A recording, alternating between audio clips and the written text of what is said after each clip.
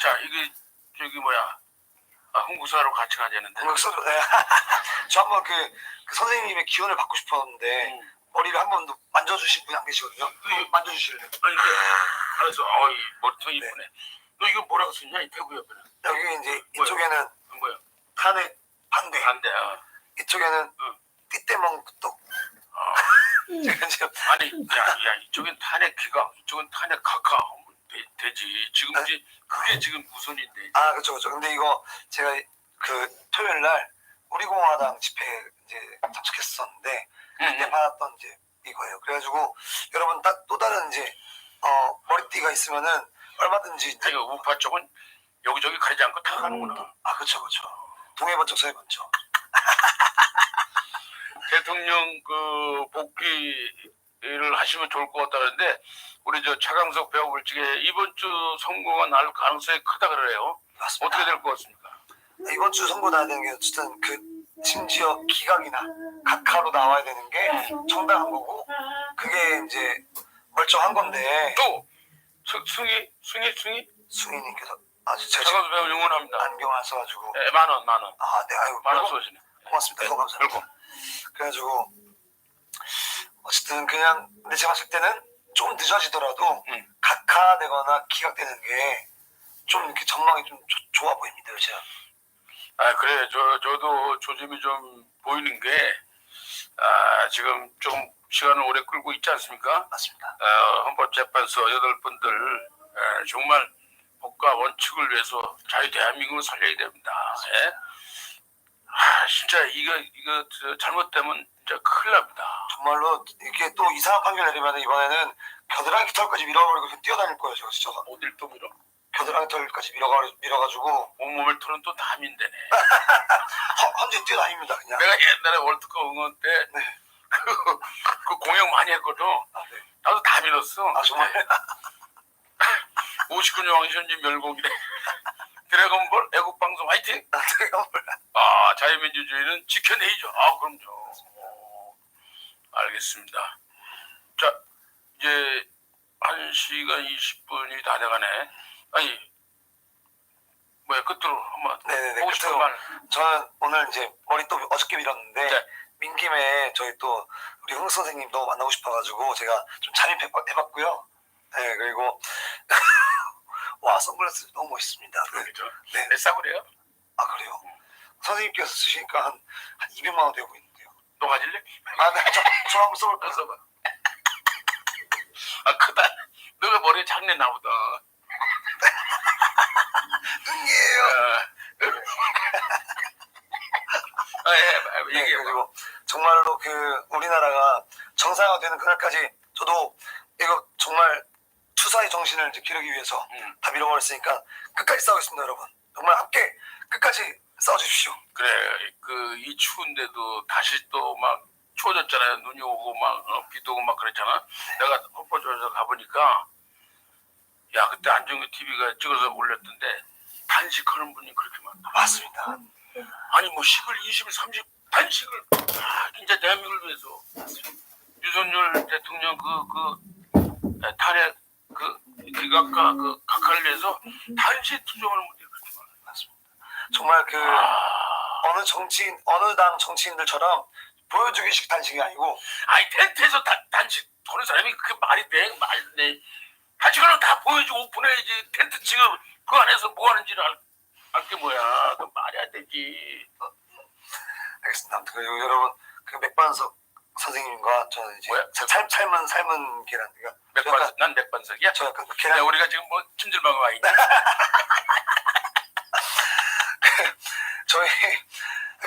저희 이제 이번에 이번에 저희 기사 많이 나왔더라고요. 많이 떴어 우리. 그래가지고 펜앤 마이크 대단해. 우리 많이 떴어. 맞습니다. 저 유희천 장관한테 전화 안 하니? 네. 전화는 아직 안 왔어요. 아직 전화 안 줬어요. 바쁜가? 얼마나? 아니 나 전화 많이 받았어. 저기 우리 우파 선후배 연예인분들한테 너 정말 대단하다. 누가 유 장관을 건들 거야? 대단하다. 네, 차강석이가 건드렸어요. 옆에서 내가 더 많이 쳤죠. 야, 진짜 아니 두 번이나 말이야. 이명박 대통령 때도 했고 윤석열 대통령 때인데 연예 출신 장관이 말이야 지금 우파 연예인들 말이야 방송 없고 행사 없고 아무것도 없고 지금 살기 막막한데 우리가 무슨 뭘 달래는 게 아니라 뭐 그게 복귀 일을 할 수 있는 기회를 달라는 얘기 아니야. 너 지난번에 이상한 얘기 했더라. 뭐 지원금 그런 우리 그런 거 아니지. 우리가 그 지원금 그게 아니라 그러니까 그 접하는 이제 공연 지원금 많이 나오거든요. 많이 나오잖아. 우파는 안 나오니까 그 얘기한 거지. 맞아. 그거 가지고 막 저희가 생떼를 썼거든요. 그러니까 말도 안 돼. 우리가 무슨 거지도 아니고. 맞습니다. 우리가 뭘로 보는 거야? 잘 나가던 연예인인데 지금 저 우파에서 한다는 게 힘들어서 그런 거지. 무슨 뭔 얘기예요? 말도 안 되지. 우리가 빡빡이지 뭐 그집니까? 뭐 빡빡이 뭐냐? 저희가 머리는 믿었지만 빛나리 빛나리 빛 없는데요 저. 아니 여기 광채가 난다. 빛이 난다. 너는 아직 더 가까이 돼. 알겠습니다. 아무튼 누구를 아주 그냥 그지로 하나 그쵸? 그러니까 지원금 달라고 생떼를 쓴다고 걔들 있어가지고. 자 이제 끝내야 돼. 네. 어떻게 끝내야 되겠어? 사랑합니다. 나도 사랑해. 네. 선생님께서 많이 해주시죠.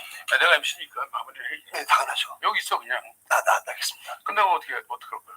저 오늘은 저기 가야 돼? 네. 어디가? 저희 대학로 갑니다. 너 좋은 데 다닌다. 인사당에서 대학로. 나는 끝나고 저 어른들이랑 또 한타거리 해야 돼. 네, 아까 방송 보고 있었습니다.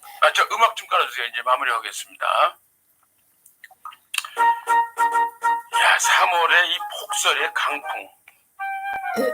글쎄 기온이 12도 가까이 떨어져서 감기 걸린 사람들이 많다고 합니다. 봄 기운에 결국 갈 길 떠나면서도 speaking against Carolyn Johnson, and on deck is Taylor Hill.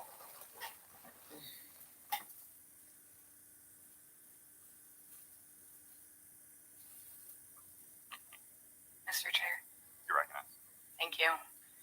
Thank you, Mr. Chair and members of the committee. Carolyn Johnson on behalf of the Florida Chamber of Commerce. And we have concerns with this bill as it is currently written. And our concerns center around the fact that the bill Real will quick, while they're sitting here, these are all the naysayers coming up.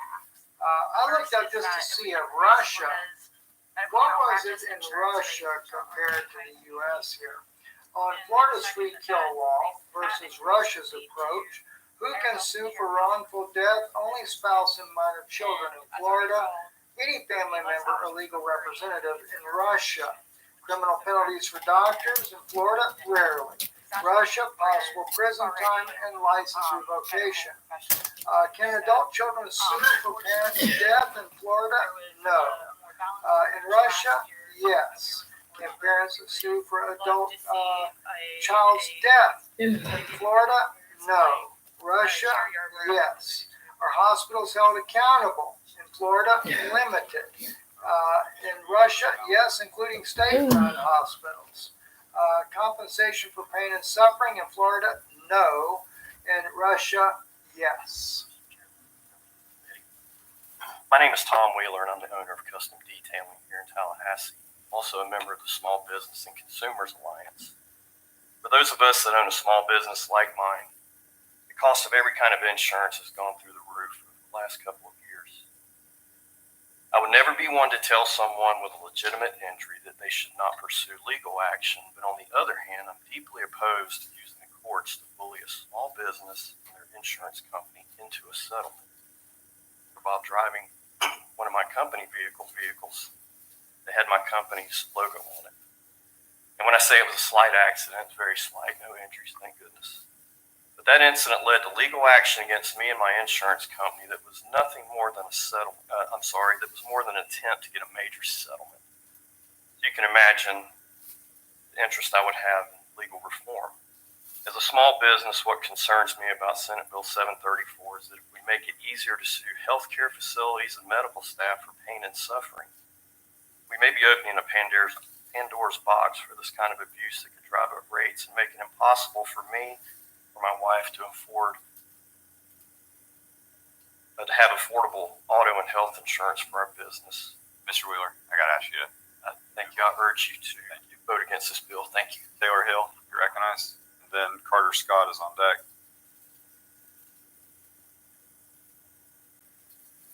Morning. My name is Taylor Hill. I'm a plaintiff's attorney from Miami, Florida, and I'm here proudly in support of this bill. If anyone in this room feels like they have deja vu, it's because for over 35 years, we've been having this debate. Physicians fleeing the state and premiums rising, and us Floridians being told, you give away your rights slowly but surely, this problem will get better. Physicians will stay, healthcare will get more affordable. And for 35 years, in exchange for our rights, premiums have gotten higher, and we are now the 8th worst state for healthcare in the nation. It's not the physician's fault. They are part of a system that is failing them as well. But to constantly blame Floridians and place obstacles in their rights and access to their courts is also not solving this problem. Ask this room to think about what promise Floridians have been actually delivered upon in exchange for these laws. Because the promise was better physicians, better health care, more affordability. For 35 years, that's been the promise. And has that been delivered? The answer is no. Then this law should be repealed. Thank you very much, ma'am. Thank you. Carter Scott, and then on deck is Cindy Jenkins. Thank you, Chair, members of the committee. I would first like to thank all of these victims who have been so courageous to get up in front of you all today and share their intimate stories with you. Their courage, their stories are the very reason this bill is so important in Florida. There are families that are being denied justice every day, who've gone through unthinkable loss without any recourse. And so I join them in supporting this bill. But I want to address some of the issues that have been raised by the opponents, specifically issues related to healthcare costs and premiums. Okay, if you peel back the onion and you actually look at states all over. I'm super sorry. We don't have time for all of that. But I appreciate your stance on the bill. Moving on, Cindy Jenkins, and then Dr. Madafi is next.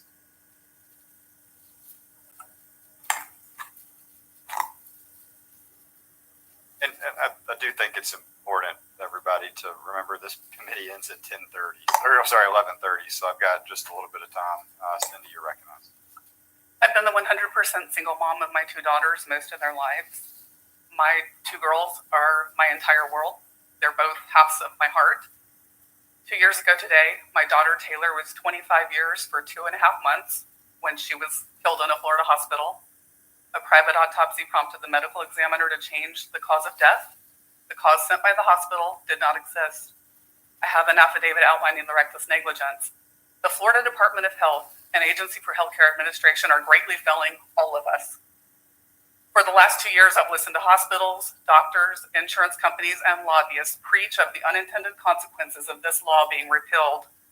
I argue that my daughter, their loved ones, and so many others are the unintended consequence of this law.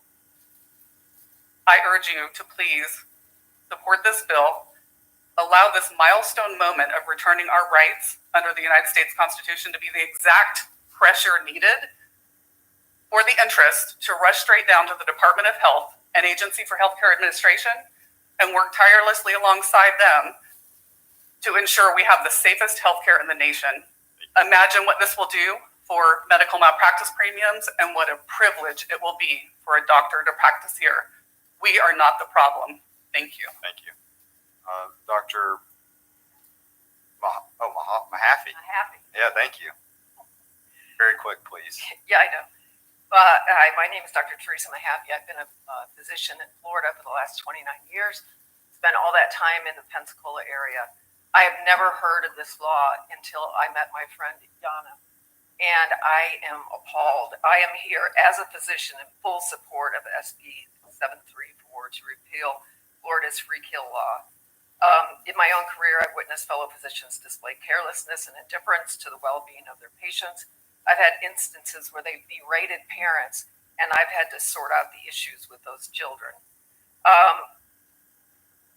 Not long ago, a surgeon in the area where I practice removed the liver of a tourist during an operation intended to remove his spleen. So these egregious acts are what we're here for today. These types of physicians are stains in our profession. This is a matter of basic ethics. One thing I must mention, in my 30 years of practice, I have never heard of Florida's free kill law. I couldn't believe it was real when I first heard about it. Other physicians who I know had not heard about it at all. And I was wondering if this was taught in the FSU medical school curriculum here in Tallahassee, where I was an adjunct professor for 20 years. Thank you very much, ma'am. Thank you. I'm sorry. I've got a couple of folks that are going to waive their time. George Faju, waving against. Mark Delagal, with Pro Assurance Corporation, waving against. Jason Wynn, the Florida Osteopathic Medical Association, waving against. And Sandra Mortham with the Doctors Company, waving against. Members, we're in debate. Senator Rouson, you recognize. Thank you very much, Mr. Chairman. I'll be brief. I'll see this bill again in rule, but I want to honor the victim, the courageous family members that came forward today. This bill is about justice. It's about accountability. It's about the truth. Litigation does not have to increase. Physicians need only heed signs, do a better job in practice, and avoid egregious errors. The milestone moment will be when this bill passes off the floor. Thank you, Mr. Chairman. Senator Harrell, you recognize the debate. Thank you very much, Mr. Chairman, and I will be brief. But I think we really need to look at what the bill really wants to do and put accountability in our system. And we've heard that again and again. And my heart goes out to every single case we heard. I absolutely hear you. But if you really want to put accountability into this bill, into the system, the Board of Medicine, ACA, is where we need to do that. We have been trying to recruit people to Florida. We've spent $500 million Such last a year. horrible statement of hers. We know too well, Board of Medicine is going to side with the doctors in most cases. It is political even there. Increase in medical malpractice. We are already the highest in the country, and it will continue. I am very concerned that when we talk about estranged children, the judge has the ability to preclude any mention of that and say it's not relevant if that's brought up.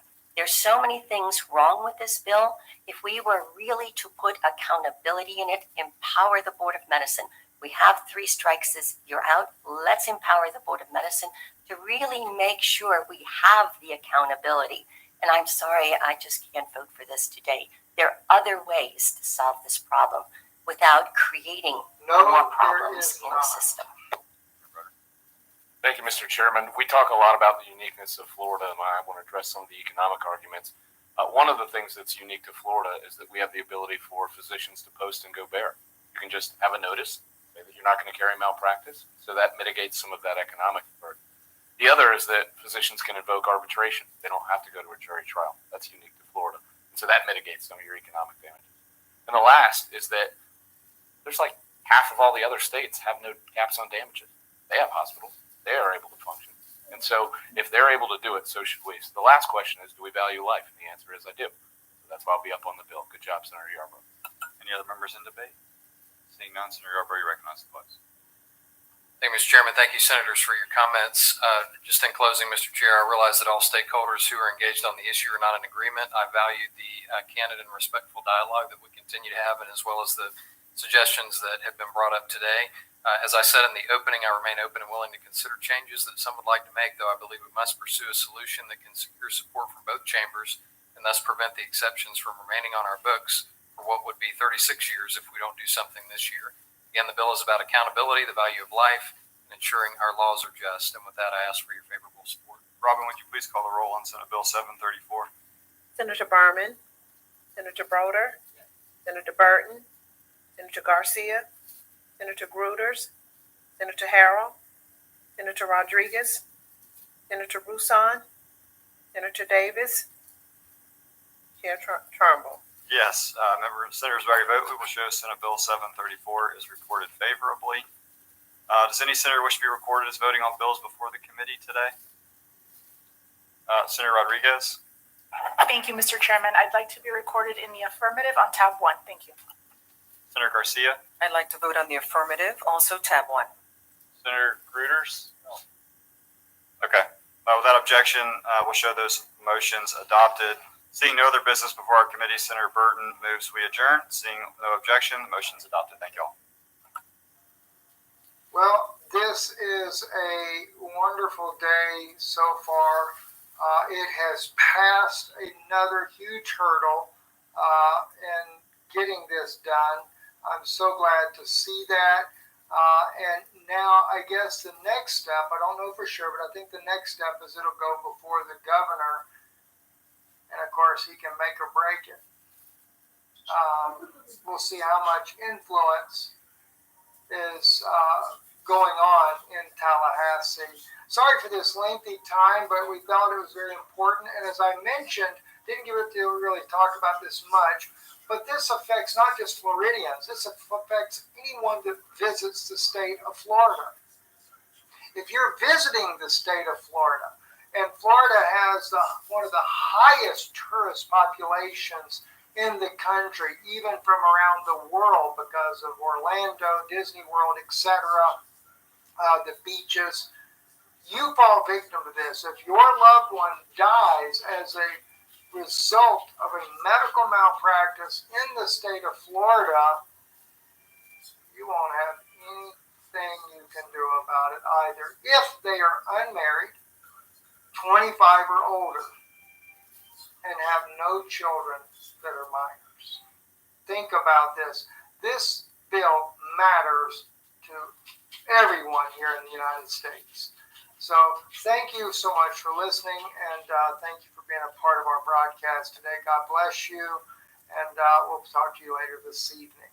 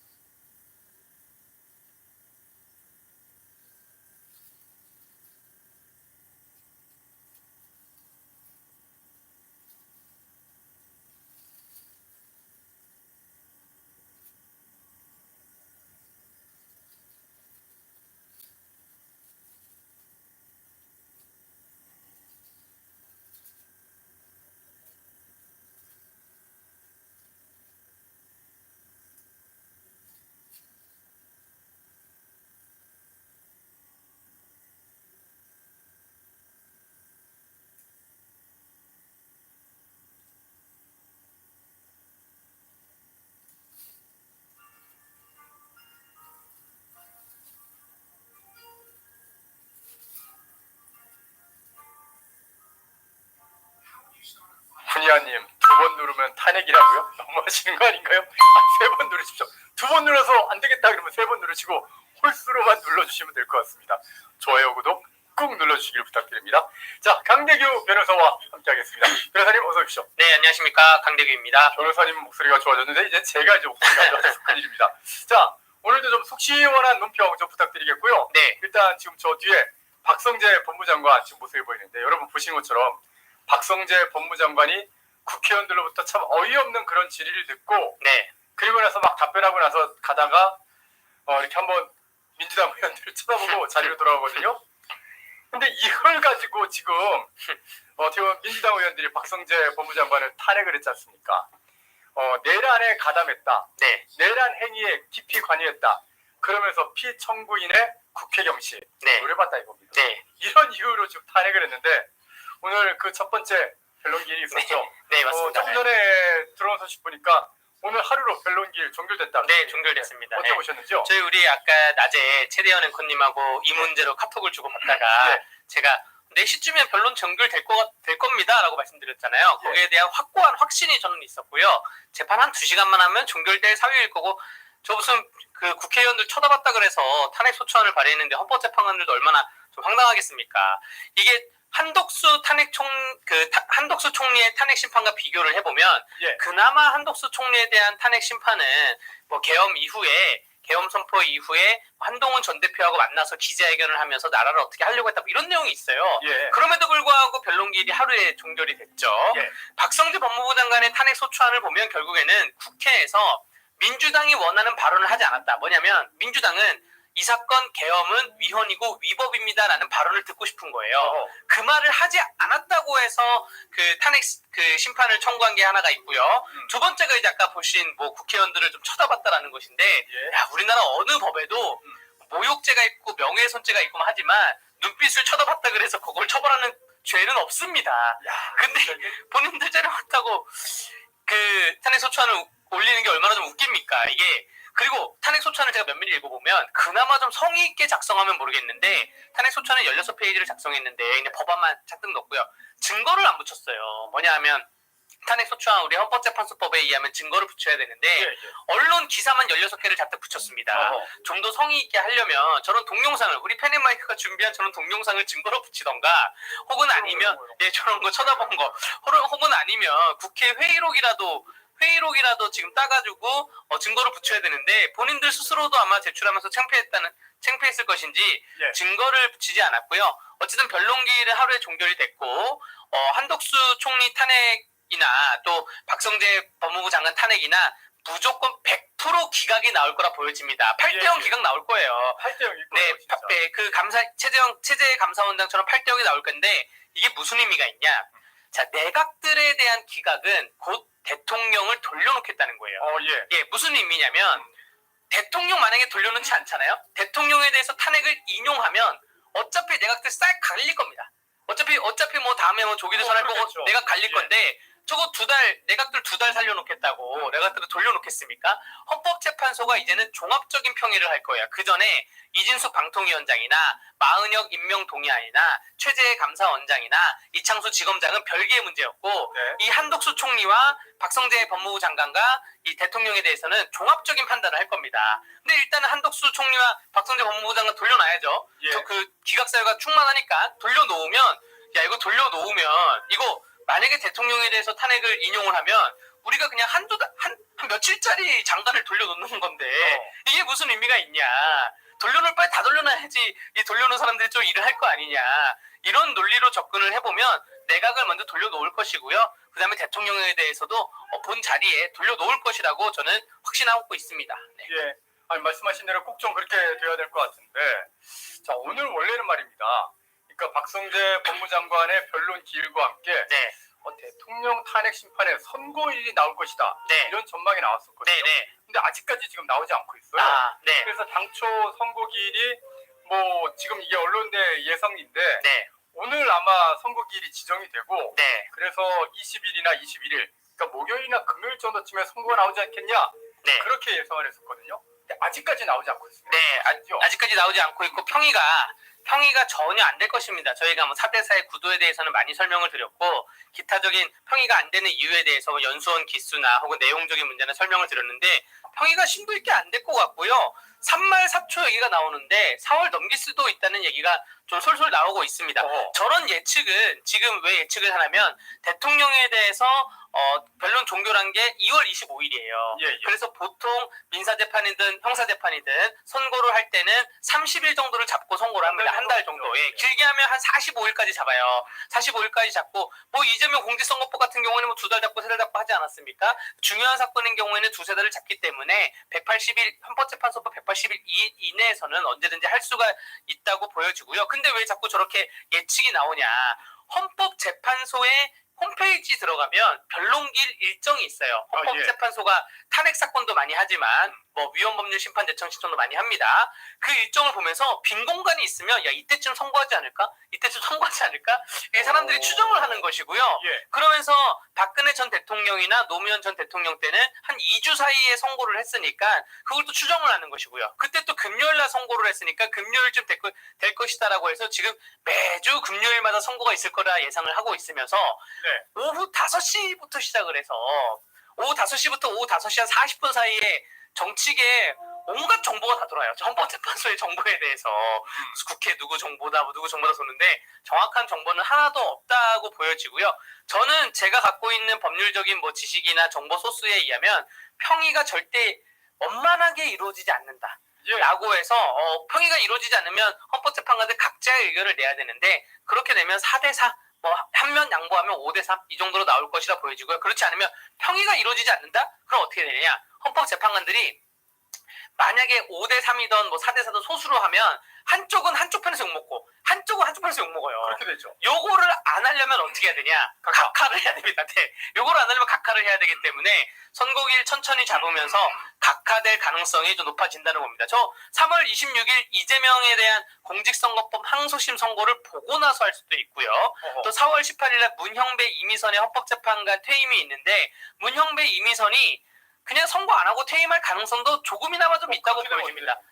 선고를 안 하고 퇴임하게 되면 헌법재판소법에 의하면 헌법재판관들이 7명이 되지 않을 때는 180일을 기산하지 않는다 되어 있어요. 탄핵심판에 대해서. 그러면 6명이 되는 거잖아요. 6명이 되면 이 멈춤 상태죠. 멈춤 상태인 거고 이 180일 기일은 멈추면서 사실 대통령에 대한 판단이 하염없이 길어질 수가 있습니다. 그렇게 되는 것이고 아니면 남은 6분이서 뭐 선고를 내려도 됩니다. 남은 6분이서 6명이서 뭐 선고를 내려도 되는데 그럴 가능성은 좀 약간 적어 보이고요. 그럼 뭘 해야 되냐? 민주당이 지금 뭐 마은혁에 대해서 왜 임명 안 하냐라고 지금 최상목 권한대행한테 뭐라 지르고 있는데 민주당도 저 4월 18일을 예정해 놨으면 4월 18일은 대통령 추천 몫이군요. 대통령 추천 몫이네요. 대통령 추천 몫이기 때문에 임명될 가능성이 좀 애매합니다. 대통령 추천 몫이기 때문에 문형배 이미선 둘 다. 그러면 또 어떻게 추천을 받아서 임명이 될지는 모르겠지만 하염없이 대통령이 좀 돌아오는 시간이 좀 길어질 수는 있을 것 같습니다. 네. 그러면 만약에 4월 18일에 문형배 이미선이 떠나버릴 때까지 그때까지 대통령 탄핵이 결정되지 않으면은 그럼 윤석열 대통령이 계속 못 돌아옵니다. 예, 못 돌아오고 한덕수 총리라도 먼저 돌려놔서 대한민국 좀 안정화를 꿰차야 되고 윤석열 대통령께서는 좀 답답하시겠지만 못 돌아오는데 나머지 남아있는 6명의 헌법재판관들이 결단을 내리면 돼요. 6인 이상이 가지고 그 선고는 내릴 수가 있거든요. 아까 말한 제가 뭐 7인 이상이 돼야 된다는 건 180일이라는 그런 규정을 적용되지 않는 것이지 6인에서 탄핵 선고를 내릴 수가 있습니다. 6인이 모두 동의를 해야 탄핵이 인용이 되는 것이고요. 6인 중에 한 명만 반대해도 탄핵은 기각되는 것입니다. 그렇기 때문에 6인 체제하에서 충분히 탄핵 선고가 될 수 있다고 보여지고요. 문형배 이미선 그 재판관들이 우리 본인의 나의 무능이다 이렇게 해서 도망가는 꼴이 아니라 나도 평의를 열심히 했는데 평의가 안 된다 하지만 내 임기가 다 있는 걸 어떡하냐 라고 내려오는 것도 명예로운 퇴진이라고 저는 본다고 생각합니다. 네. 그렇지만 막 이런 생각도 해보는데요. 만약에 지금 최상목 권한대행은 한덕수 대행이 이제 돌아오게 되면은 이제 뭐 어차피 부총리 자리로 돌아가게 될 것이고 그럼 한덕수 대행이 돌아와서 마은혁 그리고 또 대통령의 권한을 대행하는 거니까 새로운 재판관 2명을 또 임명을 해가지고 그렇게 3명을 임명해버리거나 아니면 마은혁만 추가로 그냥 임명을 해서 그러면은 어떻게 보면은 2명이 빠지고 1명이 더 들어가는 거니까 그러면 다시 7명으로 돌아가지 않습니까? 그럼 마은혁이 들어온 상태에서 재판이 진행될 수도 있는데 저는 한덕수 총리께서 돌아온다면 마은혁은 절대 임명을 못한다고 봐요. 차라리 국회한테 야 국회야 임명권은 나한테 있으니까 대통령 임명권은 내가 뭐 임명을 할 수 있어. 근데 마은혁에 대해서는 임명권은 나한테 있고 추천권이 너네한테 있으니까 너네 다른 사람으로 다시 추천해와.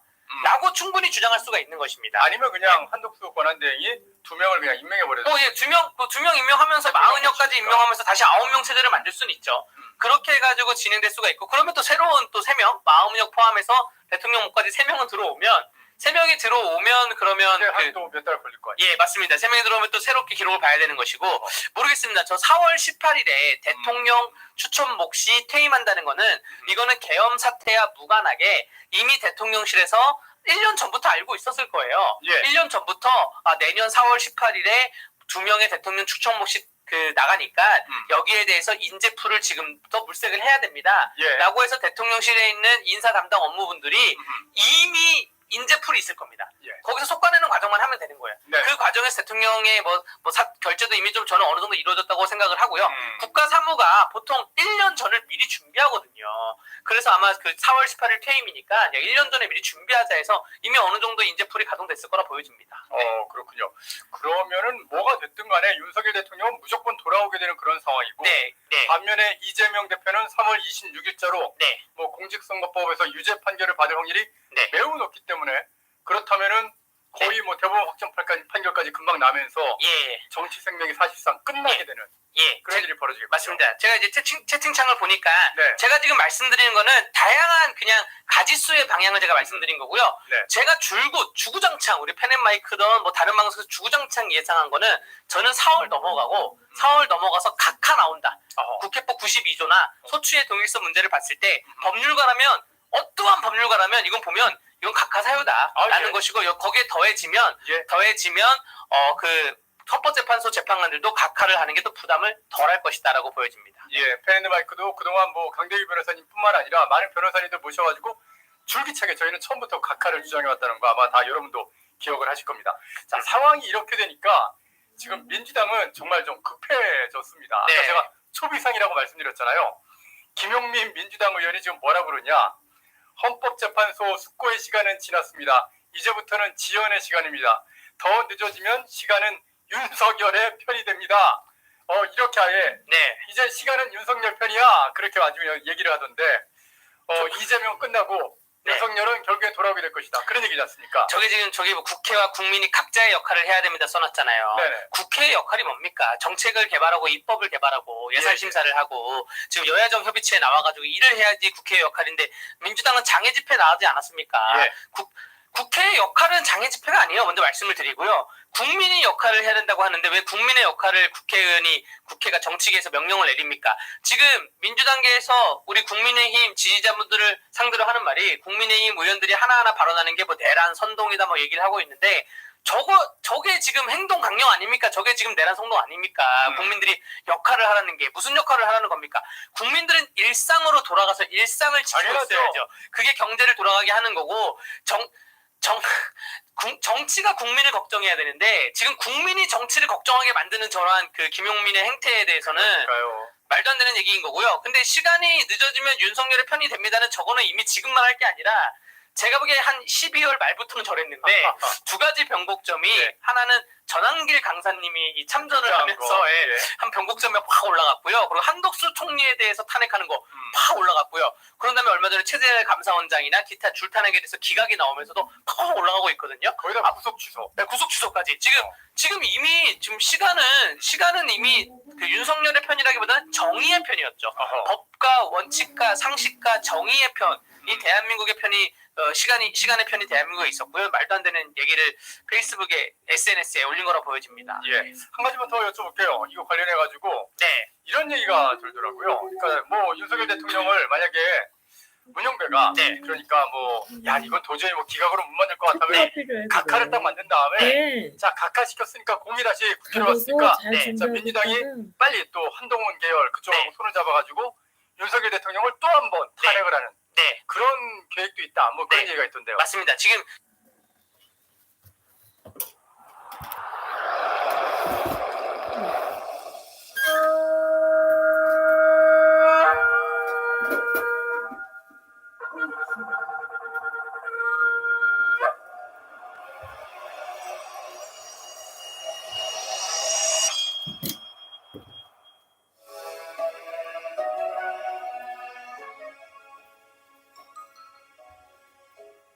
Vaikra, Leviticus chapter 1.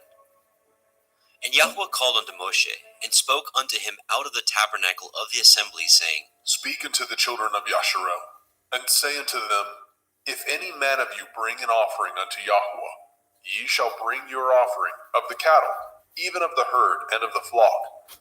If his offering be a burnt sacrifice of the herd, let him offer a male without blemish. He shall offer it of his own voluntary will, at the door of the tabernacle of the assembly before Yahweh. And he shall put his hand upon the head of the burnt offering, and it shall be accepted for him to make an atonement for him. And he shall kill the bullock before Yahweh, and the priests, Aharon's sons, shall bring the blood, and sprinkle the blood round about upon the altar that is by the door of the tabernacle of the assembly. And he shall flay the burnt offering, and cut it into his pieces. And the sons of Aharon the priest shall put fire upon the altar, and lay the wood in order upon the fire. And the priests, Aharon's sons, shall lay the parts, the head, the fat, in order upon the wood that is on the fire, which is upon the altar. But his inwards and his legs shall he wash in water, and the priest shall burn all on the altar, to be a burnt sacrifice, an offering made by fire, of sweet savor unto Yahweh. And if his offering be of the flocks, namely of the sheep, or of the goats, for a burnt sacrifice, he shall bring it a male without blemish. And he shall kill it on the side of the altar northward, before Yahweh and the priest. Aharon's sons shall sprinkle his blood round about upon the altar. And he shall cut it into his pieces, with his head and his fat, and the priest shall lay them in order on the wood that is on the fire which is upon the altar. But he shall wash the inwards of the legs with water, and the priest shall bring it all, and burn it upon the altar. It is a burnt sacrifice, an offering made by fire, of sweet savor unto Yahweh. And if the burnt sacrifice for his offering to Yahweh be of fowls, then he shall bring his offering of turtle doves, or of young pigeons. And the priest shall bring it unto the altar, and wring off his head, and burn it on the altar, and the blood thereof shall be wrung out at the side of the altar. And he shall pluck away his crop with his feathers, and cast it beside the altar on the east part, by the place of the ashes. And he shall cleave it with the wings thereof, but shall not divide it asunder. And the priest shall burn it upon the altar, upon the wood that is upon the fire. It is a burnt sacrifice, an offering made by fire, of sweet savor unto Yahweh. Vayikra, Leviticus chapter 2. And when any will offer a meat offering unto Yahweh, his offering shall be of fine flour, and he shall pour oil upon it, and put frankincense thereon.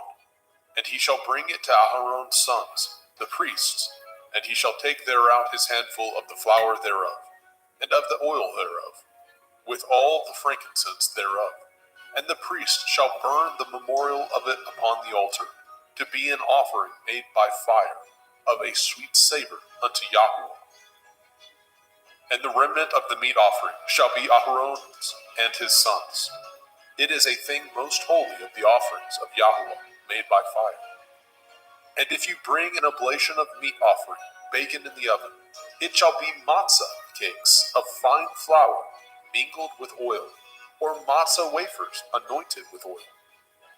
And if your oblation be a meat offering, baken in a pan, it shall be of fine flour, unleavened, mingled with oil. You shall part it in pieces, and pour oil thereon. It is a meat offering. And if your oblation be a meat offering, baken in the frying pan, it shall be made of fine flour with oil. And you shall bring the meat offering that is made of these things unto Yahweh. And when it is presented unto the priest, he shall bring it unto the altar. And the priest shall take from the meat offering a memorial thereof, and shall burn it upon the altar. It is an offering made by fire, of sweet savor unto Yahweh. And that which is left of the meat offering shall be Aharon's and his sons. It is a thing most holy of the offerings of Yahweh made by fire. No meat offering which ye shall bring unto Yahweh shall be made with leaven, for ye shall burn no leaven, nor any honey, in any offering of Yahweh made by fire. As for the oblation of the firstfruits, ye shall offer them unto Yahweh, but they shall not be burnt on the altar for a sweet savor. And every oblation of your meat offering shall ye season with salt, neither shall ye suffer the salt of the covenant of your Elohim to be lacking from your meat offering. And all your offerings you shall offer salt. And if you offer a meat offering of your firstfruits unto Yahweh, you shall offer the meat offering of your firstfruits, green ears of grain dried by the fire, even grain beaten out of full ears. And you shall put oil upon it, and lay frankincense thereon. It is a meat offering. And the priest shall burn the memorial of it, part of the beaten grain thereof, and part of the oil thereof, with all the frankincense thereof. It is an offering made by fire unto Yahweh. Vayikra, Leviticus chapter 3. And if his oblation be a sacrifice of peace offering, if he offer it of the herd, whether it be a male or a female, he shall offer it without blemish before Yahweh. And he shall lay his hand upon the head of his offering, and kill it at the door of the tabernacle of the assembly. And Aharon's sons, the priests, shall sprinkle the blood upon the altar round about. And he shall offer of the sacrifice of the peace offering an offering made by fire unto Yahweh, the fat that covers the inwards, and all the fat that is upon the inwards, and the 2 kidneys, and the fat that is on them, which is by the flanks, and the caul above the liver, with the kidneys, it shall he take away. And Aharon's sons shall burn it on the altar upon the burnt sacrifice, which is upon the wood that is on the fire. It is an offering made by fire, of sweet savor unto Yahweh.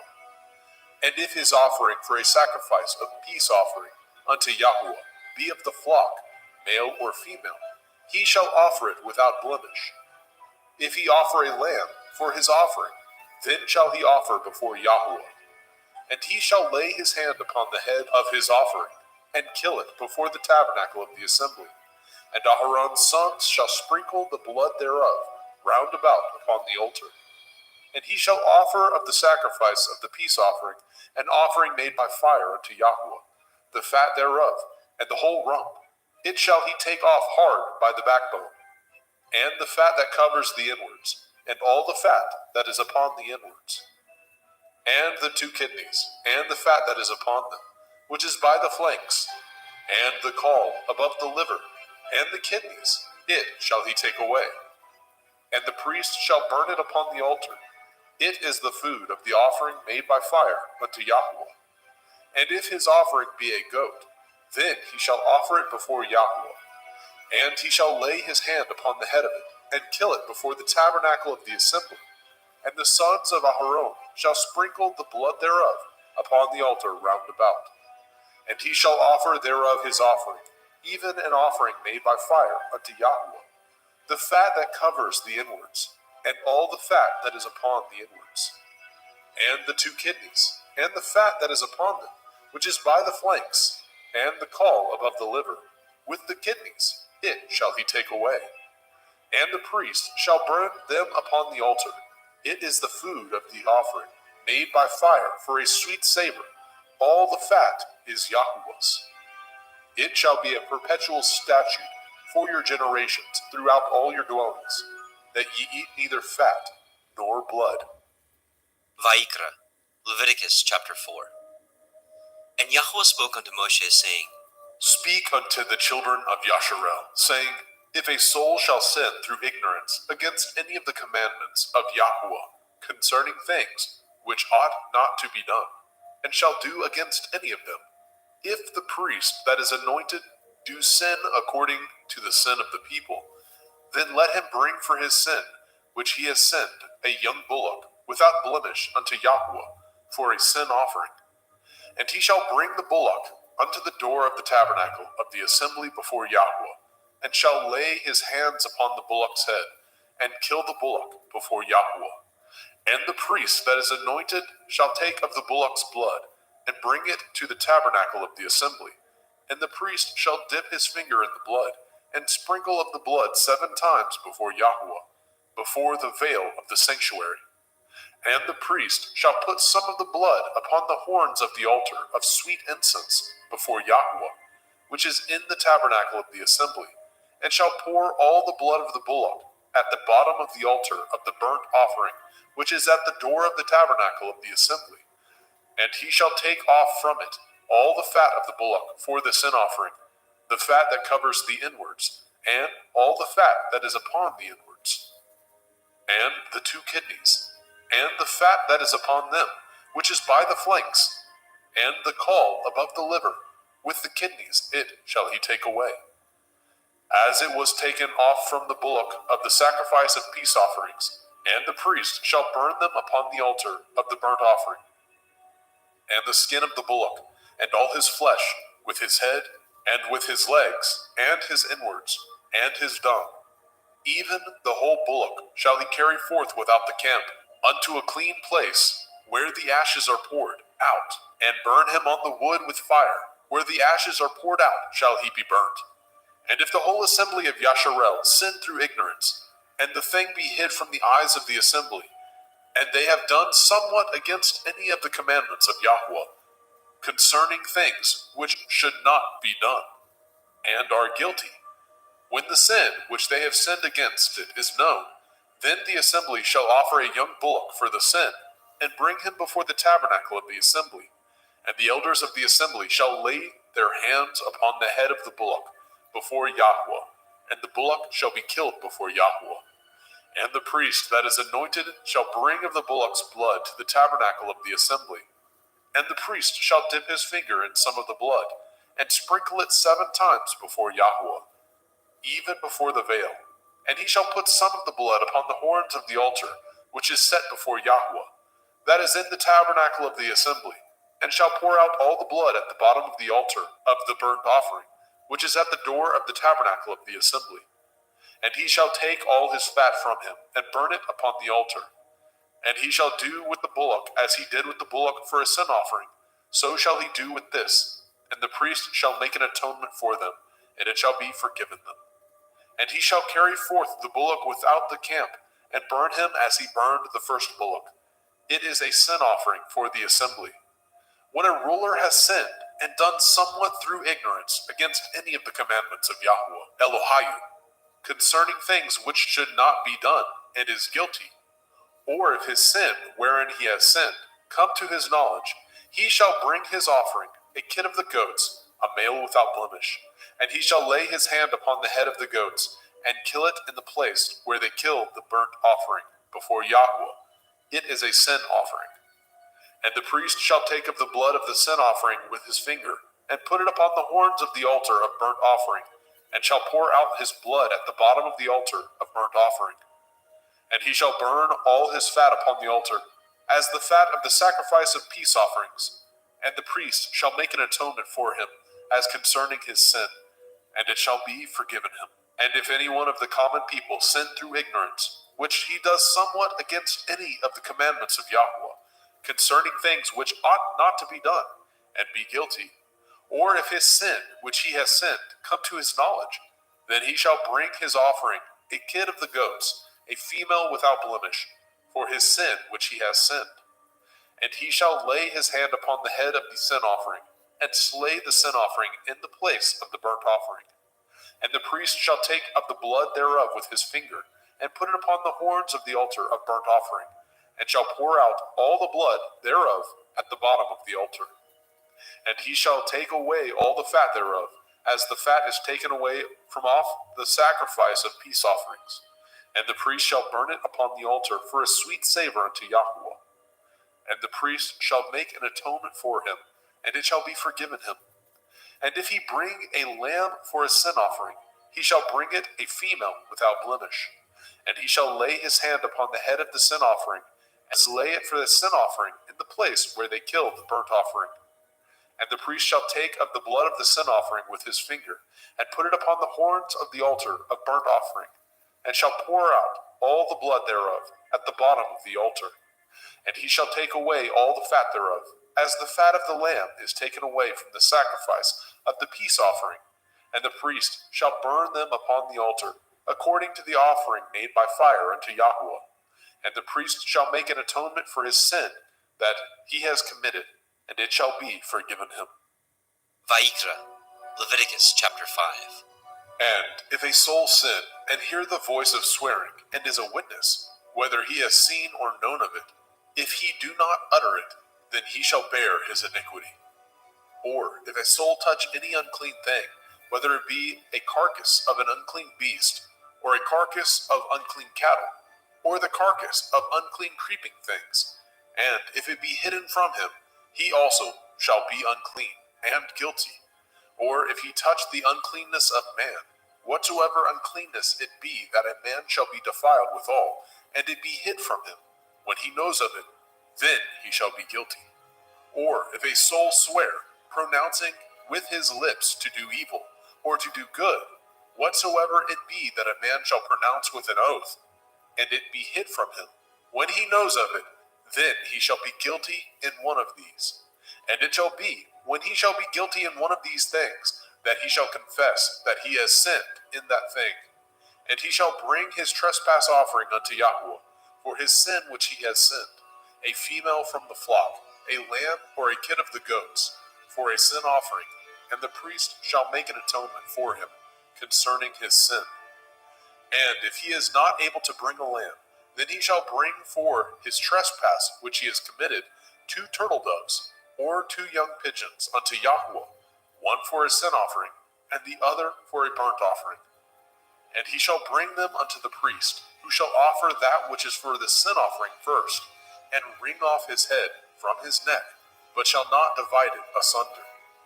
And he shall sprinkle of the blood of the sin offering upon the side of the altar, and the rest of the blood shall be wrung out at the bottom of the altar. It is a sin offering. And he shall offer the second for a burnt offering, according to the manner, and the priest shall make an atonement for him, for his sin which he has sinned, and it shall be forgiven him. But if he be not able to bring 2 turtle doves, or 2 young pigeons, then he that sinned shall bring for his offering the 10th part of an ephah of fine flour for a sin offering. He shall put no oil upon it, neither shall he put any frankincense thereon, for it is a sin offering. Then shall he bring it to the priest, and the priest shall take his handful of it, even a memorial thereof, and burn it on the altar, according to the offerings made by fire unto Yahweh. It is a sin offering. And the priest shall make an atonement for him, as touching his sin, that he has sinned in one of these, and it shall be forgiven him, and the remnant shall be the priest's, as a meat offering. And Yahweh spoke unto Moshe, saying, If a soul commit a trespass, and sin through ignorance, in the holy things of Yahweh, then he shall bring for his trespass unto Yahweh a ram without blemish, out of the flocks, with your estimation by shekels of silver, after the shekel of the sanctuary, for a trespass offering. And he shall make the amends for the harm that he has done in the holy thing, and shall add the 5th part thereto, and give it unto the priest, and the priest shall make an atonement for him with the ram of the trespass offering, and it shall be forgiven him. And if a soul sin, and commit any of these things which are forbidden to be done by the commandment of Yahweh, though he knew it not, yet is he guilty, and shall bear his iniquity. And he shall bring a ram without blemish out of the flock, with your estimation, for a trespass offering, unto the priest, and the priest shall make an atonement for him concerning his ignorance, wherein he erred, and knew it not, and it shall be forgiven him.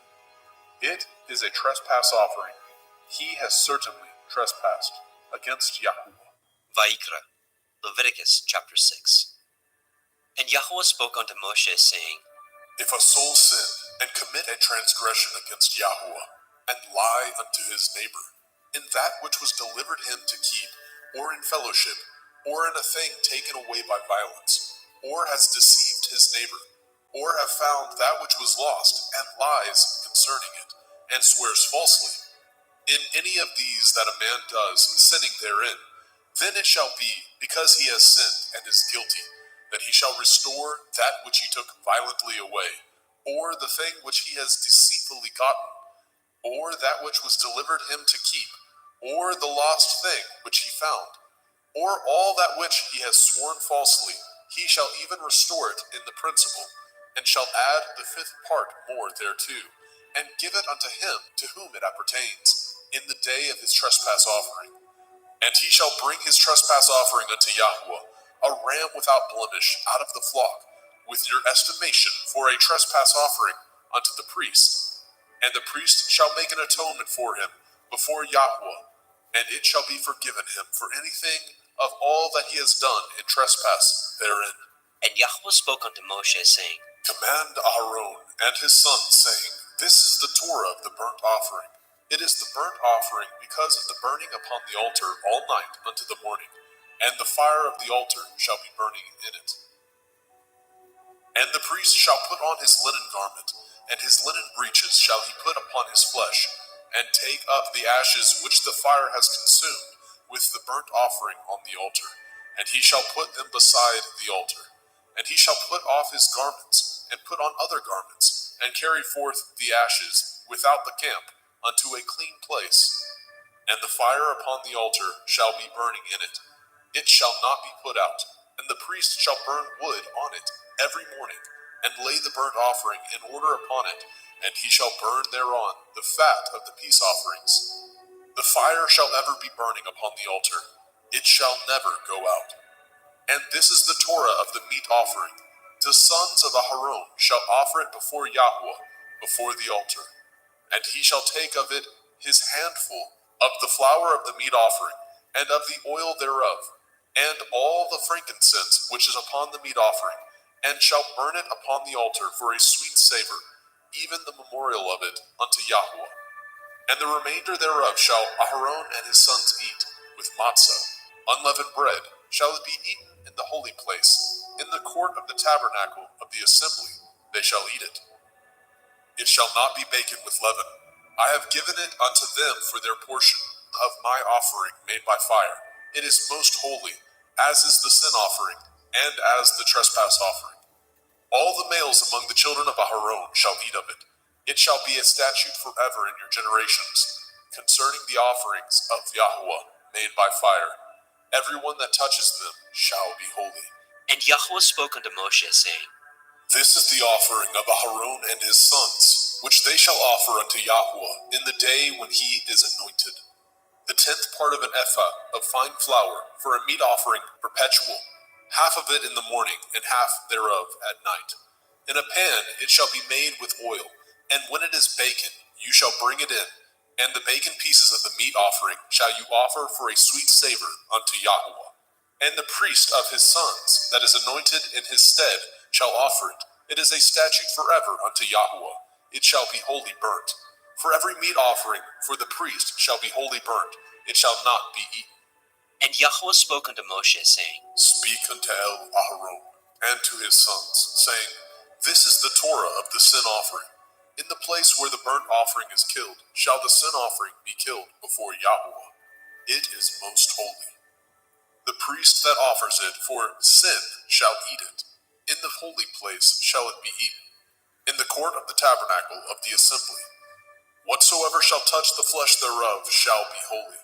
And when there is sprinkled of the blood thereof upon any garment, you shall wash that whereon it was sprinkled in the holy place. But the earthen vessel wherein it was sodden shall be broken. And if it be sodden in a brazen pot, it shall be both scoured and rinsed in water. All the males among the priests shall eat thereof. It is most holy. And no sin offering, whereof any of the blood is brought into the tabernacle of the assembly, to reconcile withal in the holy place, shall be eaten. It shall be burnt in the fire. Vayikra, Leviticus chapter 7. Likewise, this is the Torah of the trespass offering. It is most holy. In the place where they kill the burnt offering, shall they kill the trespass offering, and the blood thereof shall he sprinkle round about upon the altar. And he shall offer it of all the fat thereof, the rump, the fat that covers the inwards, and the 2 kidneys, and the fat that is on them, which is by the flanks, and the caul that is above the liver, with the kidneys it shall he take away. And the priest shall burn them upon the altar for an offering made by fire unto Yahweh.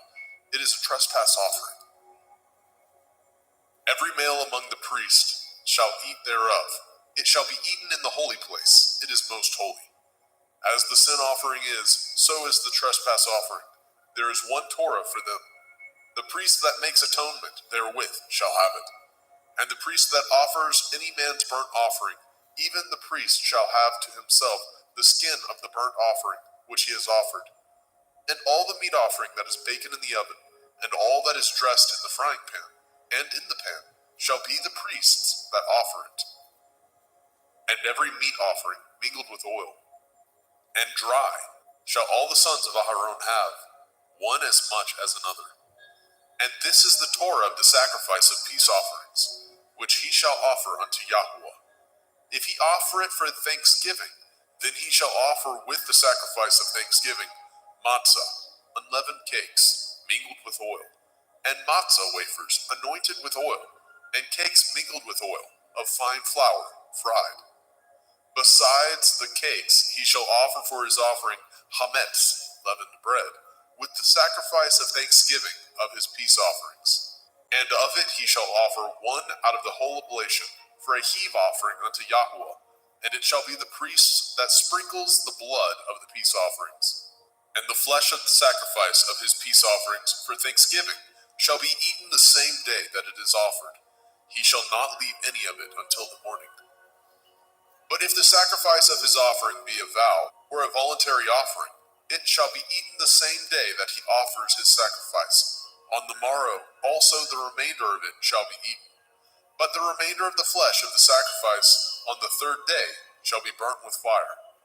And if any of the flesh of the sacrifice of his peace offerings be eaten at all on the third day, it shall not be accepted, neither shall it be imputed unto him that offers it. It shall be an abomination, and the soul that eats of it shall bear his iniquity.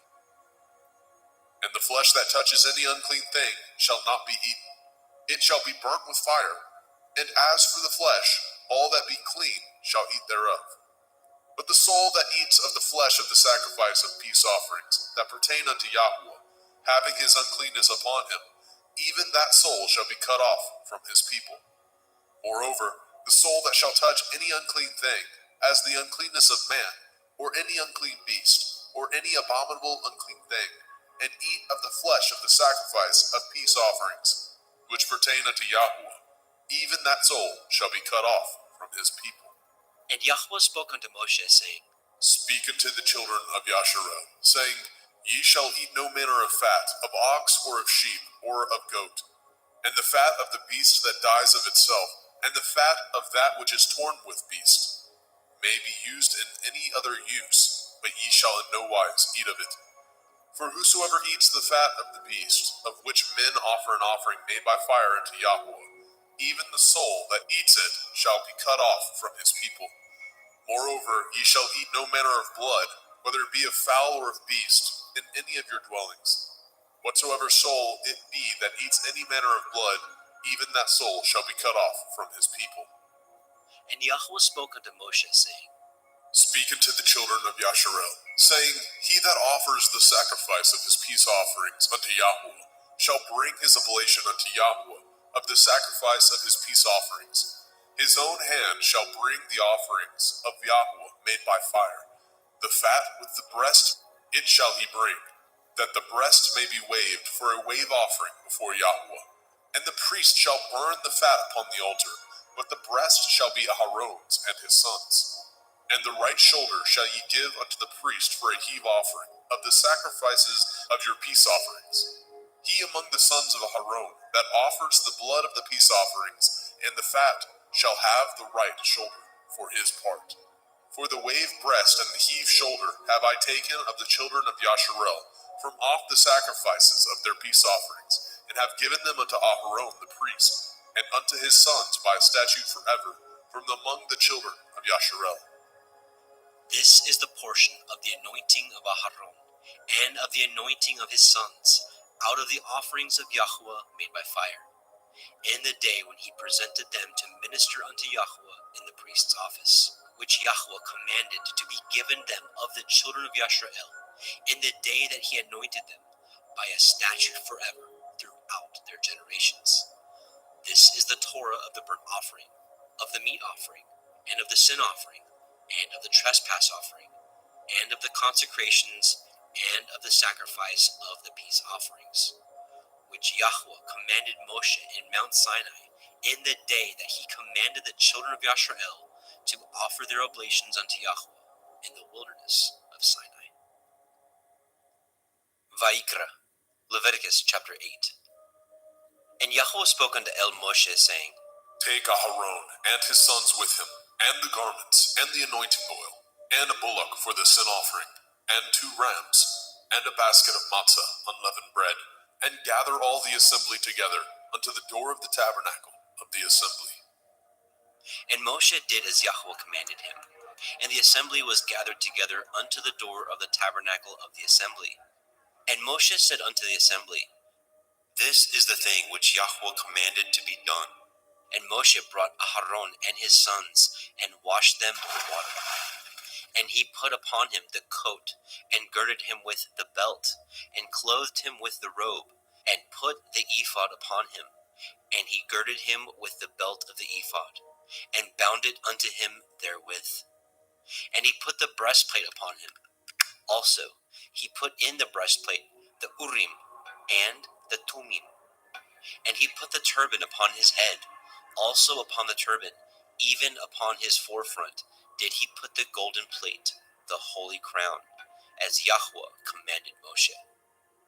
And Moshe took the anointing oil, and anointed the tabernacle, and all that was therein, and sanctified them. And he sprinkled thereof upon the altar 7 times, and anointed the altar and all his vessels, both the laver and his foot, to sanctify them. And he poured of the anointing oil upon Aharon's head, and anointed him, to sanctify him.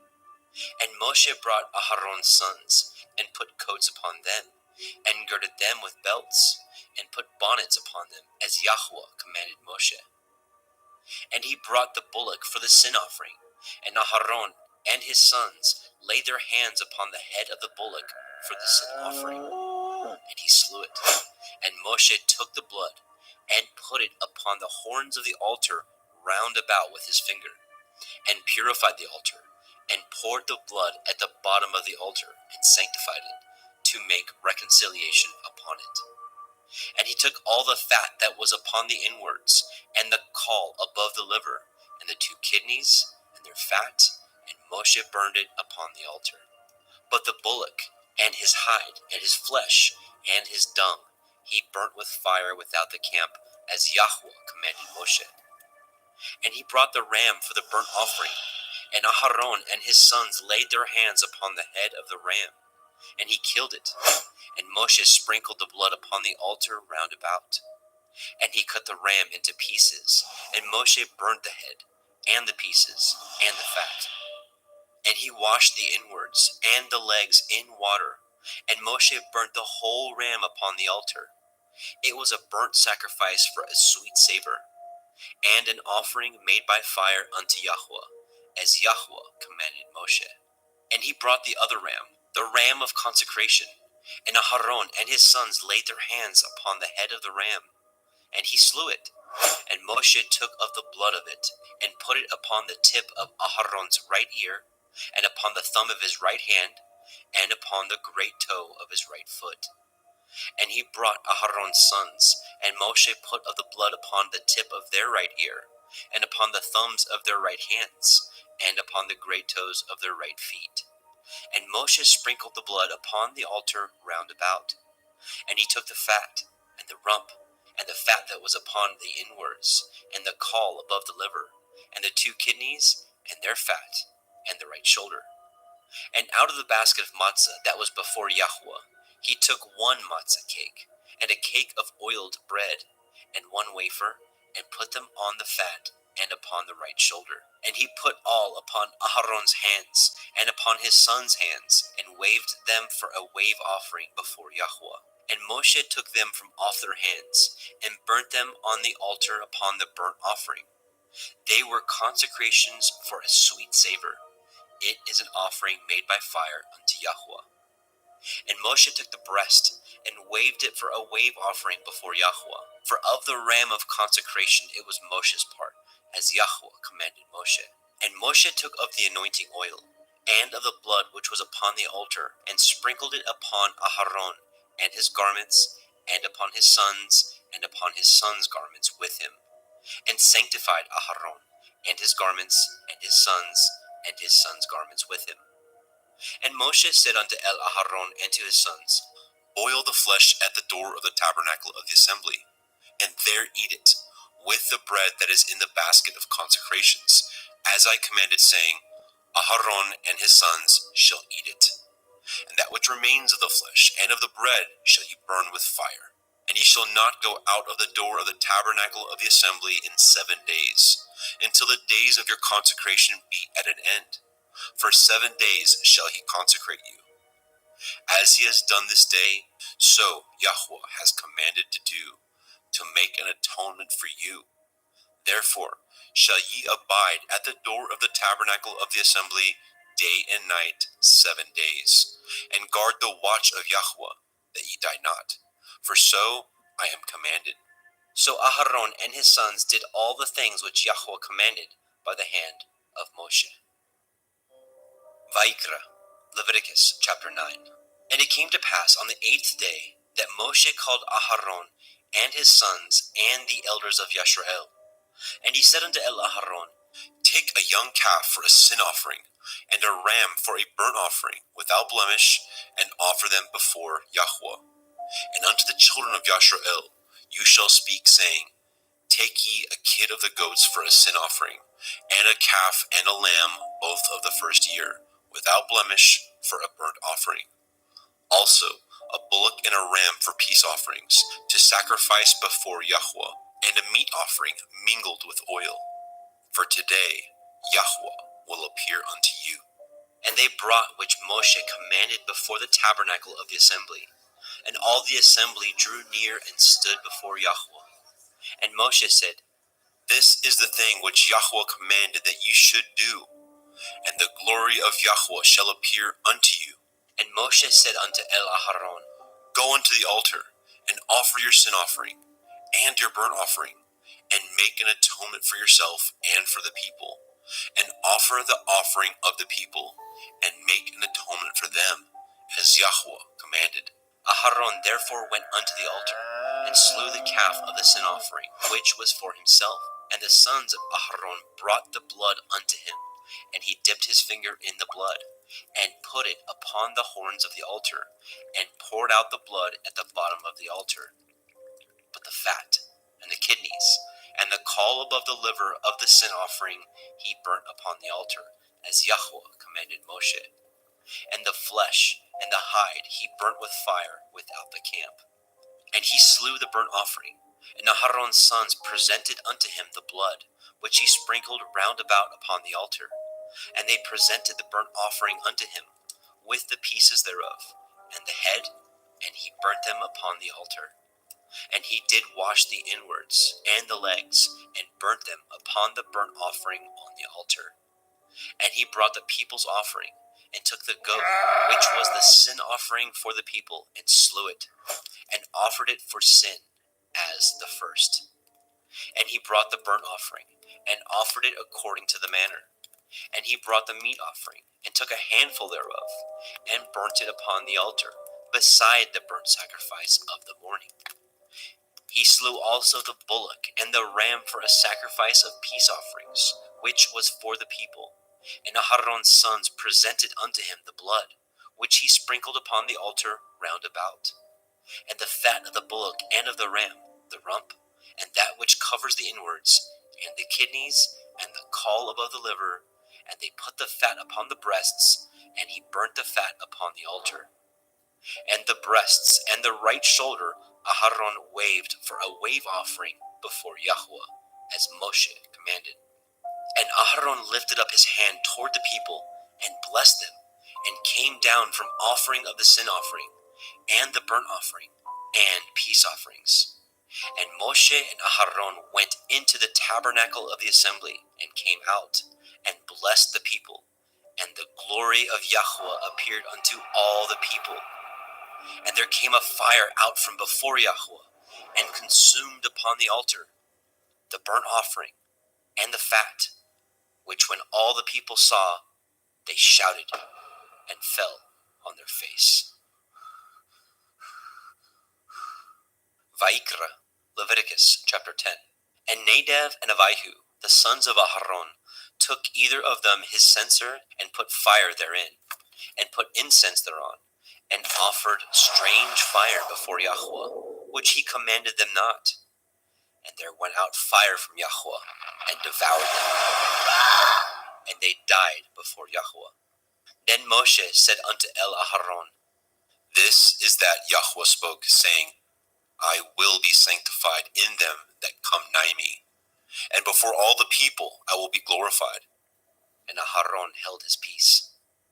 And Moshe called Mishael and Elishaphan, the sons of Uzziel, the uncle of Aharon, and said unto them, Come near, carry your brethren from before the sanctuary out of the camp. So they went near, and carried them in their coats out of the camp, as Moshe had said. And Moshe said unto Aharon, and unto Eleazar, and unto Ithamar his sons, Uncover not your heads, neither rend your clothes, lest ye die, and lest the wrath come upon all the people. But let your brethren, the whole house of Yashrael, bewail the burning which Yahweh has kindled. And ye shall not go out from the door of the tabernacle of the assembly, lest ye die. For the anointing oil of Yahweh is upon you. And they did according to the word of Moshe. And Yahweh spoke unto Aharon, saying, Do not drink wine, nor strong drink, you nor your sons with you, when ye go into the tabernacle of the assembly, lest ye die. It shall be a statute forever throughout your generations, and that ye may put difference between holy and unholy, and between unclean and clean, and that ye may teach the children of Yasharel all the statutes which Yahweh has spoken unto them by the hand of Moshe. And Moshe spoke unto Aharon, and unto Eleazar, and unto Ithamar, his sons that were left. Take the meat offering that remains of the offerings of Yahweh made by fire, and eat it without leaven beside the altar, for it is most holy. And ye shall eat it in the holy place, because it is your due, and your sons' due, of the sacrifices of Yahweh made by fire. For so I am commanded. And the wave breast and the heave shoulder shall ye eat in a clean place, you and your sons and your daughters with you, for they be your due, and your sons' due, which are given out of the sacrifices of peace offerings of the children of Yasharel.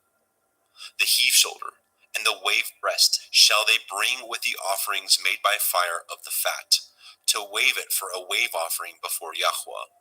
And it shall be yours, and your sons with you, by a statute forever, as Yahweh has commanded.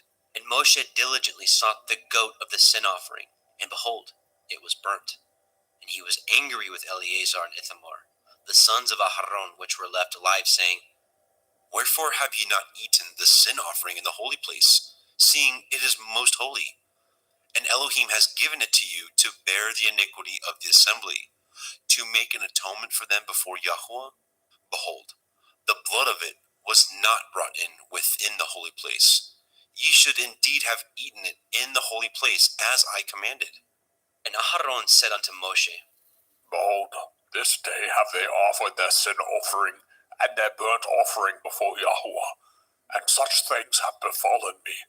And if I had eaten the sin offering today, should it have been accepted in the sight of Yahweh?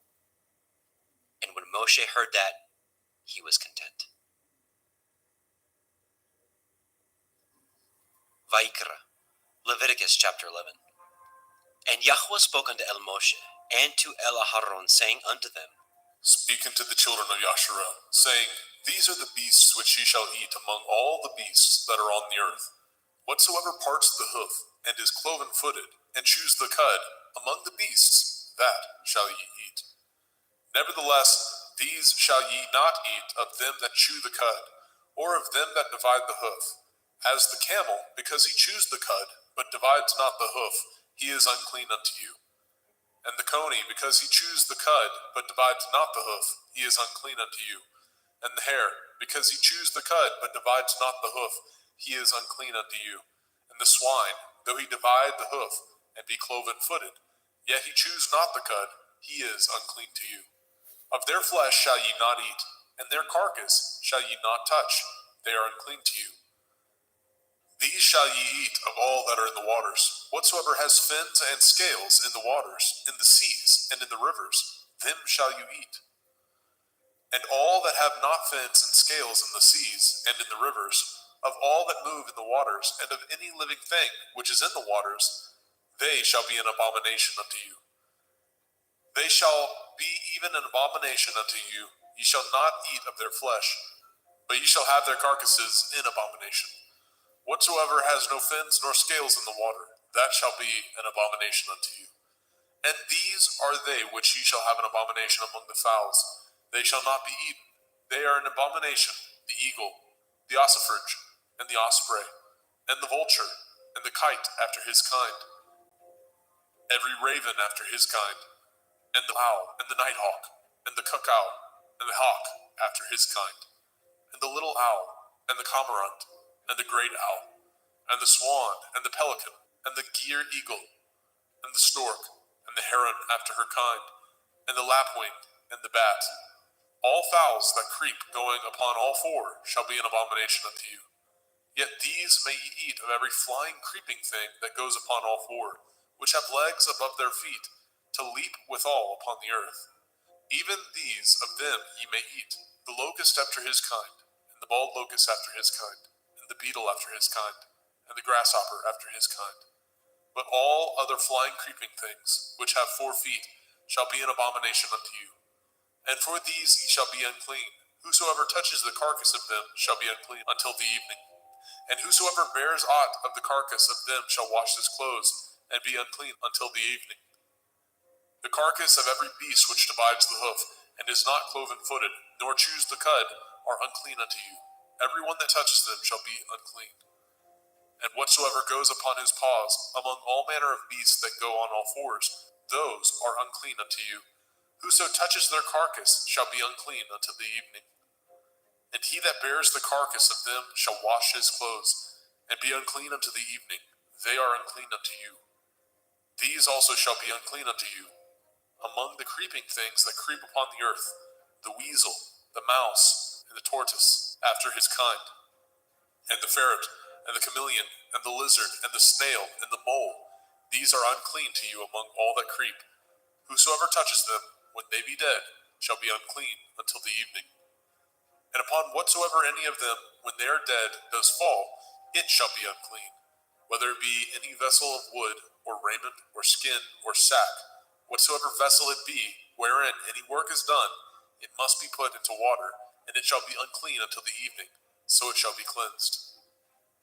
And every earthen vessel, where into any of them that falls, whatsoever is in it shall be unclean, and ye shall break it.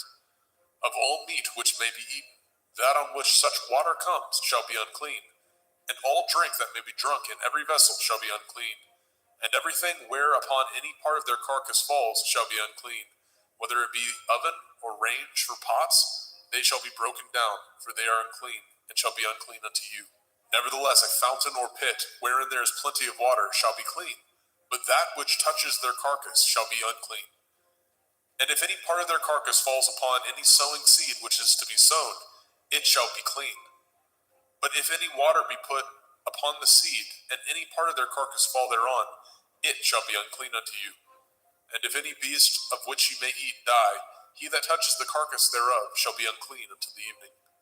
And he that eats of the carcass of it shall wash his clothes, and be unclean until the evening. He also that bears the carcass of it shall wash his clothes, and be unclean until the evening. And every creeping thing that creeps upon the earth shall be an abomination. It shall not be eaten. Whatsoever goes upon the belly, and whatsoever goes upon all fours, or whatsoever has more feet among all creeping things that creep upon the earth, them shall ye not eat, for they are an abomination. Ye shall not make yourselves abominable with any creeping thing that creeps, neither shall ye make yourselves unclean with them, that ye should be defiled thereby. For I am Yahuwah Elohaikum. Ye shall therefore sanctify yourselves, and ye shall be holy, for I am holy. Neither shall ye defile yourselves with any manner of creeping thing that creeps upon the earth. For I am Yahuwah, that brings you up out of the land of Mitzrayim, to be your Elohim. Ye shall therefore be holy, for I am holy. This is the Torah of the beasts, and of the fowl, and of every living creature that moves in the waters, and of every creature that creeps upon the earth, to make a difference between the unclean and the clean, and between the beast that may be eaten and the beast that may not be eaten. Vaikra, Leviticus chapter 12. And Yahweh spoke unto Moshe, saying, Speak unto the children of Yasharel, saying, If a woman have conceived seed, and born a male child, then she shall be unclean 7 days. According to the days of the separation for her infirmity, shall she be unclean. And in the 8th day, the flesh of his foreskin shall be circumcised. And she shall then continue in the blood of her purifying 33 days. She shall touch no hallowed thing, nor come into the sanctuary, until the days of her purifying be fulfilled. But if she bear a female child, then she shall be unclean 2 weeks, as in her separation, and she shall continue in the blood of her purifying 66 days. And when the days of her purifying are fulfilled, for a son or for a daughter, she shall bring a lamb of the first year for a burnt offering, and a young pigeon, or a turtle dove, for a sin offering, unto the door of the tabernacle of the assembly, unto the priest, who shall offer it before Yahweh, and make an atonement for her, and she shall be cleansed from the issue of her blood. This is the Torah for her that has borne a male or a female. And if she be not able to bring a lamb, then she shall bring 2 turtle doves or 2 young pigeons, the one for the burnt offering, and the other for a sin offering. And the priest shall make an atonement for her, and she shall be clean. Vaikra, Leviticus chapter 13. And Yahweh spoke unto El Moshe and El Aharon, saying, When a man shall have in the skin of his flesh a rising, a scab, or a bright spot, and it be in the skin of his flesh, like the plague of leprosy, then he shall be brought unto El Aharon the priest, or unto one of his sons the priests. And the priest shall look on the plague in the skin of the flesh, and when the hair in the plague is turned white, and the plague in sight be deeper than the skin of his flesh, it is a plague of leprosy, and the priest shall look on him and pronounce him unclean. If the bright spot be white in the skin of his flesh, and in sight be not deeper than the skin, and the hair thereof be not turned white, then the priest shall shut up him that has the plague 7 days. And the priest shall look on him the 7th day, and behold, if the plague in his sight be at a stay, and the plague spread not in the skin, then the priest shall shut him up 7 days more. And the priest shall look on him again the 7th day, and behold, if the plague be somewhat dark, and the plague spread not in the skin, the priest shall pronounce him clean. It is but a scab, and he shall wash his clothes and be clean. But if the scab spread much abroad in the skin, after that he has been seen of the priest for his cleansing, he shall be seen of the priest again. And if the priest see that, behold, the scab spreads in the skin, then the priest shall pronounce him unclean. It is a leprosy. When the plague of leprosy is in a man, then he shall be brought unto the priest. And the priest shall see him, and behold, if the rising be white in the skin, and it have turned the hair white, and there be quick raw flesh in the rising, it is an old leprosy in the skin of his flesh, and the priest shall pronounce him unclean, and shall not shut him up, for he is unclean. And if a leprosy break out abroad in the skin, and the leprosy cover all the skin of him that has the plague from his head even to his foot, wheresoever the priest looks, then the priest shall consider, and behold, if the leprosy have covered all his flesh, he shall pronounce him clean that has the plague. It is all turned white, he is clean. But when raw flesh appears in him, he shall be unclean. And the priest shall see the raw flesh and pronounce him to be unclean, for the raw flesh is unclean. It is a leprosy. Or if the raw flesh turn again, and be changed unto white, he shall come unto the priest. And the priest shall see him, and behold, if the plague be turned unto white, then the priest shall pronounce him clean that has the plague. He is clean. The flesh also, in which even in the skin thereof was a boil, and is healed.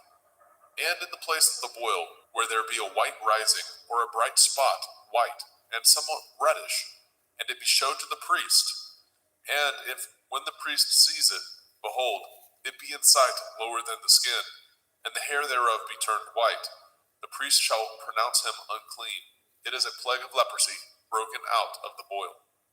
But if the priest look on it, and behold, there be no white hairs therein, and if it be not lower than the skin, but be somewhat dark, then the priest shall shut him up 7 days. And if it spread much abroad in the skin, then the priest shall pronounce him unclean. It is a plague. But if the bright spot stay in his place and spread not, it is a burning boil, and the priest shall pronounce him clean.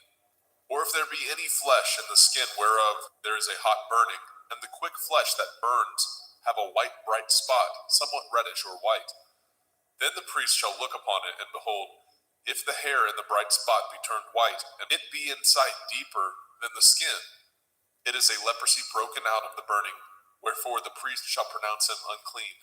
It is the plague of leprosy. But if the priest look on it, and behold, there be no white hair in the bright spot, and it be no lower than the other skin, but be somewhat dark, then the priest shall shut him up 7 days. And the priest shall look upon him the 7th day, and if it be spread much abroad in the skin, then the priest shall pronounce him unclean.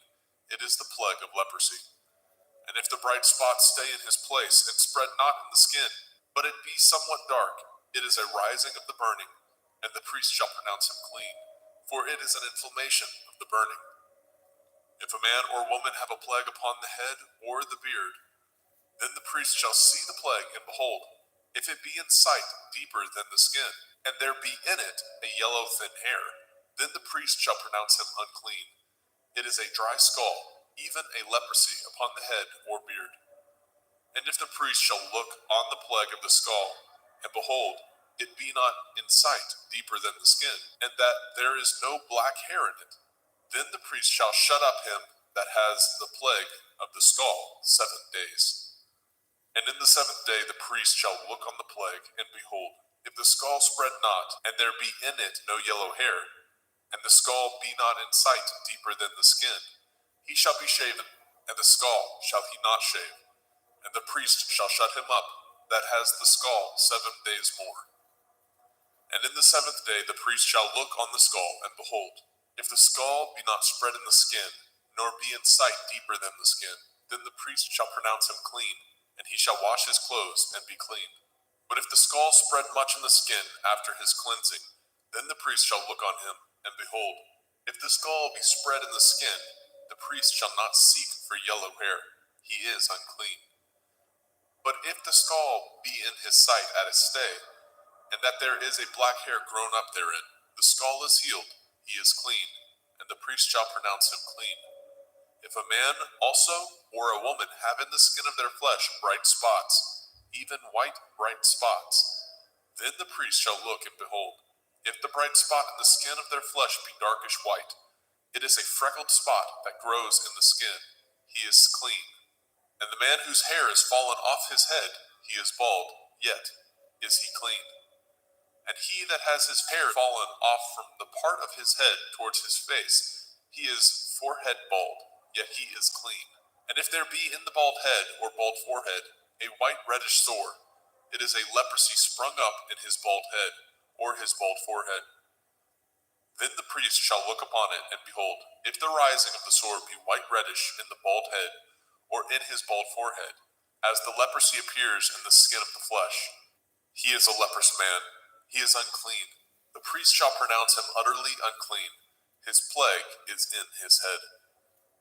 And the leper in whom the plague is, his clothes shall be rent, and his head bare, and he shall put a covering upon his upper lip, and shall cry, unclean, unclean. All the days wherein the plague shall be in him shall he be defiled.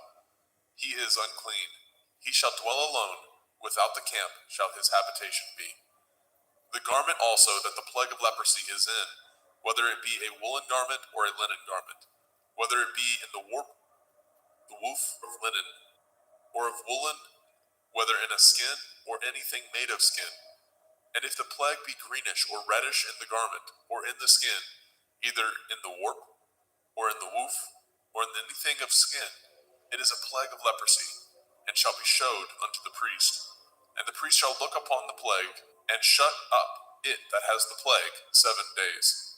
And he shall look on the plague on the 7th day. If the plague be spread in the garment, either in the warp, or in the woof, or in a skin, or in any work that is made of skin, the plague is a fretting leprosy, it is unclean. He shall therefore burn that garment, whether warp or woof, in woolen or in linen, anything of skin wherein the plague is, for it is a fretting leprosy, it shall be burnt in the fire. And if the priest shall look, and behold, the plague be not spread in the garment, either in the warp or in the woof, or in anything of skin, then the priest shall command that they wash the thing wherein the plague is, and he shall shut it up 7 days more.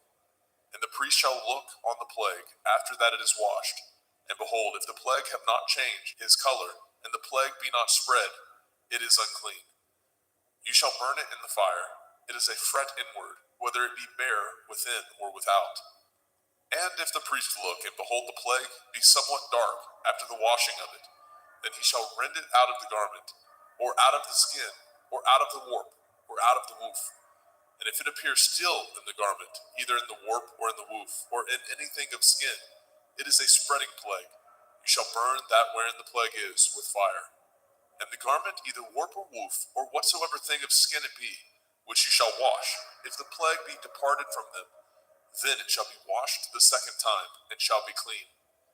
This is the Torah of the plague of leprosy, in a garment of woolen or linen, either in warp or woof, or in anything of skins, to pronounce it clean, or to pronounce it unclean. Vaikra, Leviticus chapter 14. And Yahweh spoke unto Moshe, saying, This shall be the Torah of the leper in the day of his cleansing. He shall be brought unto the priest, and the priest shall go forth out of the camp. And the priest shall look, and behold, if the plague of leprosy be healed in the leper, then shall the priest command to take for him, that is to be cleansed, 2 birds alive and clean, and cedar wood, and scarlet, and hyssop. And the priest shall command that one of the birds be killed in an earthen vessel over running water. As for the living bird, he shall take it, and the cedar wood, and the scarlet, and the hyssop, and shall dip them, and the living bird in the blood of the bird that was killed over the running water. And he shall sprinkle upon him that is to be cleansed from the leprosy 7 times, and shall pronounce him clean, and shall let the living bird loose into the open field. And he that is to be cleansed shall wash his clothes, and shave off all his hair, and wash himself in water, that he may be clean. And after that he shall come into the camp, and shall tarry abroad out of his tent 7 days. But it shall be on the 7th day that he shall shave all his hair off his head, and his beard, and his eyebrows, even all his hair he shall shave off, and shall wash his clothes. Also shall he wash his flesh in water, and shall be clean. And on the 8th day he shall take 2 he-lambs without blemish, and 1 ewe lamb of the first year without blemish, and 3/10 deal of fine flour for a meat offering, mingled with oil, and 1 log of oil. And the priest that makes him clean shall present the man that is to be made clean, and those things before Yahweh at the door of the tabernacle of the assembly. And the priest shall take 1 he-lamb, and offer him for a trespass offering, and the log of oil, and wave them for a wave offering before Yahweh. And he shall slay the lamb in the place where he shall kill the sin offering and the burnt offering in the holy place. For as the sin offering is the priest's, so is the trespass offering. It is most holy. And the priest shall take some of the blood of the trespass offering, and the priest shall put it upon the tip of the right ear of him that is to be cleansed, and upon the thumb of his right hand, and upon the great toe of his right foot. And the priest shall take some of the log of oil, and pour it into the palm of his own left hand. And the priest shall dip his right finger in the oil that is in his left hand, and shall sprinkle of the oil with his finger 7 times before Yahweh. And of the rest of the oil that is in his hand shall the priest put upon the tip of the right ear of him that is to be cleansed, and upon the thumb of his right hand, and upon the great toe of his right foot, upon the blood of the trespass offering.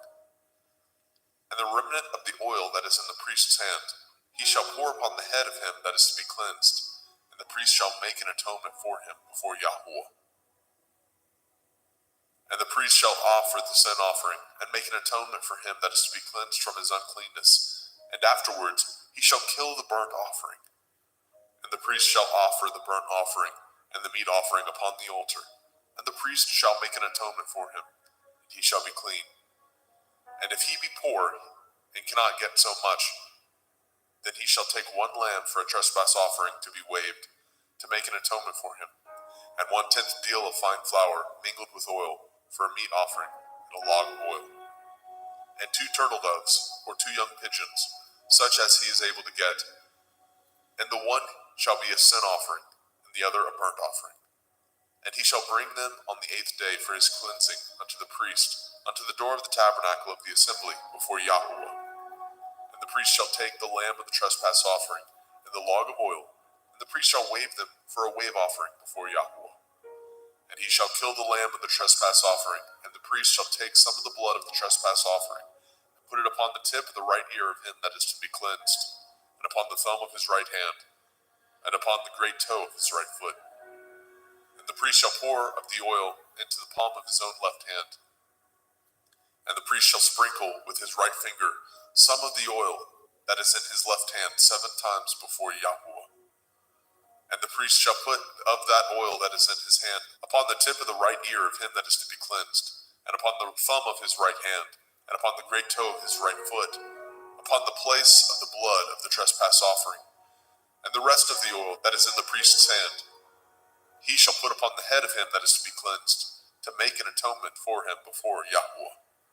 And he shall offer the one of the turtle doves, or of the young pigeons, such as he can get, even such as he is able to get, the one for a sin offering, and the other for a burnt offering, with the meat offering. And the priest shall make an atonement for him that is to be cleansed before Yahweh.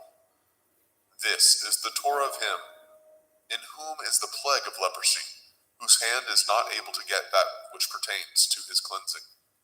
And Yahweh spoke unto El Moshe and unto El Aharon, saying, When ye are come into the land of Canaan, which I give to you for a possession, and I put the plague of leprosy in a house of the land of your possession, and he that owns the house shall come and tell the priest, saying, It seems to me there is, as it were, a plague in the house. Then the priest shall command that they empty the house before the priest go into it, to see the plague, that all that is in the house be not made unclean. And afterward the priest shall go in to see the house. And he shall look on the plague, and behold, if the plague be in the walls of the house, with hollow strakes, greenish or reddish, which in sight are lower than the wall, then the priest shall go out of the house to the door of the house, and shut up the house 7 days. And the priest shall come again the 7th day, and shall look, and behold, if the plague be spread in the walls of the house, then the priest shall command that they take away the stones in which the plague is, and they shall cast them into an unclean place without the city. And he shall cause the house to be scraped within round about, and they shall pour out the dust that they scrape off without the city into an unclean place. And they shall take other stones, and put them in the place of those stones. And he shall take other mortar, and shall plaster the house. And if the plague come again, and break out in the house, after that he has taken away the stones, and after he has scraped the house, and after it is plastered, then the priest shall come and look, and behold, if the plague be spread in the house, it is a fretting leprosy in the house, it is unclean. And he shall break down the house, the stones of it, and the timber thereof, and all the mortar of the house, and he shall carry them forth out of the city into an unclean place. Moreover, he that goes into the house all the while that it is shut up shall be unclean until the evening. And he that lies in the house shall wash his clothes, and he that eats in the house shall wash his clothes. And if the priest shall come in and look upon it, and behold, the plague has not spread in the house, after the house was plastered, then the priest shall pronounce the house clean, because the plague is healed. And he shall take to cleanse the house 2 birds, and cedar wood, and scarlet, and hyssop. And he shall kill the one of the birds in an earthen vessel over running water. And he shall take the cedar wood, and the hyssop, and the scarlet, and the living bird, and dip them in the blood of the slain bird, and in the running water, and sprinkle the house 7 times. And he shall cleanse the house with the blood of the bird, and with the running water, and with the living bird, and with the cedar wood, and with the hyssop, and with the scarlet.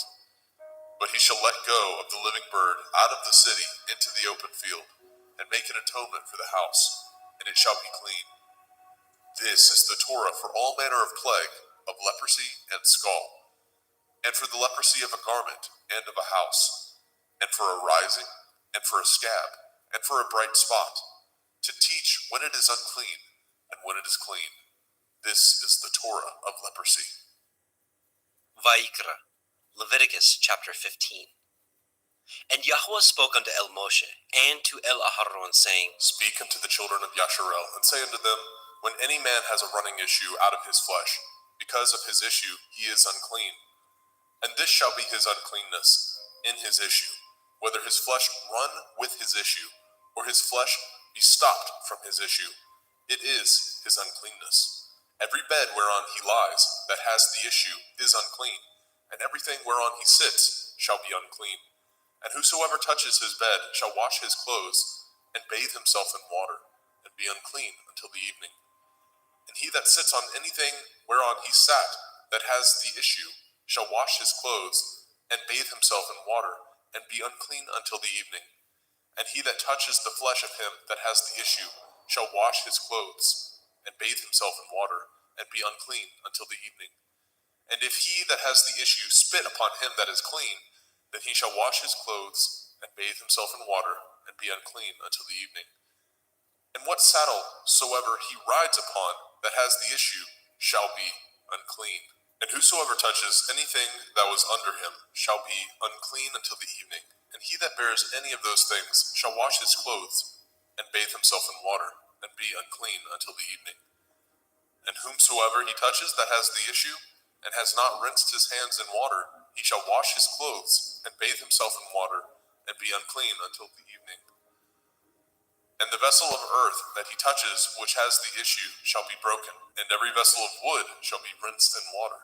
And when he that has an issue is cleansed of his issue, then he shall number to himself 7 days for his cleansing, and wash his clothes, and bathe his flesh in running water, and shall be clean. And on the 8th day he shall take to him 2 turtle doves or 2 young pigeons, and come before Yahuwah unto the door of the tabernacle of the assembly, and give them unto the priest. And the priest shall offer them, the one for a sin offering, and the other for a burnt offering. And the priest shall make an atonement for him before Yahuwah for his issue. And if any man's seed of copulation go out from him, then he shall wash all his flesh in water, and be unclean until the evening. And every garment and every skin whereon is the seed of copulation shall be washed with water, and be unclean until the evening.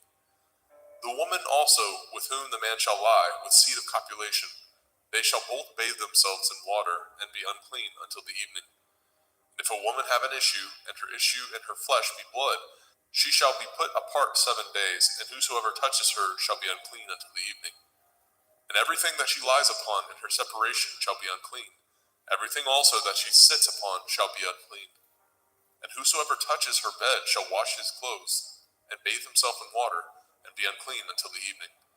And whosoever touches anything that she sat upon shall wash his clothes, and bathe himself in water, and be unclean until the evening. And if it be on her bed, or on anything whereon she sits, when he touches it, he shall be unclean until the evening. And if any man lie with her at all, and her flower be upon him, he shall be unclean 7 days, and all the bed whereon he lies shall be unclean. And if a woman have an issue of her blood many days out of the time of her separation, or if it run beyond the time of her separation, all the days of the issue of her uncleanness shall be as the days of her separation. She shall be unclean. Every bed whereon she lies, all the days of her issue, shall be unto her as the bed of her separation, and whatsoever she sits upon shall be unclean, as the uncleanness of her separation. And whosoever touches those things shall be unclean, and shall wash his clothes, and bathe himself in water, and be unclean until the evening. But if she be cleansed of her issue, then she shall number to herself 7 days, and after that she shall be clean. And on the 8th day she shall take unto her 2 turtle doves, or 2 young pigeons, and bring them unto the priest to the door of the tabernacle of the assembly. And the priest shall offer the one for a sin offering, and the other for a burnt offering. And the priest shall make an atonement for her before Yahuwah for the issue of her uncleanness. Thus shall ye separate the children of Yasharel from their uncleanness, that they die not in their uncleanness, when they defile my tabernacle that is among them. This is the Torah of him that has an issue, and of him whose seed goes from him, and is defiled therewith, and of her that is sick of her flowers, and of him that has an issue, of the man and of the woman, and of him that lies with her that is unclean. Vayikra, Leviticus chapter 16. And Yahweh spoke unto Moshe after the death of the 2 sons of Aharon, when they offered before Yahweh and died. And Yahweh said unto Moshe, Speak unto Aharon your brother, that he come not at all times into the holy place within the veil before the mercy seat, which is upon the ark, that he die not. For I will appear in the cloud upon the mercy seat. Thus shall Aharon come into the holy place, with a young bullock for a sin offering, and a ram for a burnt offering. He shall put on the holy linen coat, and he shall have the linen breeches upon his flesh, and shall be girded with a linen belt, and with the linen turban shall he be attired. These are holy garments. Therefore shall he wash his flesh in water, and so put them on. And he shall take of the assembly of the children of Yasharel 2 kids of the goats for a sin offering, and 1 ram for a burnt offering. And Aharon shall offer his bullock of the sin offering, which is for himself, and make an atonement for himself and for his house. And he shall take the 2 goats and present them before Yahweh at the door of the tabernacle of the assembly. And Aharon shall cast lots upon the 2 goats, 1 lot for Yahweh, and the other lot for Azazel.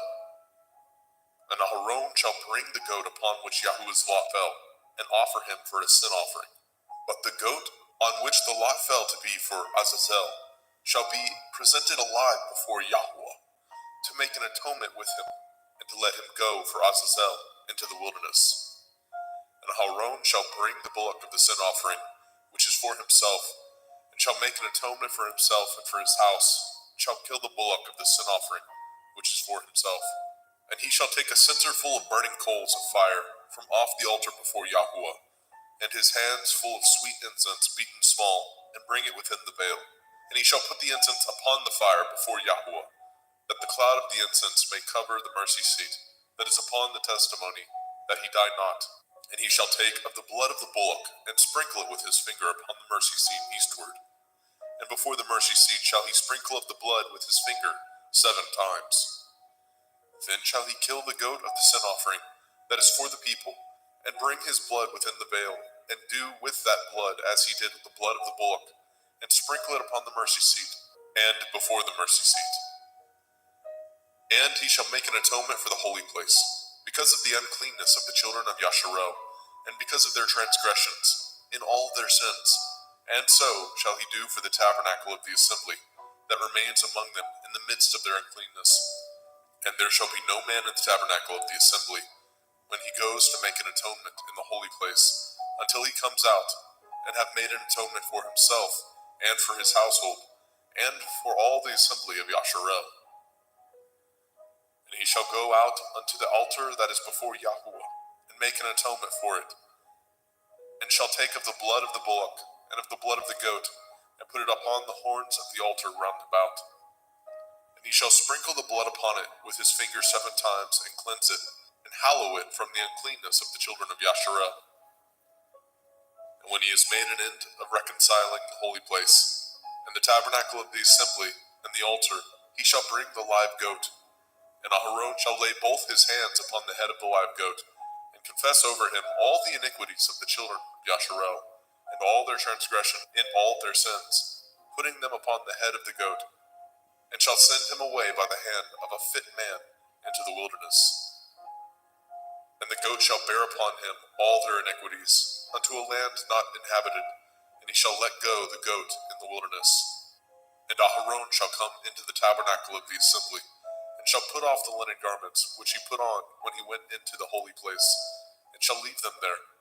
And he shall wash his flesh with water in the holy place, and put on his garments, and come forth, and offer his burnt offering, and the burnt offering of the people, and make an atonement for himself and for the people. And the fat of the sin offering shall he burn upon the altar. And he that let go the goat for Azazel shall wash his clothes, and bathe his flesh in water, and afterwards come into the camp.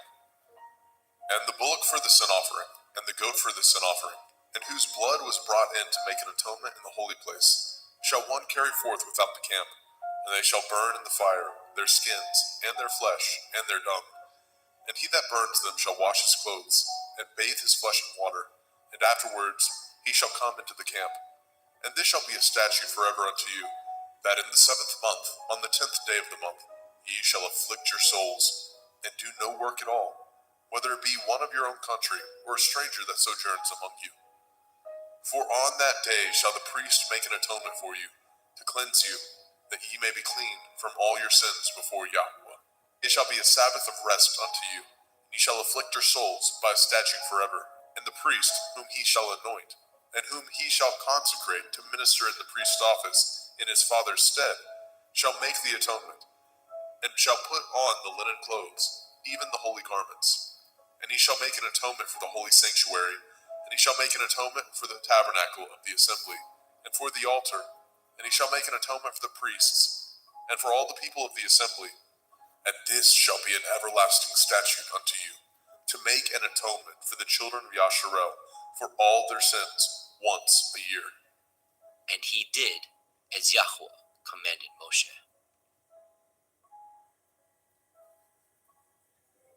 Vayikra, Leviticus chapter 17. And Yahweh spoke unto Moshe, saying, Speak unto Aharon and unto his sons, and unto all the children of Yasharel, and say unto them, This is the thing which Yahweh has commanded, saying, What man soever there be of the house of Yasharel that kills an ox, or lamb, or goat in the camp, or that kills it out of the camp, and brings it not unto the door of the tabernacle of the assembly, to offer an offering unto Yahweh before the tabernacle of Yahweh, blood shall be imputed unto that man. He has shed blood, and that man shall be cut off from among his people. To the end that the children of Yasharel may bring their sacrifices, which they offer in the open field, even that they may bring them unto Yahweh, unto the door of the tabernacle of the assembly, unto the priest, and offer them for peace offerings unto Yahweh. And priests shall sprinkle the blood upon the altar of Yahweh, at the door of the tabernacle of the assembly, and burn the fat for a sweet savor unto Yahweh. And they shall no more offer their sacrifices unto devils, after whom they have gone a-whoring. This shall be a statute forever unto them throughout their generations. And ye shall say unto them, Whatsoever man there be of the house of Yasharel, or of the strangers, which sojourn among you, that offers a burnt offering or sacrifice, and brings it not unto the door of the tabernacle of the assembly, to offer it unto Yahweh, even that man shall be cut off from among his people. And whatsoever man there be of the house of Yasharel, or of the strangers that sojourn among you, that eats any manner of blood, I will even set my face against that soul that eats the blood, and will cut him off from among his people. For the soul of the flesh is in the blood. He and I have given it to you upon the altar to make an atonement for your souls. For it is the blood of him that makes an atonement in the soul. Therefore I said unto the children of Yasharel, No soul of you shall eat blood, neither shall any stranger that sojourns among you eat blood. And whatsoever man there be of the children of Yasharel, or of the strangers that sojourn among you, which hunts and catches a beast or fowl that may be eaten, he shall even pour out the blood thereof, and cover it with dust. For it is the life of all flesh, the blood of it is for the life thereof. Therefore I said unto the children of Yasharel, Ye shall eat the blood of no manner of flesh, for the life of all flesh is the blood thereof. Whosoever eats it shall be cut off.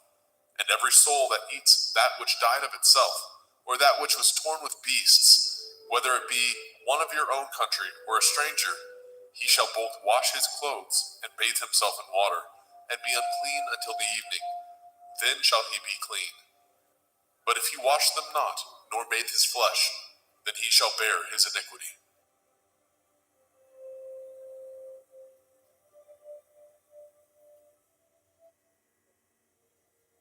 Vayikra, Leviticus chapter 18. And Yahweh spoke unto Moshe, saying, Speak unto the children of Yasharel, and say unto them, I am Yahweh Elohim. After the doings of the land of Mitzrayim, where ye dwell, shall ye not do. And after the doings of the land of Canaan, whither I bring you, shall ye not do. Neither shall ye walk in their ordinances.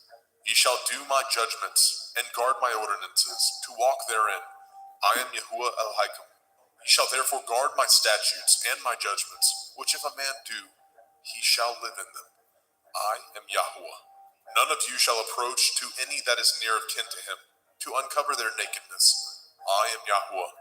The nakedness of your father, or the nakedness of your mother, shall you not uncover. She is your mother. You shall not uncover her nakedness. The nakedness of your father's woman shall you not uncover. It is your father's nakedness. The nakedness of your sister, the daughter of your father, the daughter of your mother, whether she be born at home or born abroad, even their nakedness you shall not uncover. The nakedness of your son's daughter, or of your daughter's daughter, even their nakedness you shall not uncover, for theirs is your own nakedness. The nakedness of your father's woman's daughter, begotten of your father, she is your sister, you shall not uncover her nakedness.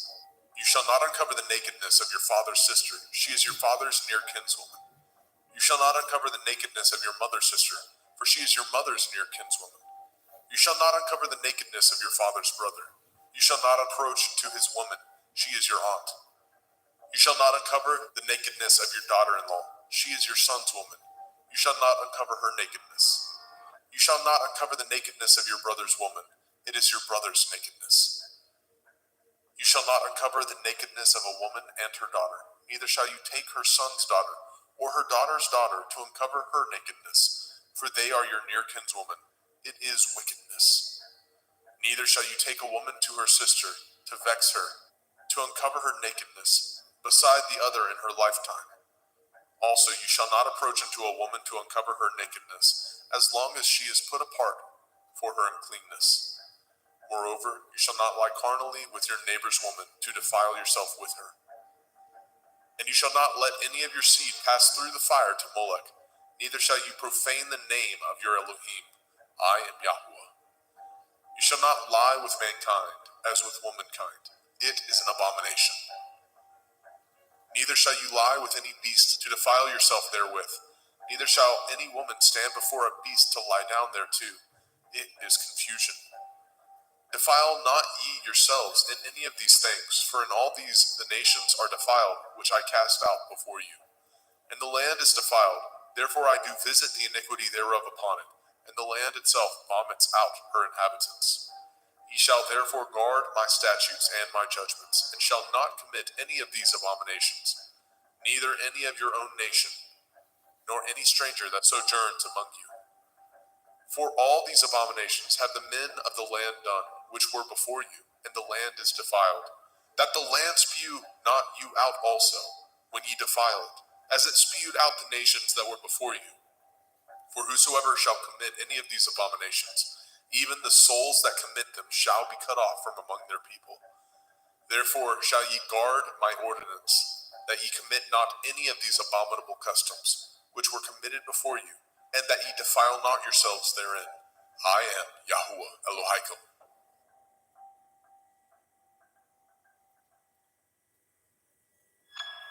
Vaikra, Leviticus chapter 19. And Yahuwah spoke unto Moshe, saying, Speak unto all the assembly of the children of Yasharel, and say unto them, Ye shall be holy, for I, Yahuwah Elohaikum, am holy. Ye shall fear every man his mother and his father, and guard my Shabbathot. I am Yahuwah Elohaikum. Turn ye not unto idols, nor make to yourselves molten Elohim. I am Yahuwah Elohaikum. And if ye offer a sacrifice of peace offerings unto Yahuwah, ye shall offer it at your own will. It shall be eaten the same day ye offer it, and on the morrow. And if aught remain unto the third day, it shall be burnt in the fire. And if it be eaten at all on the third day, it is abominable. It shall not be accepted. Therefore everyone that eats it shall bear his iniquity, because he has profaned the hallowed thing of Yahuwah, and that soul shall be cut off from among his people. And when ye reap the harvest of your land, ye shall not wholly reap the corners of your field, neither shall you gather the gleanings of your harvest. And you shall not glean your vineyard, neither shall you gather every grape of your vineyard. You shall leave them for the poor and stranger. I am Yahuwah Elohaikum. Ye shall not steal, neither deal falsely, neither lie one to another. And ye shall not swear by my name falsely, neither shall you profane the name of your Elohim. I am Yahuwah. You shall not defraud your neighbor, neither rob him. The wages of him that is hired shall not abide with you all night until the morning. You shall not curse the deaf, nor put a stumbling block before the blind, but shall fear your Elohim. I am Yahuwah. Ye shall do no unrighteousness in judgment. You shall not respect the person of the poor, nor honor the person of the mighty, but in righteousness shall you judge your neighbor.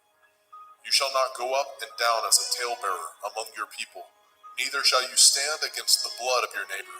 I am Yahuwah. You shall not hate your brother in your heart. You shall in any wise rebuke your neighbor, and not suffer sin upon him. You shall not avenge, nor bear any grudge against the children of your people, but you shall love your neighbor as yourself. I am Yahuwah. Ye shall guard my statutes. You shall not let your cattle gender with a diverse kind. You shall not sow your field with mingled seed. Neither shall a garment mingled of linen and woolen come upon you. And whosoever lies carnally with a woman that is a bondmaid, betrothed to a man, and not at all redeemed, nor freedom given her, she shall be scourged. They shall not be put to death, because she was not free. And he shall bring his trespass offering unto Yahweh, unto the door of the tabernacle of the assembly, even a ram for a trespass offering. And the priest shall make an atonement for him with the ram of the trespass offering before Yahweh, for his sin which he has done, and the sin which he has done shall be forgiven him. And when ye come into the land, and shall have planted all manner of trees for food, then ye shall count the fruit thereof as uncircumcised.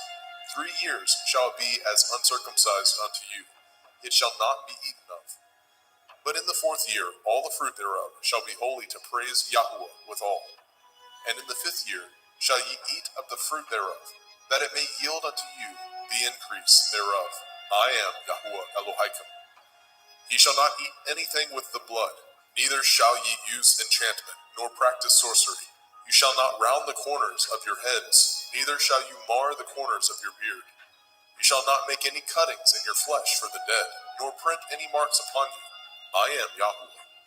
Do not prostitute your daughter, to cause her to be a whore, lest the land fall to whoredom, and the land become full of wickedness. Ye shall guard my Shabbathot, and reverence my sanctuary. I am Yahweh. Regard not them that have familiar spirits, neither seek after wizards to be defiled by them. I am Yahweh Elohim. You shall rise up before the gray head, and honor the face of the old man, and fear your Elohim. I am Yahweh. And if a stranger sojourn with you in your land, ye shall not vex him. But the stranger that dwells with you shall be unto you as one born among you, and you shall love him as yourself. For ye were strangers in the land of Mitzrayim. I am Yahweh Elohim. Ye shall do no unrighteousness in judgment, in meat yard, in weight, or in measure. Just balances, just weights, a just ephah, and a just hin shall ye have. I am Yahweh Elohim, which brought you out of the land of Mitzrayim. Therefore shall ye guard all my statutes, and all my judgments, and do them. I am Yahweh.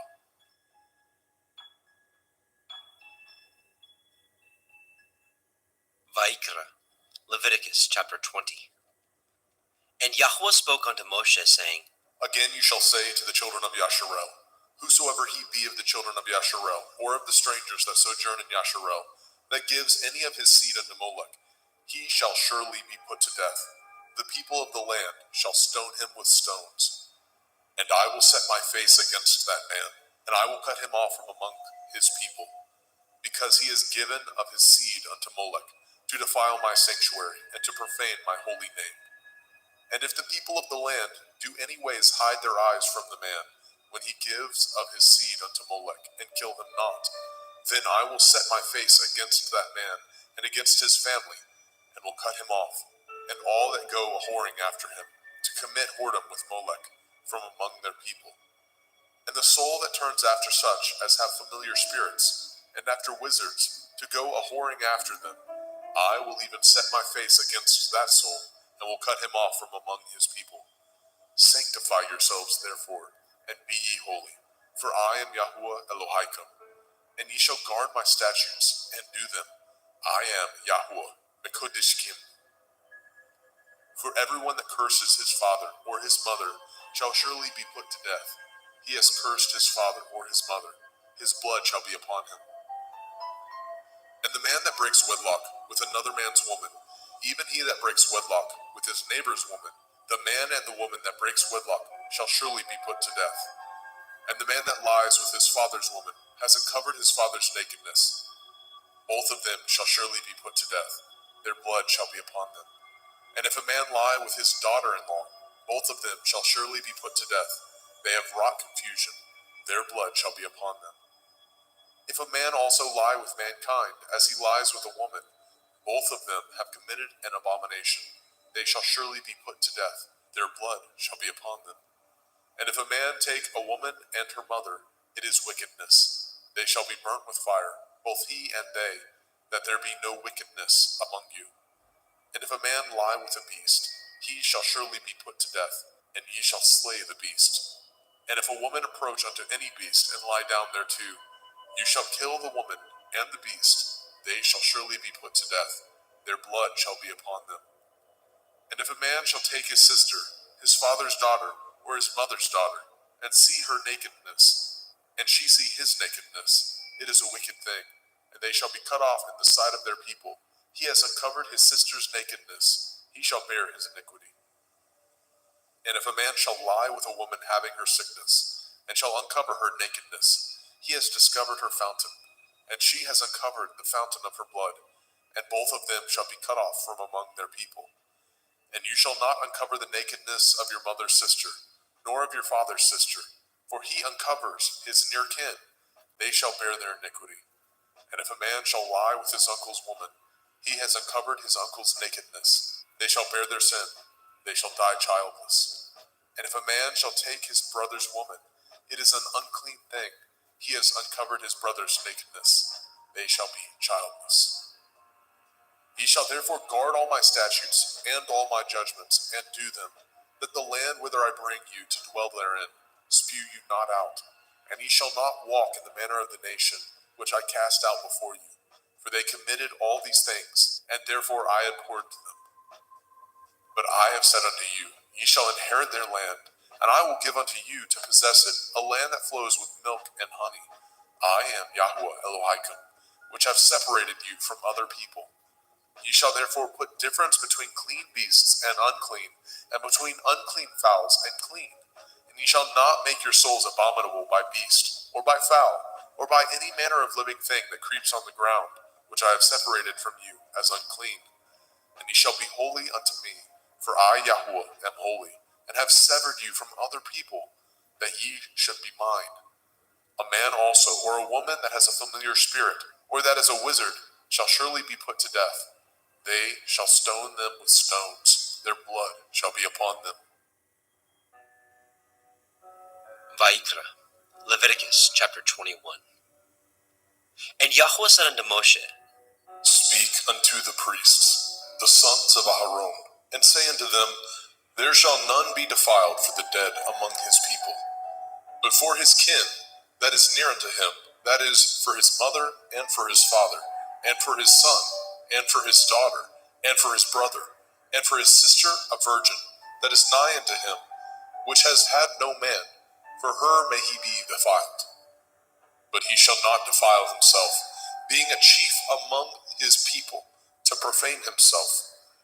They shall not make baldness upon their head, neither shall they shave off the corners of their beard, nor make any cuttings in their flesh.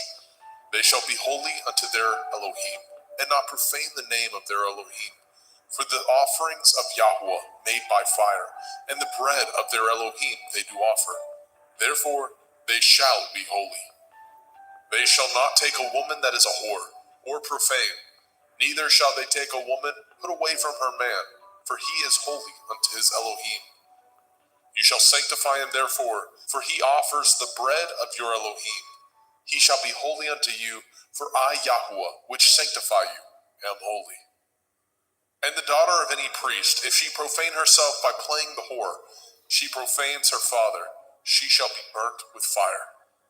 And he that is high priest among his brethren, upon whose head the anointing oil was poured, and that is consecrated to put on the garments, shall not uncover his head, nor rend his clothes.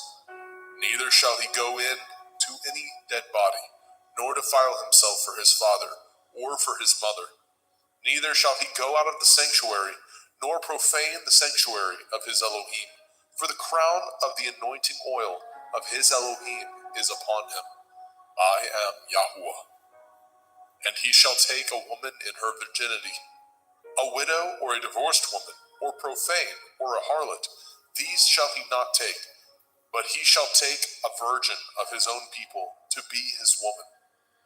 Neither shall he profane his seed among his people, for I, Yahweh, do sanctify him.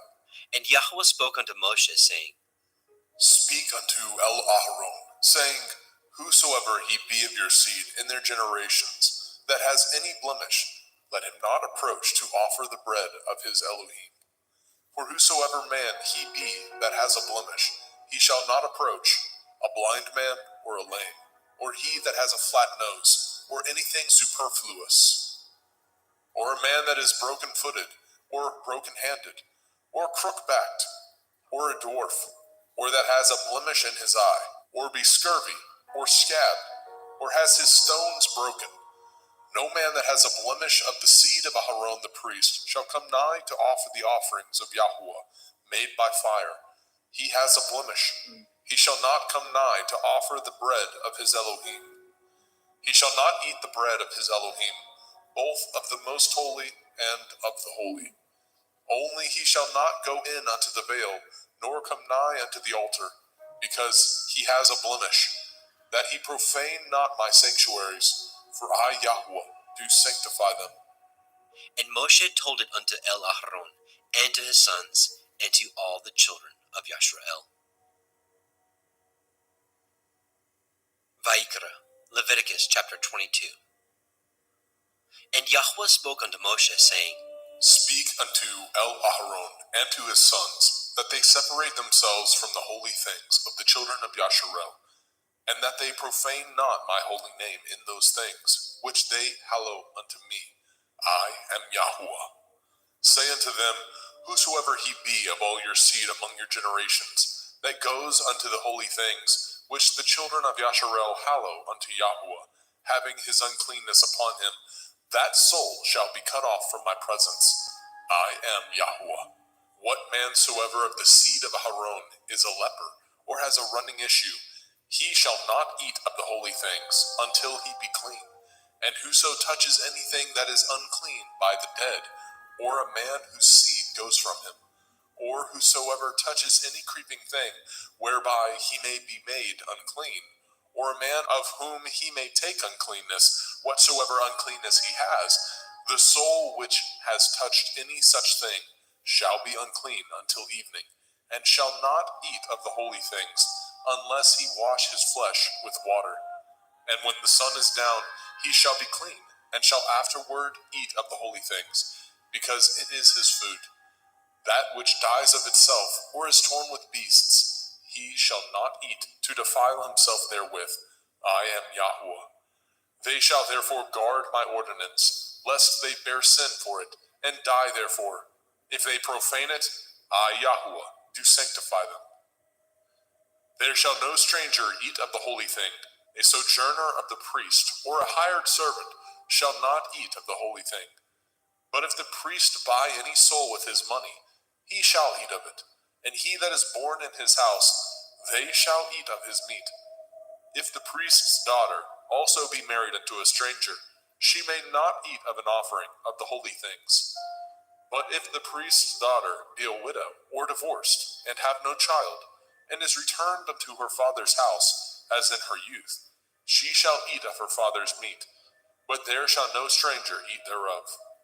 And if a man eat of the holy thing unwittingly, then he shall put the fifth part thereof unto it, and shall give it unto the priest with the holy thing. And they shall not profane the holy things of the children of Yasharel, which they offer unto Yahuwah, or suffer them to bear the iniquity of trespass when they eat their holy things. For I, Yahuwah, do sanctify them. And Yahuwah spoke unto Moshe, saying, Speak unto Aharon, and to his sons, and unto all the children of Yasharel, and say unto them, whatsoever he be of the house of Yasharel, or of the strangers in Yasharel, that will offer his oblation for all his vows, and for all his freewill offerings, which they will offer unto Yahuwah for a burnt offering. Ye shall offer at your own will a male without blemish, of the cattle, of the sheep, or of the goats. But whatsoever has a blemish, that shall ye not offer, for it shall not be acceptable for you.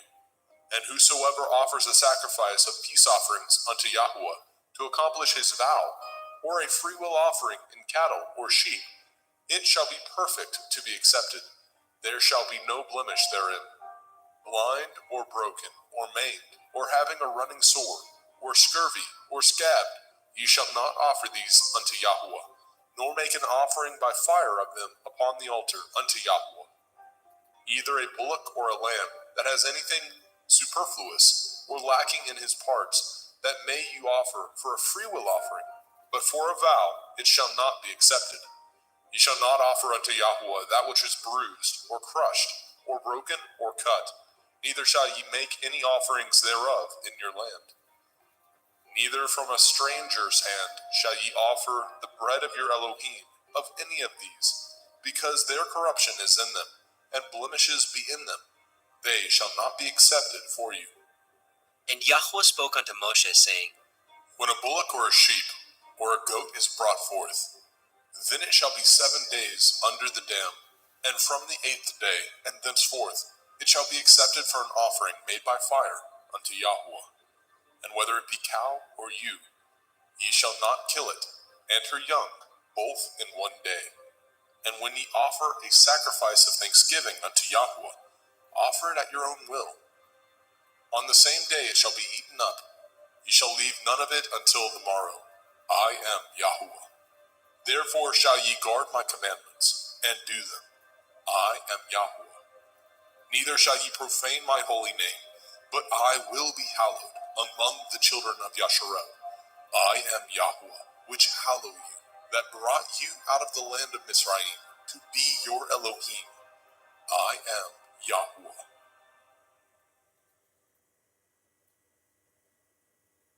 Vayikra, Leviticus chapter 23. And Yahweh spoke unto Moshe, saying, Speak unto the children of Yasharel, and say unto them concerning the feasts of Yahweh, which ye shall proclaim to be holy assemblies. Even these are my feasts. 6 days shall work be done, but the 7th day is the Sabbath of rest, a holy assembly. Ye shall do no work therein. It is the Sabbath of Yahweh in all your dwellings. These are the feasts of Yahweh, even holy assemblies, which ye shall proclaim in their appointed times. In the 14th day of the 1st month, at evening, is Yahuwah's Pesach. And on the 15th day of the same month is the feast of Matzah unto Yahweh. 7 days ye must eat matzah, unleavened bread. In the 1st day ye shall have a holy assembly. Ye shall do no servile work therein, but ye shall offer an offering made by fire unto Yahweh 7 days. In the 7th day is a holy assembly. Ye shall do no servile work therein. And Yahweh spoke unto Moshe, saying, Speak unto the children of Yasharel, and say unto them, When ye are come into the land which I give unto you, and shall reap the harvest thereof, then ye shall bring a sheaf of the first fruits of your harvest unto the priest. And he shall wave the sheaf before Yahweh, to be accepted for you. On the morrow after the Sabbath, the priest shall wave it. And ye shall offer that day when ye wave the sheaf, a he-lamb without blemish, of the 1st year, for a burnt offering unto Yahweh. And the meat offering thereof shall be 2/10 deals of fine flour mingled with oil, an offering made by fire unto Yahweh, for a sweet savor. And the drink offering thereof shall be of wine, the 4th part of a hin.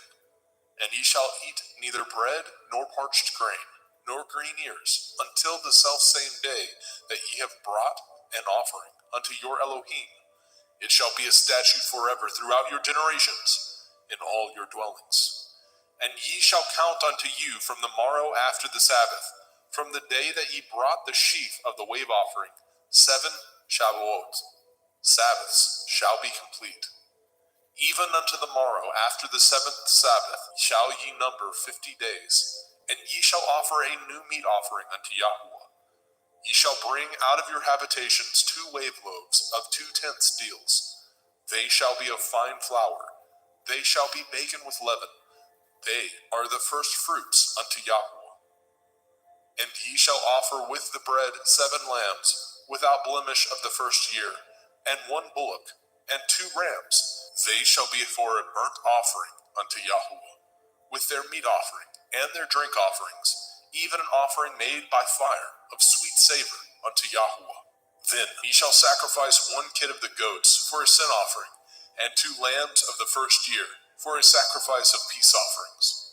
And the priest shall wave them with the bread of the first fruits for a wave offering before Yahweh.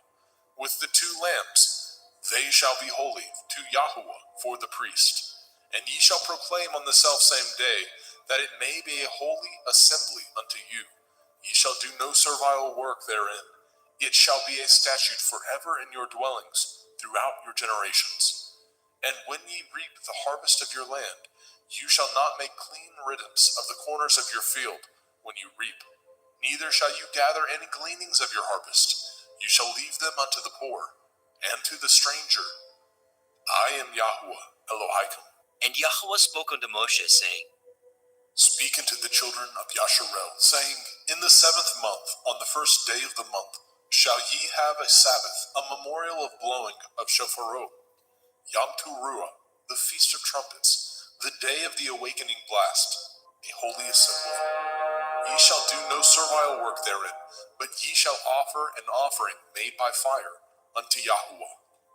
And Yahweh spoke unto Moshe, saying, Also on the 10th day of this 7th month is Yom Kippurim, the day of atonement. It shall be a holy assembly unto you, and ye shall afflict your souls, and offer an offering made by fire unto Yahuwah. And ye shall do no work in that same day, for it is Yom Kippurim, to make an atonement for you before Yahuwah Elohim. For whatsoever soul it be that shall not be afflicted in that same day, he shall be cut off from among his people. And whatsoever soul it be that does any work in that same day, the same soul will I destroy from among his people. Ye shall do no manner of work. It shall be a statute forever throughout your generations, in all your dwellings. It shall be unto you a Sabbath of rest, and ye shall afflict your souls in the 9th day of the month at evening. From evening unto evening shall ye celebrate your Sabbath. And Yahweh spoke unto Moshe, saying, Speak unto the children of Yasharel, saying, The 15th day of this 7th month shall be the feast of Sukkot, tabernacles, for 7 days unto Yahuwah. On the 1st day shall be a holy assembly. Ye shall do no servile work therein. 7 days ye shall offer an offering made by fire unto Yahuwah. On the 8th day shall be a holy assembly unto you, and ye shall offer an offering made by fire unto Yahuwah. It is a solemn assembly, and ye shall do no servile work therein. These are the feasts of Yahuwah, which ye shall proclaim to be holy assemblies, to offer an offering made by fire unto Yahuwah, a burnt offering and a meat offering, a sacrifice and drink offerings, everything upon his day. Besides the Shavuot, Sabbaths of Yahuwah, and beside your gifts, and beside all your vows, and beside all your freewill offerings, which ye give unto Yahuwah. Also in the 15th day of the 7th month, when ye have gathered in the fruit of the land, ye shall keep a feast unto Yahuwah 7 days. On the 1st day shall be a Sabbath, and on the 8th day shall be a Sabbath. And ye shall take you on the 1st day the boughs of goodly trees, branches of palm trees, and the boughs of fig trees, and willows of the brook, and ye shall rejoice before Yahuwah Elohim 7 days. And ye shall keep it a feast unto Yahuwah 7 days in the year. It shall be a statute forever in your generations. Ye shall celebrate it in the 7th month. Ye shall dwell in sukkahs, booths, 7 days. All that are Yasharel born shall dwell in sukkahs. That your generations may know that I made the children of Yasharel to dwell in sukkahs, when I brought them out of the land of Mitzrayim. I am Yahuwah Elohim. And Moshe declared unto the children of Yasharel the feasts of Yahuwah.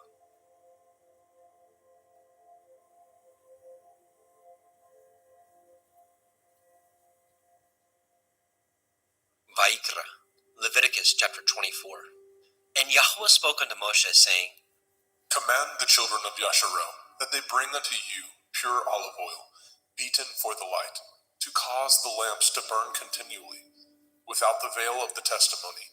In the tabernacle of the assembly shall Aharon order it from the evening unto the morning before Yahuwah continually. It shall be a statute forever in your generations. He shall order the lamps upon the pure menorah, 7-branched candlestick, before Yahuwah continually. And you shall take fine flour, and bake 12 cakes thereof. 2/10 deals shall be in 1 cake. And you shall set them in 2 rows, 6 on a row, upon the pure table before Yahuwah. And you shall put pure frankincense upon each row, that it may be on the bread for a memorial, even a memorial made by fire unto Yahuwah. Every Sabbath he shall set it in order before Yahuwah continually, being taken from the children of Yasharel by an everlasting covenant. And it shall be Aharon and his sons, and they shall eat it in the holy place, for it is most holy unto him of the offerings of Yahuwah made by fire, by a perpetual statute.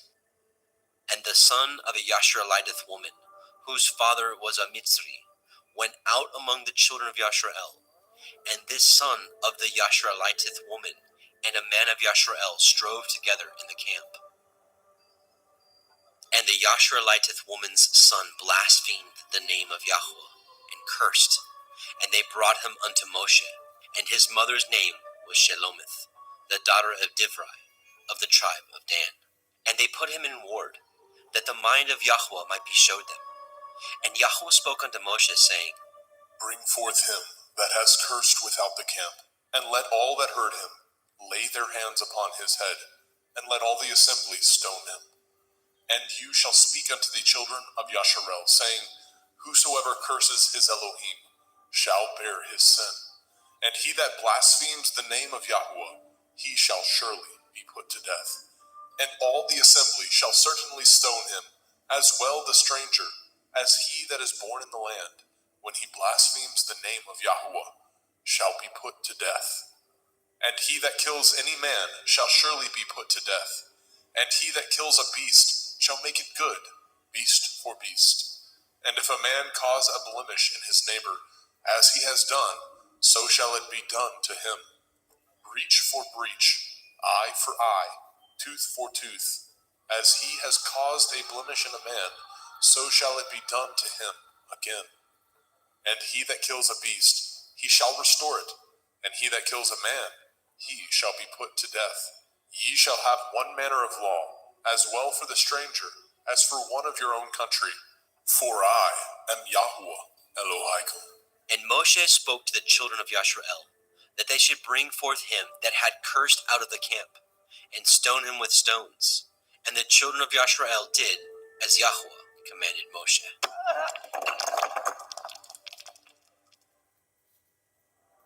Vayikra, Leviticus chapter 25.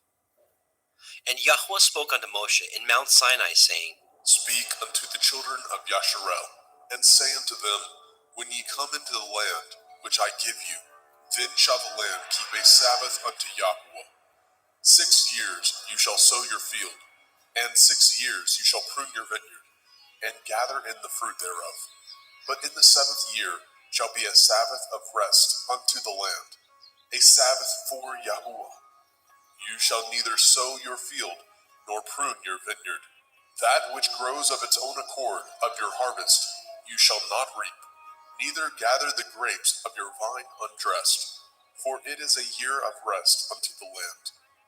And the Sabbath of the land shall be food for you and for your servant, and for your maid, and for your hired servant, and for your stranger that sojourns with you, and for your cattle, and for the beasts that are in your land, shall all the increase thereof be meat. And you shall number 7 Shabbathot, Sabbaths of years unto you, 7 times 7 years, and the space of the 7 Shabbathot of years shall be unto you 49 years. Then shall you cause the shofar of the Jubilee to sound on the 10th day of the 7th month, in Yom Kippurim, the day of atonement. Shall ye make the shofar sound throughout all your land. And ye shall hallow the 50th year, and proclaim liberty throughout all the land unto all the inhabitants thereof. It shall be a jubilee unto you, and ye shall return every man unto his possession, and ye shall return every man unto his family. A jubilee shall that 50th year be unto you.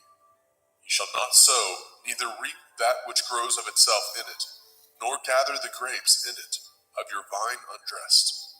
For it is the jubilee, it shall be holy unto you. Ye shall eat the increase thereof out of the field. In the year of this jubilee, ye shall return every man unto his possession. And if ye sell aught unto your neighbor, or buy aught of your neighbor's hand, ye shall not oppress one another. According to the number of years after the Jubilee, you shall buy of your neighbor, and according unto the number of years of the fruits, he shall sell unto you. According to the multitude of years, you shall increase the price thereof, and according to the fewness of years, you shall diminish the price of it. For according to the number of the years of the fruits, he sells unto you. Ye shall not therefore oppress one another, but you shall fear your Elohim, for I am Yahuwah Elohaikum. Wherefore ye shall do my statutes, and guard my judgments, and do them, and ye shall dwell in the land in safety. And the land shall yield her fruit, and ye shall eat your fill, and dwell therein in safety. And if ye say, what shall we eat the 7th year? Behold, we shall not sow, nor gather in our increase. Then I will command my blessing upon you in the 6th year, and it shall bring forth fruit for 3 years. And ye shall sow the 8th year, and eat yet of old fruit until the 9th year. Until her fruits come in, ye shall eat of the old store. The land shall not be sold forever, for the land is mine, and ye are strangers and sojourners with me. And in all the land of your possession ye shall grant a redemption for the land. If your brother be waxen poor, and has sold away some of his possession, and if any of his kin come to redeem it, then shall he redeem that which his brother sold. And if the man have not to redeem it, and himself be able to redeem it, then let him count the years of the sale thereof, and restore the overplus unto the man whom he sold it, that he may return unto his possession. But if he be not able to restore it to him, then that which is sold shall remain in the hand of him that has bought it until the year of Jubilee. And in the Jubilee it shall go out, and he shall return unto his possession. And if a man sell a dwelling house in a walled city, then he may redeem it within a whole year after it is sold. Within a full year may he redeem it. And if it be not redeemed within the space of a full year, then the house that is in the walled city shall be established forever to him, that brought it throughout his generations. It shall not go out in the Jubilee. But the houses of the villages which have no wall round about them shall be counted as the fields of the country. They may be redeemed, and they shall go out in the Jubilee. Notwithstanding, the cities of the Leviim, of the houses of the cities of their possession, may the Leviim redeem at any time. And if a man purchases of the Leviim, then the house that was sold and the city of his possession shall go out in the year of Jubilee. For the houses of the cities of the Leviim are their possession among the children of Yasharel. But the field of the suburbs of their cities may not be sold, for it is their perpetual possession. And if your brother be waxen poor and fallen in decay with you, then you shall relieve him, yea, though he be a stranger or a sojourner, that he may live with you. Take no usury of him, or increase, but fear your Elohim, that your brother may live with you. You shall not give him your money upon usury, nor lend him your victuals for increase. I am Yahuwah Elohaikum, which brought you forth out of the land of Mitzrayim, to give you the land of Canaan, and to be your Elohim. And if your brother that dwells by you be waxen poor, and be sold unto you, you shall not compel him to serve as a bondservant, but as a hired servant, and as a sojourner. He shall be with you, and shall serve you unto the year of Jubilee. And then shall he depart from you, both he and his children with him, and shall return unto his own family, and unto the possession of his fathers shall he return. For they are my servants, which I brought forth out of the land of Mitzrayim. They shall not be sold as bondmen. You shall not rule over him with rigor, but shall fear your Elohim. Both your bondmen and your bondmaids, which you shall have, shall be of the heathen that are round about you. Of them shall ye buy bondmen and bondmaids.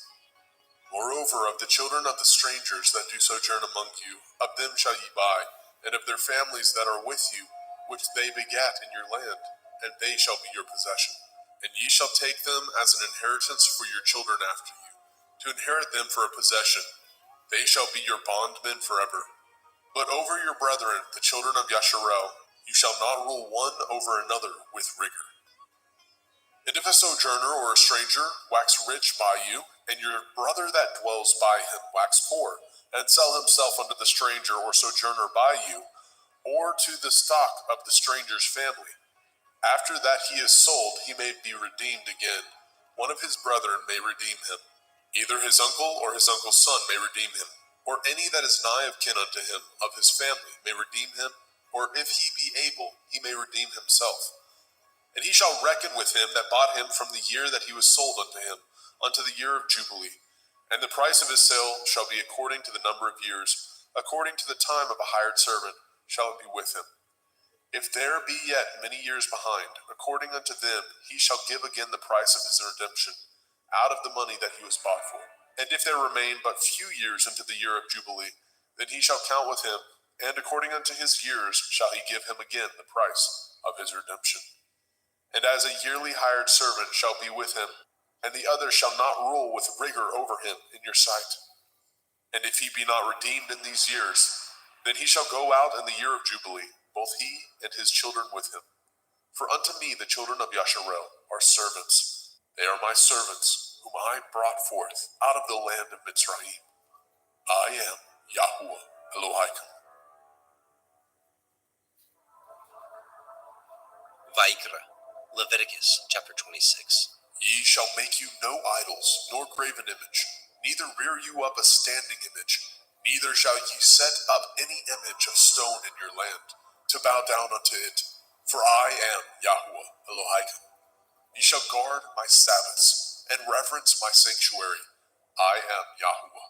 If ye walk in my statutes, and guard my commandments, and do them, then I will give you rain in due season, and the land shall yield her increase, and the trees of the field shall yield their fruit. And your threshing shall reach unto the vintage, and the vintage shall reach unto the sowing time. And ye shall eat your bread to the full, and dwell in your land safely. And I will give peace in the land, lying down with nothing to fear, and the Sabbath of life. Though evil be part of the land, there is no sword to bring in the land. And ye shall chase your enemies, and they shall fall before you by the sword.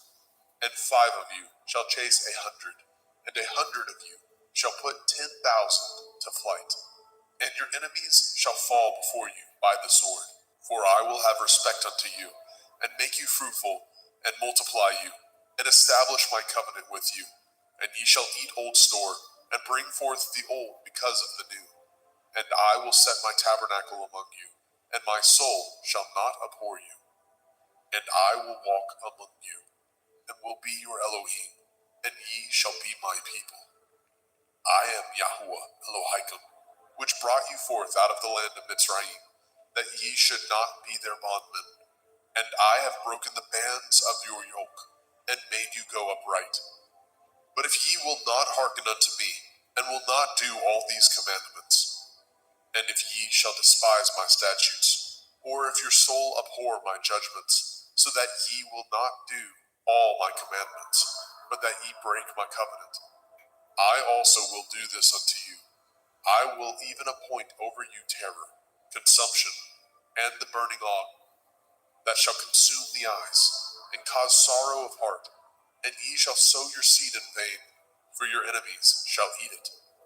And I will set my face against you, and ye shall be slain before your enemies. They that hate you shall reign over you, and ye shall flee when none pursues you. And if ye will not yet for all this hearken unto me, then I will punish you 7 times more for your sins. And I will break the pride of your power, and I will make your heaven as iron, and your earth as brass. And your strength shall be spent in vain, for your land shall not yield her increase, neither shall the trees of the land yield their fruits. And if ye walk contrary unto me, and will not hearken unto me, I will bring 7 times more plagues upon you according to your sins. I will also send wild beasts among you, which shall rob you of your children, and destroy your cattle, and make you few in number, and your highways shall be desolate. And if ye will not be reformed by me by these things, but will walk contrary unto me, then will I walk contrary unto you, and will punish you yet 7 times for your sins. And I will bring a sword upon you, that shall avenge the quarrel of my covenant. And when ye are gathered together within your cities, I will send the pestilence among you, and ye shall be delivered into the hand of the enemy. And when I have broken the staff of your bread, 10 women shall bake your bread in one oven, and they shall deliver you your bread again by weight, and ye shall eat, and not be satisfied. And if ye will not for all this hearken unto me, but walk contrary unto me, then I will walk contrary unto you also in fury, and I, even I, will chastise you 7 times for your sins. And ye shall eat the flesh of your sons, and the flesh of your daughters shall ye eat. And I will destroy your high places, and cut down your images, and cast your carcasses upon the carcasses of your idols, and my soul shall abhor you. And I will make your cities waste, and bring your sanctuaries unto desolation. And I will not smell the savor of your sweet odors. And I will bring the land unto desolation, and your enemies which dwell therein shall be astonished at it. And I will scatter you among the heathen, and will draw out my sword after you, and your land shall be desolate, and your cities waste. Then shall the land enjoy her Shabbathot, as long as it lies desolate, and ye be in your enemy's land. Even then shall the land rest, and enjoy her Shabbathot. As long as it lies desolate, it shall rest, because it did not rest in your Shabbathot, when ye dwelt upon it. And upon them that are left alive of you, I will send a faintness into their hearts, in the land of their enemies, and the sound of a shaken leaf shall chase them, and they shall flee as fleeing from a sword, and they shall fall when none pursues. And they shall fall one upon another, as it were before a sword, when none pursues. And ye have no power to stand before your enemies. And ye shall perish among the heathen, and the land of your enemies shall eat you up. And they that are left of you shall pine away in their iniquity, in your enemies' lands, and also in the iniquities of their fathers shall they pine away with them. If they shall confess their iniquity, and the iniquity of their fathers, with their transgressions which they transgressed against me, and that also they have walked contrary unto me, and that I also have walked contrary unto them, and have brought them into the land of their enemies, if then their uncircumcised heart be humbled, and they then accept of the punishment of their iniquity, then I will remember my covenant with Yaakov, and also my covenant with Yitzhak, and also my covenant with Abraham will I remember, and I will remember the land. The land also shall be left of them, and shall enjoy her Shabbathot, while she lies desolate without them. And they shall accept of the punishment of their iniquity, because they despised my judgments, and because their soul abhorred my statutes. And yet, for all that, when they be in the land of their enemies, I will not cast them away, neither will I abhor them, to destroy them utterly, and to break my covenant with them. For I am Yahweh Elohim. But I will for their sakes remember the covenant of their ancestors, whom I brought forth out of the land of Mitzrayim, in the sight of the heathen, that I might be their Elohim. I am Yahweh. These are the commandments and judgments and Torah, which Yahweh made between him and the children of Yisrael in Mount Sinai by the hand of Moshe.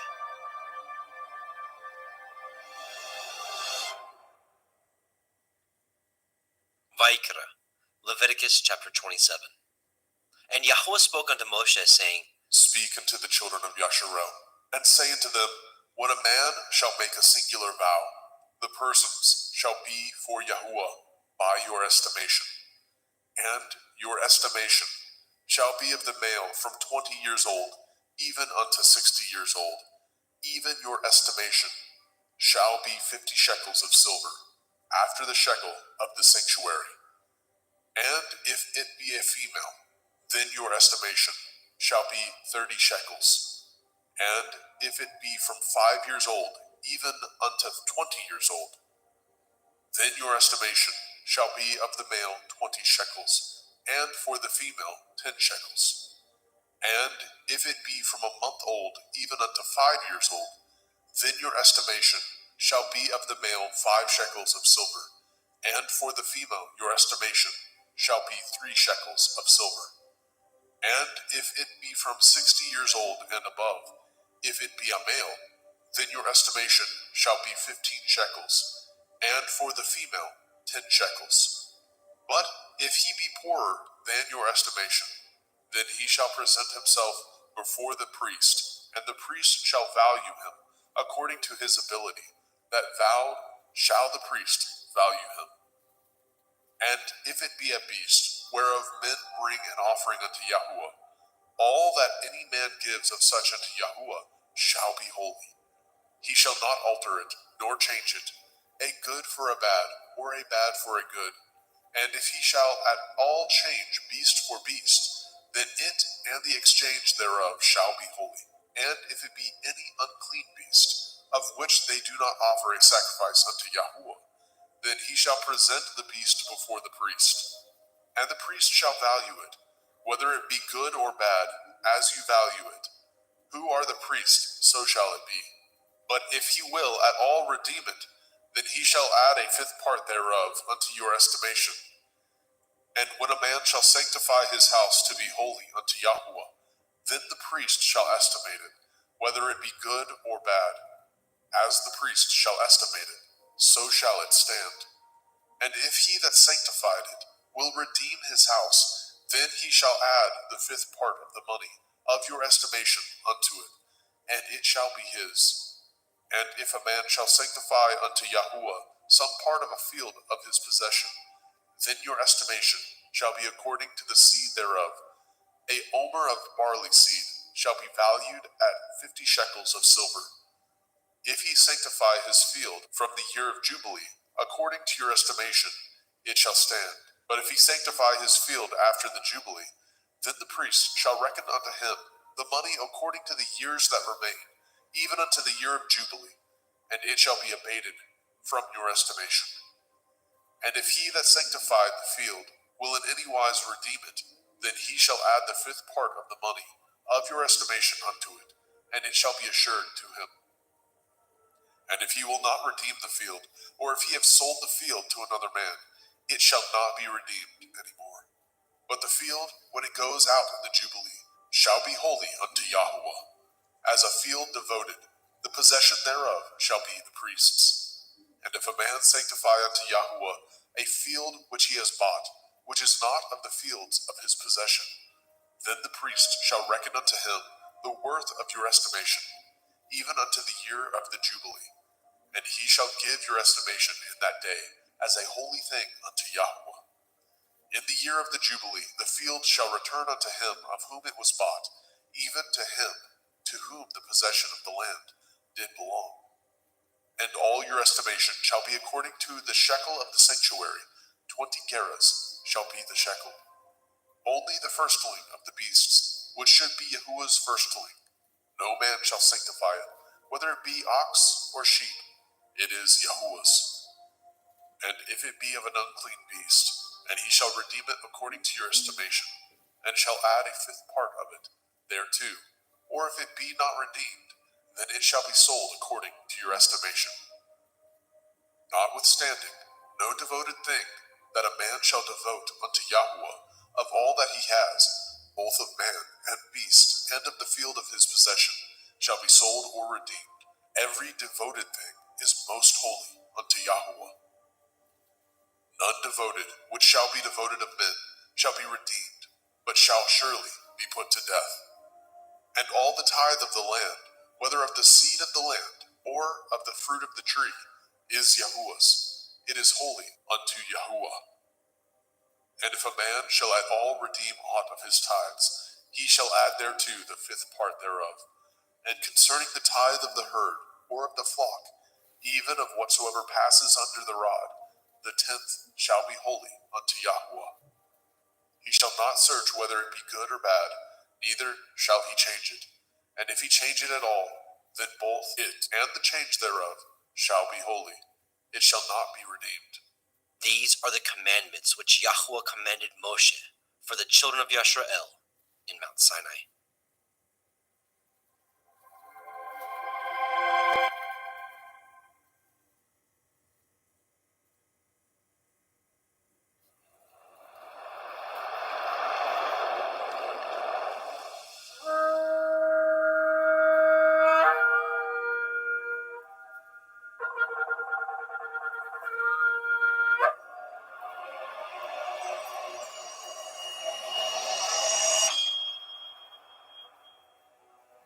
of Shemot. Exodus, chapter 1. Now these are the names of the children of Yasharel, which came into Mitzrayim. Every man and his household came with Jacob: Reuben, Shimon, Levi, Yehudah, Issachar, Zebulun, and Benjamin, Dan, Naphtali, Gad, and Asher. And all the souls that came out of the loins of Jacob were 70 souls, for Joseph was in Mitzrayim already. And Joseph died, and all his brethren, and all that generation. And the children of Yasharel were fruitful, and increased abundantly, and multiplied, and waxed exceeding mighty, and the land was filled with them. Now there arose up a new king over Mitzrayim, which knew not Joseph. And he said unto his people, Behold, the people of the children of Yasharel are more and mightier than we.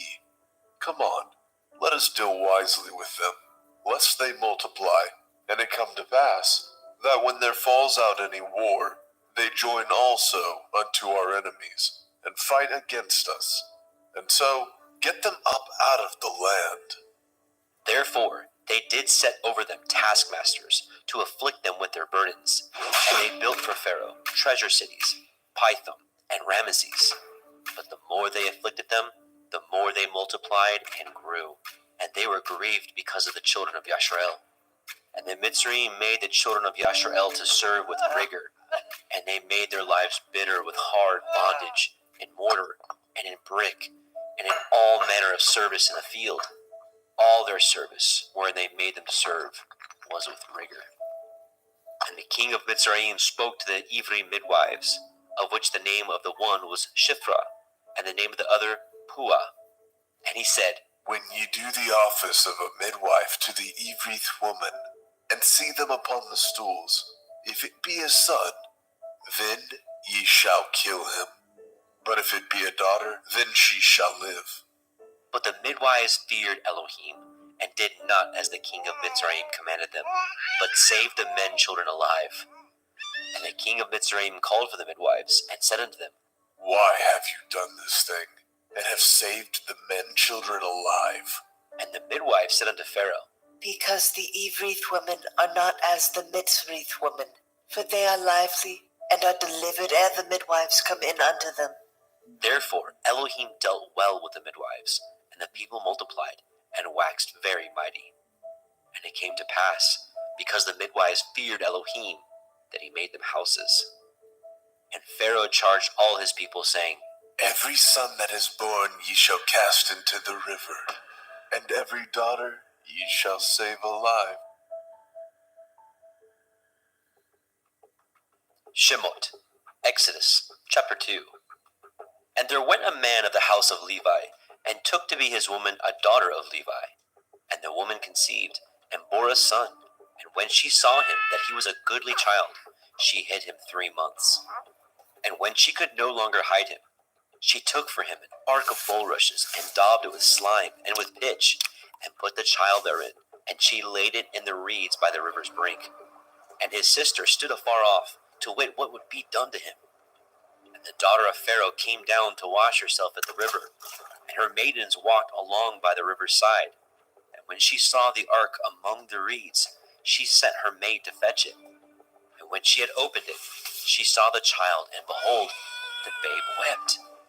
And she had compassion on him, and said, This is one of the Ivrim children.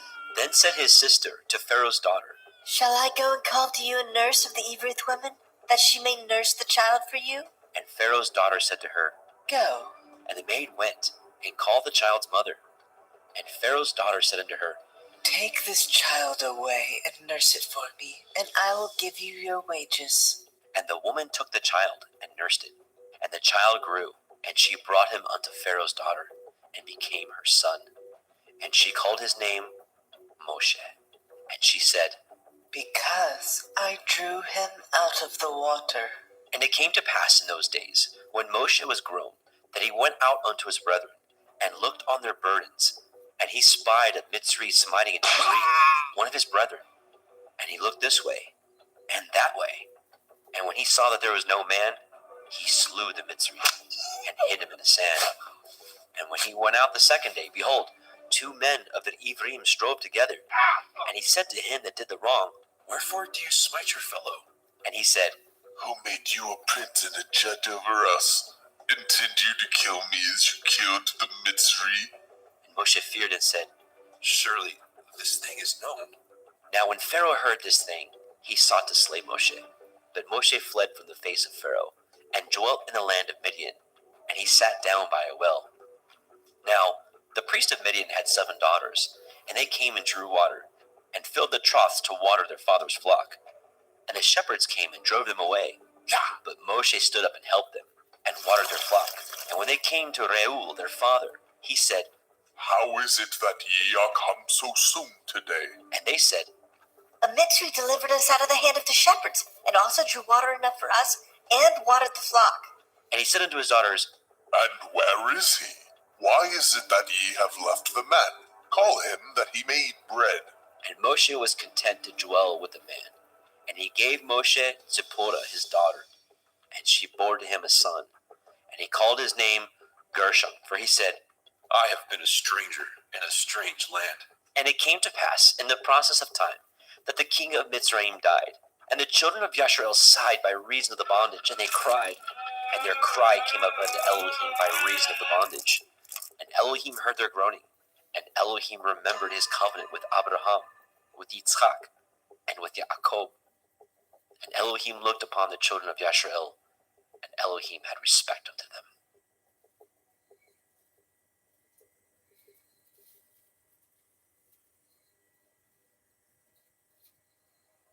Shemot, Exodus, chapter 3. Now Moshe kept the flock of Yitro his father-in-law, the priest of Midian, and he led the flock to the backside of the desert, and came to the mountain of Elohim, even to Horeb. And the angel of Yahweh appeared unto him in a flame of fire, out of the midst of a thorn bush. And he looked, and behold, the thorn bush burned with fire, and the thorn bush was not consumed. And Moshe said, I will now turn aside and see this great sight, why the thorn bush is not burnt. And when Yahweh saw that he turned aside to see, Elohim called unto him out of the midst of the thorn bush, and said, Moshe, Moshe. And he said, Here am I. And he said, Draw not nigh hither. Put off your shoes from off your feet, for the place whereon you stand is holy ground. Moreover he said, I am the Elohai of your father, the Elohai of Abraham, the Elohai of Yitzhak, and the Elohai of Yaakov. And Moshe hid his face, for he was afraid to look upon Elohim. And Yahweh said, I have surely seen the affliction of my people, which are in Mitzrayim, and have heard their cry by reason of their taskmasters. For I know their sorrows, and I am come down to deliver them out of the hand of the Mitzrayim, and to bring them up out of that land unto a good land, and a large, unto a land flowing with milk and honey, unto the place of the Canaanim, and the Hittim, and the Amorim, and the Perizim, and the Hivim, and the Yevusim. Now therefore, behold, the cry of the children of Yasharel is come unto me, and I have also seen the oppression wherewith the Mitzrayim oppress them. Come now therefore, I will send you unto Pharaoh, that you may bring forth my people, the children of Yasharel, out of Mitzrayim. And Moshe said unto Elohim, Who am I, that I should go unto Pharaoh, and that I should bring forth the children of Yasharel out of Mitzrayim? And he said, Certainly I will be with you, and this shall be a sign unto you, that I have sent you. When you have brought forth the people out of Mitzrayim, ye shall serve Elohim upon this mountain. And Moshe said unto Elohim, Behold, when I come unto the children of Yasharel, and say unto them, The Elohai of your fathers has sent me unto you, and they shall say unto me, What is his name? What shall I say unto them? And Elohim said unto El Moshe, Ahaya Asher Ahaya, I am that I am.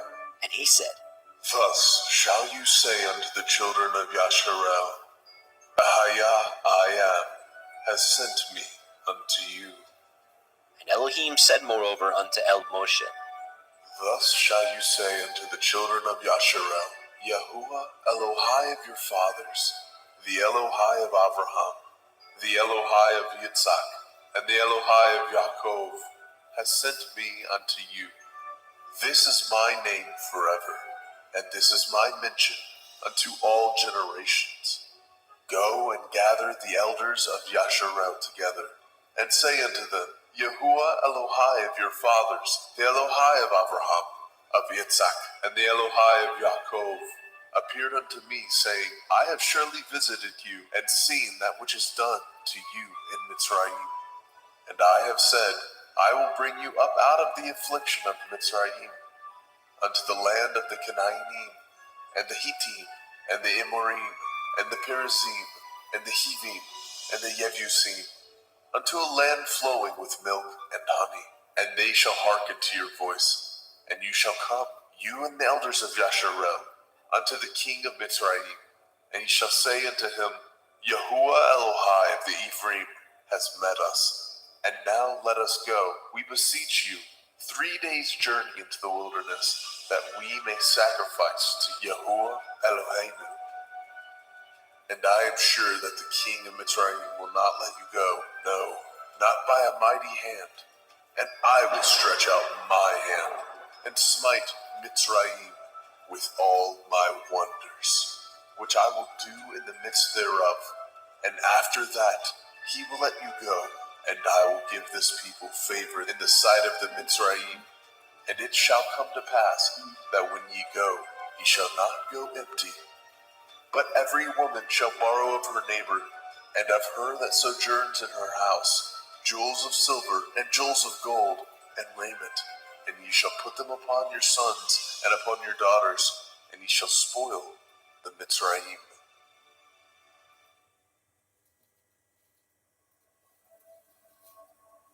Shemot, Exodus, chapter 4.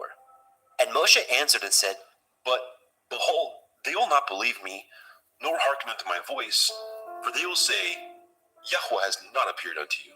And Yahweh said unto him, What is that in your hand? And he said, A rod? And he said, Cast it on the ground. And he cast it on the ground, and it became a serpent. And Moshe fled from before it. And Yahweh said unto Moshe, Put forth your hand, and take it by the tail. And he put forth his hand, and caught it, and it became a rod in his hand. That they may believe that Yahuwah Elohai of their fathers, the Elohai of Abraham, the Elohai of Yitzhak, and the Elohai of Yaakov, has appeared unto you. And Yahweh said furthermore unto him, Put now your hand into your bosom. And he put his hand into his bosom. And when he took it out, behold, his hand was leprous as snow. And he said, Put your hand into your bosom again. And he put his hand into his bosom again, and plucked it out of his bosom. And behold, it was turned again as his other flesh. And it shall come to pass, if they will not believe you, neither hearken to the voice of the first sign, that they will believe the voice of the latter sign. And it shall come to pass, if they will not believe also these 2 signs, neither hearken unto your voice, that you shall take of the water of the river, and pour it upon the dry land, and the water which you take out of the river shall become blood upon the dry land. And Moshe said unto Yahweh, O my Adonai, I am not eloquent, neither heretofore, nor since you have spoken unto your servant, but I am slow of speech, and of a slow tongue.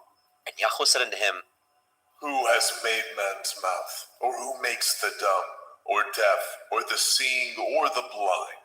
Have not I, Yahweh?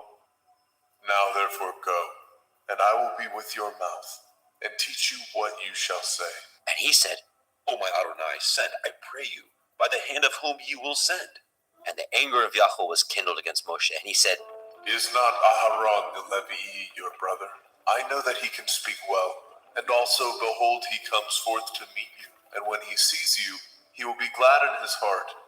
And you shall speak unto him, and put the words in his mouth, and I will be with your mouth, and with his mouth, and will teach you what ye shall do. And he shall be your spokesman unto the people, and he shall be, even he shall be to you, instead of a mouth, and you shall be to him instead of Elohim. And you shall take this rod in your hand, wherewith you shall do signs. And Moshe went and returned to Yitro his father-in-law, and said unto him, Let me go, I pray you, and return unto my brethren which are in Mitzrayim, and see whether they be yet alive. And Yitro said unto Moshe, Go in peace. And Yahweh said unto Moshe in Midian, Go, return into Mitzrayim, for all the men are dead which sought your life. And Moshe took his woman and his sons, and set them upon an ass, and he returned to the land of Mitzrayim. And Moshe took the rod of Elohim in his hand. And Yahweh said unto Moshe, When you go to return into Mitzrayim, see that you do all those wonders before Pharaoh, which I have put into your hand. But I will harden his heart, that he shall not let the people go. And you shall say unto Pharaoh, Thus says Yahuwah, Yasharel is my son, even my firstborn. And I say unto you, Let my son go, that he may serve me. And if you refuse to let him go, behold, I will slay your son, even your firstborn. And it came to pass by the way in the inn that Yahweh met him, and sought to kill him. Then Zipporah took a sharp stone, and cut off the foreskin of her son, and cast it at his feet, and said, Surely a bloody man are you to me. So he let him go. Then she said, A bloody man you are, because of the circumcision. And Yahweh said to El Aharon, Go into the wilderness to meet Moshe. And he went, and met him in the mount of Elohim, and kissed him. And Moshe told Aharon all the words of Yahweh who had sent him, and the signs which he had commanded him. And Moshe and Aharon went and gathered together all the elders of the children of Yasharel. And Aharon spoke all the words which Yahweh had spoken unto Moshe, and did the signs in the sight of the people. And the people believed. And when they heard that Yahweh had visited the children of Yasharel, and that he had looked upon their affliction, then they bowed their heads and worshipped.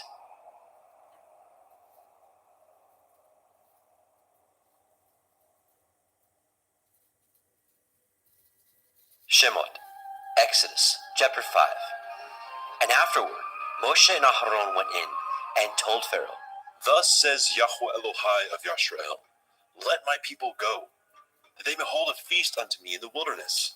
And Pharaoh said, Who is Yahuwah that I should obey his voice to let Yasharel go? I know not Yahuwah, neither will I let Yasharel go. And they said, The Elohai of the Ivrim has met with us. Let us go, we pray you, 3 days' journey into the desert, and sacrifice unto Yahweh Elohim, lest he fall upon us with pestilence, or with a sword. And the king of Mitzrayim said unto them, Wherefore do ye, Moshe and Aaron, let the people from their works get you unto your burdens. And Pharaoh said, Behold, the people of the land now are many, and ye make them rest from their burdens. And Pharaoh commanded the same day the taskmasters of the people and their officers, saying, Ye shall no more give the people straw to make brick, as heretofore. Let them go and gather straw for themselves. And the tell of the bricks which they did make heretofore, ye shall lay upon them. Ye shall not diminish aught thereof, for they be idle. Therefore they cry, saying, Let us go and sacrifice to our Elohim. Let their more work be laid upon the men, that they may labor therein, and let them not regard vain words. And the taskmasters of the people went out, and their officers, and they spoke to the people, saying, Thus says Pharaoh, I will not give you straw. Go ye, get you straw where you can find it. Yet not aught of your work shall be diminished. So the people were scattered abroad throughout all the land of Mitzrayim, to gather stubble instead of straw. And the taskmasters hasted them, saying, Fulfill your works, your daily tasks, as when there was straw. And the officers of the children of Yasharel, which Pharaoh's taskmasters had set over them, were beaten, and demanded, Wherefore have ye not fulfilled your task in making brick both yesterday and today as heretofore? Then the officers of the children of Yashrael came and cried unto Pharaoh, saying, Wherefore do you thus with your servants? There is no straw given unto your servants, and they say to us, Make brick, and behold, your servants are beaten. But the fault is in your own people. But he said, Ye are idle, ye are idle. Therefore ye say, Let us go and do sacrifice to Yahweh. Go therefore now and work, for there shall no straw be given you. Yet shall ye deliver the tale of bricks. And the officers of the children of Yashrael did see that they were in an evil case. After it was said, Ye shall not diminish all of your bricks from your daily task. and they met Moshe and Aharon, who stood in the way, as they came forth from Pharaoh. And they said unto them, Yahuwah, look upon you and judge, because ye have made our savor to be abhorred in the eyes of Pharaoh, and in the eyes of his servants, to put a sword in their hand to slay us. And Moshe returned unto Eliyahu and said, Adonai, wherefore have you so evil entreated this people? Why is it that you have sent me? For since I came to Pharaoh to speak in your name, he has done evil to the people. Neither have you delivered your people at all. Shemot, Exodus, chapter 6. Then Yahweh said unto Moshe, Now shall you see what I will do to Pharaoh, for with a strong hand shall he let them go, and with a strong hand shall he drive them out of his land. And Elohim spoke unto Moshe, and said unto him, I am Yahuwah, and I appeared unto El Abraham, unto El Yitzhak, and unto El Yaakov, by El Shaddai. But by my name Yahuwah was I not known to them. And I have also established my covenant with them, to give them the land of Canaan, the land of their pilgrimage, wherein they were strangers. And I have also heard the groanings of the children of Yasharel, whom the Mitzrayim keep in bondage, and I have remembered my covenant. Wherefore say unto the children of Yasharel, I am Yahuwah, and I will bring you out from under the burdens of the Mitzrayim, and I will rid you out of their bondage, and I will redeem you with a stretched out arm, and with great judgments. And I will take you to me for a people, and I will be to you Elohim, and ye shall know that I am Yahuwah Elohim, which brings you out from under the burdens of the Mitzrayim. And I will bring you into the land concerning the which I did swear to give it to Abraham, to Yitzhak, and to Yaakov, and I will give it to you for a heritage. I am Yahuwah. And Moshe spoke so unto the children of Yashrael, but they hearkened not unto Moshe, for anguish of the Ruach, and for cruel bondage. And Yahweh spoke unto Moshe, saying, Go in, speak unto Pharaoh, king of Mitzrayim, that he let the children of Yasharel go out of his land. And Moshe spoke before Yahweh, saying, Behold, the children of Yasharel have not hearkened unto me. How then shall Pharaoh hear me, who am of uncircumcised lips? And Yahweh spoke unto El Moshe and unto El Aharon, and gave them a charge unto the children of Yasharel and unto Pharaoh, king of Mitzrayim, to bring the children of Yasharel out of the land of Mitzrayim. These be the heads of their fathers' houses, the sons of Reuben, the firstborn of Yasharel, Chanok, and Palu, and Chetzron, and Carmi. These be the families of Reuben. And the sons of Shimon, Yemuel, and Yamin, and Ochad, and Yakin, and Tzochar, and Shaul, the son of the Canaanite woman. These are the families of Shimon. And these are the names of the sons of Levi, according to their generations, Gershon, and Kohath, and Merari. And the years of the life of Levi were 137 years. The sons of Gershon, Livni, and Shimei, according to their families. And the sons of Kohath, Amram, and Yitzchar, and Hebron, and Uziel. And the years of the life of Kohath were 133 years. And the sons of Merari, Machli, and Mushi. These are the families of Levi, according to their generations. And Amram took Jochebed, his father's sister, to be his woman, And she bore him Aaron and Moshe, and the years of the life of Amram were 137 years. And the sons of Yitzchar, Korach, and Nepheg, and Zikri, and the sons of Uziel, Mishael, and Elishaphan, and Chitrai. And Aaron took him Elisheba, daughter of Aminadab, sister of Nachshon, to be his woman. And she bore him Nadab, and Abihu, and Eleazar, and Ithamar. And the sons of Korach, Asir, Elkanah, Avisaph. These are the families of the Korchai. And Eleazar, Aaron's son, took him one of the daughters of Putiel to be his woman, and she bore him Phinehas. These are the heads of the fathers of the Leviim, according to their families. These are that Aaron and Moshe, to whom Yahweh said, bring out the children of Yasharel from the land of Mitzrayim, according to their families. These are they which spoke to Pharaoh, king of Mitzrayim, to bring out the children of Yasharel from Mitzrayim. These are that Moshe and Aaron.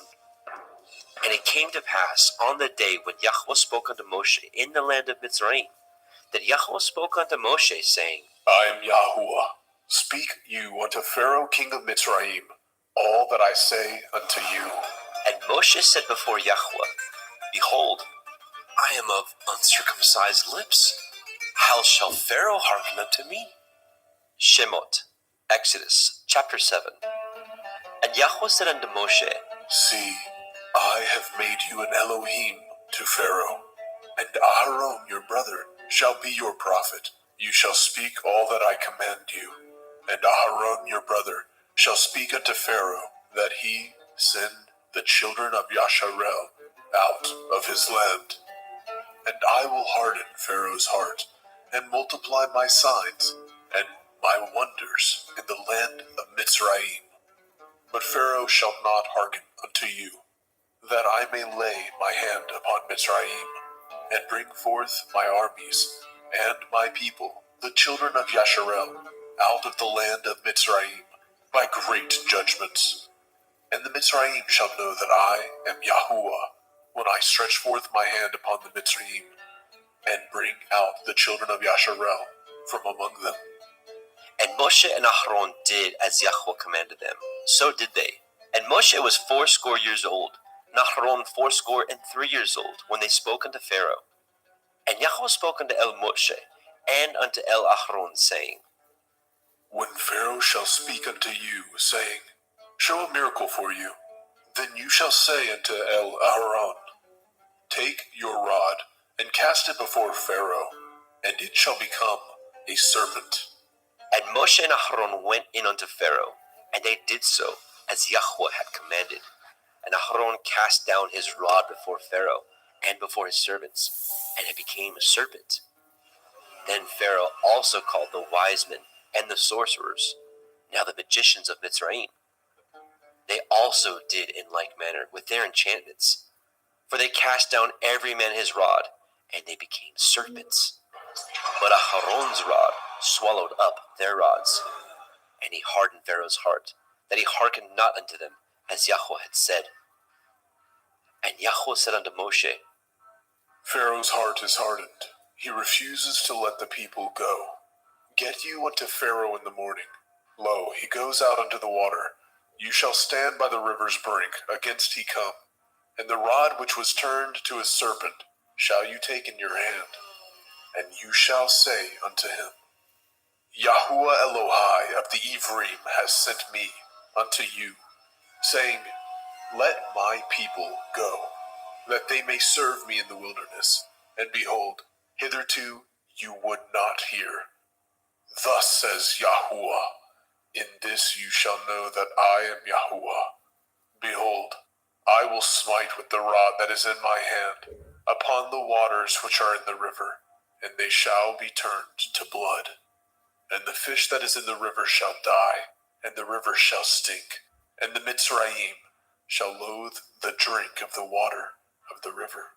And Yahweh said unto Moshe, Say unto Aaron, Take your rod, and stretch out your hand upon the waters of Mitzrayim, upon their streams, upon their rivers, and upon their ponds, and upon all their pools of water, that they may become blood, and that there may be blood throughout all the land of Mitzrayim, both in vessels of wood and in vessels of stone. And Moshe and Aharon did so, as Yahweh commanded. And he lifted up the rod, and smote the waters that were in the river, in the sight of Pharaoh, and in the sight of his servants. And all the waters that were in the river were turned to blood. And the fish that was in the river died. And the river stank. And the Mitzrayim could not drink of the water of the river, and there was blood throughout all the land of Mitzrayim. And the magicians of Mitzrayim did so with their enchantments, and Pharaoh's heart was hardened, neither did he hearken unto them, as Yahweh had said. And Pharaoh turned and went into his house, neither did he set his heart to this also. And all the Mitzrayim dug round about the river for water to drink, for they could not drink of the water of the river. And 7 days were fulfilled after that Yahweh had smitten the river.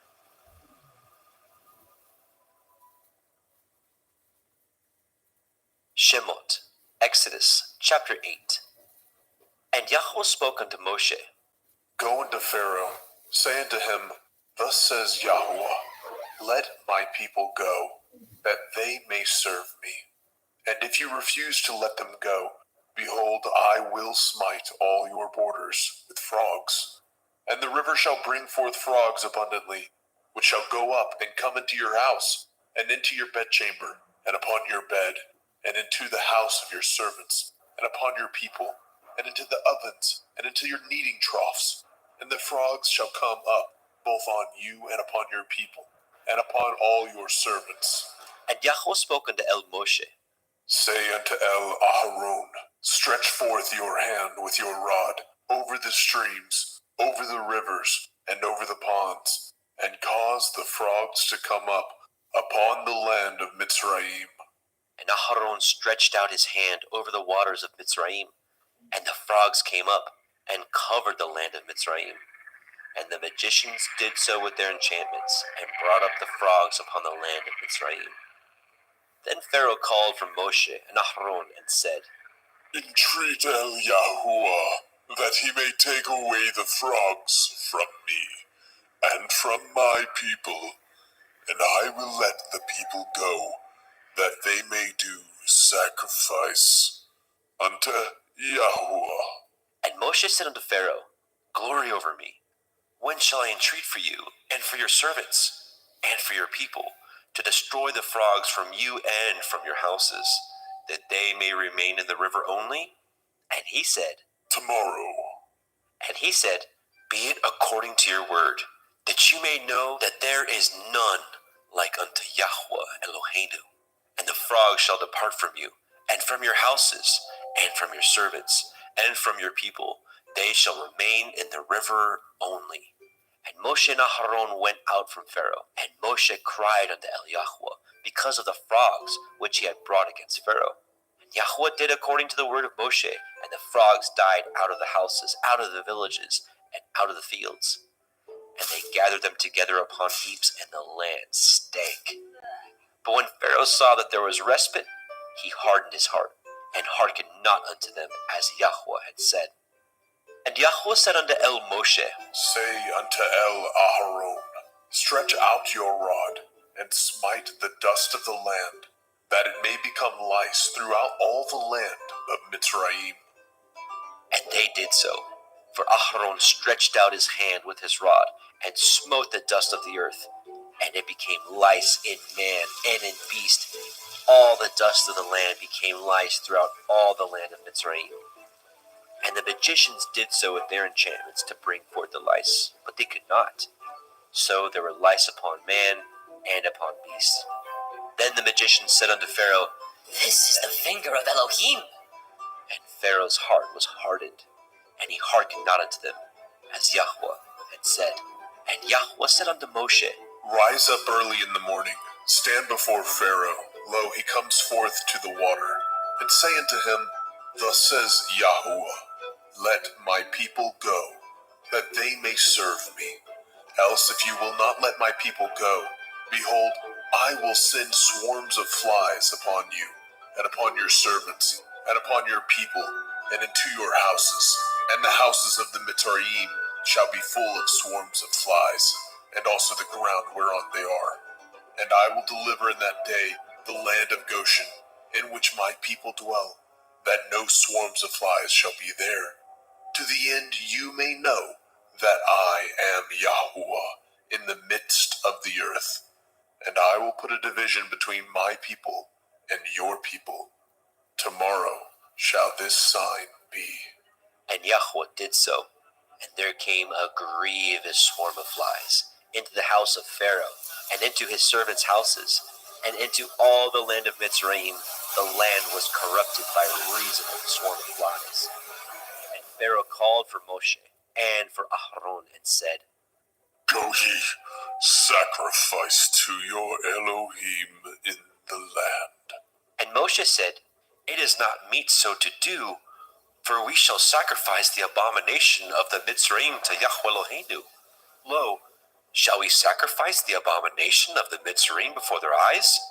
And will they not stone us? We will go 3 days' journey into the wilderness, and sacrifice to Yahweh Eloheinu, as he shall command us. And Pharaoh said, I will let you go, that ye may sacrifice to Yahuwah Elohika in the wilderness.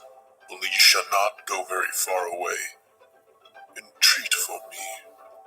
And Moshe said, Behold, I go out from you, and I will entreat El Yahuwah, that the swarms of flies may depart from Pharaoh, from his servants, and from his people, tomorrow.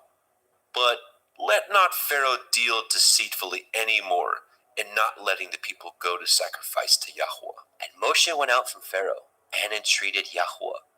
And Yahuwah did according to the word of Moshe, and he removed the swarms of flies from Pharaoh, from his servants, and from his people. There remained not one. And Pharaoh hardened his heart at this time also, neither would he let the people go.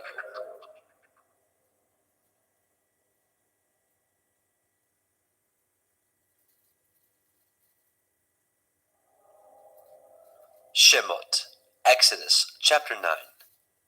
Then Yahweh said unto El Moshe, Go in unto Pharaoh, and tell him, Thus says Yahuwah Elohai of the Ephraim, Let my people go, that they may serve me.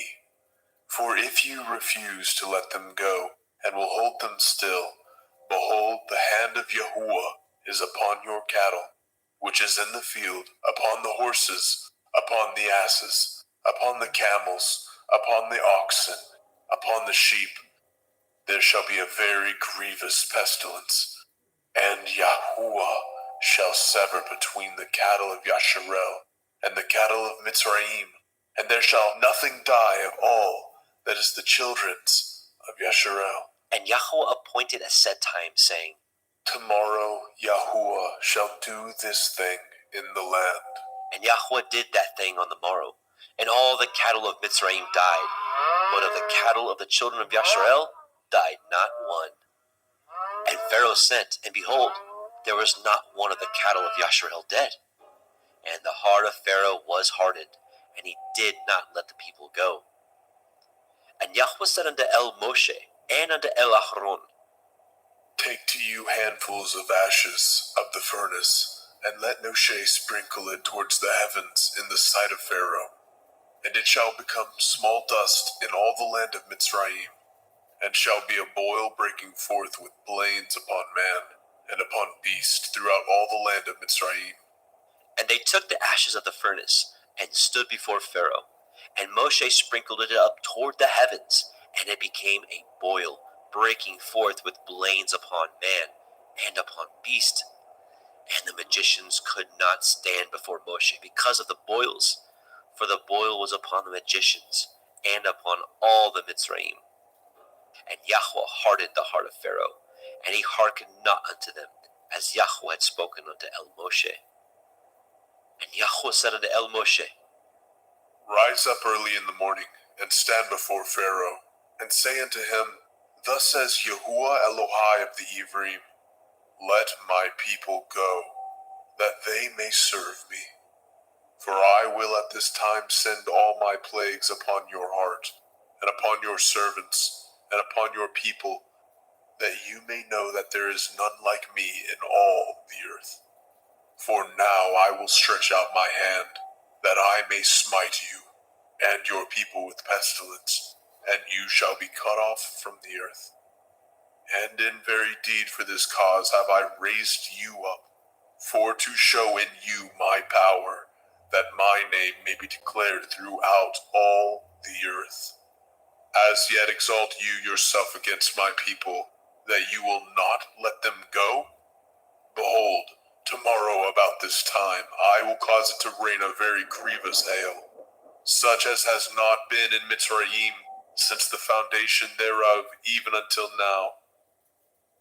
Send therefore now and gather your cattle, and all that you have in the field, for upon every man and beast which shall be found in the field, and shall not be brought home, the hail shall come down upon them, and they shall die. He that feared the word of Yahweh among the servants of Pharaoh made his servants and his cattle flee into the houses. And he that regarded not the word of Yahweh left his servants and his cattle in the field. And Yahweh said unto El Moshe, Stretch forth your hand towards the heavens, that there may be hail in all the land of Mitzrayim, upon man and upon beast, and upon every herb of the field, throughout the land of Mitzrayim.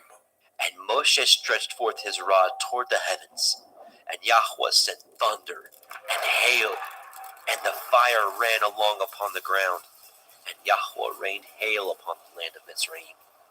So there was hail, and fire mingled with the hail, very grievous, such as there was none like it in all the land of Mitzrayim, since it became a nation.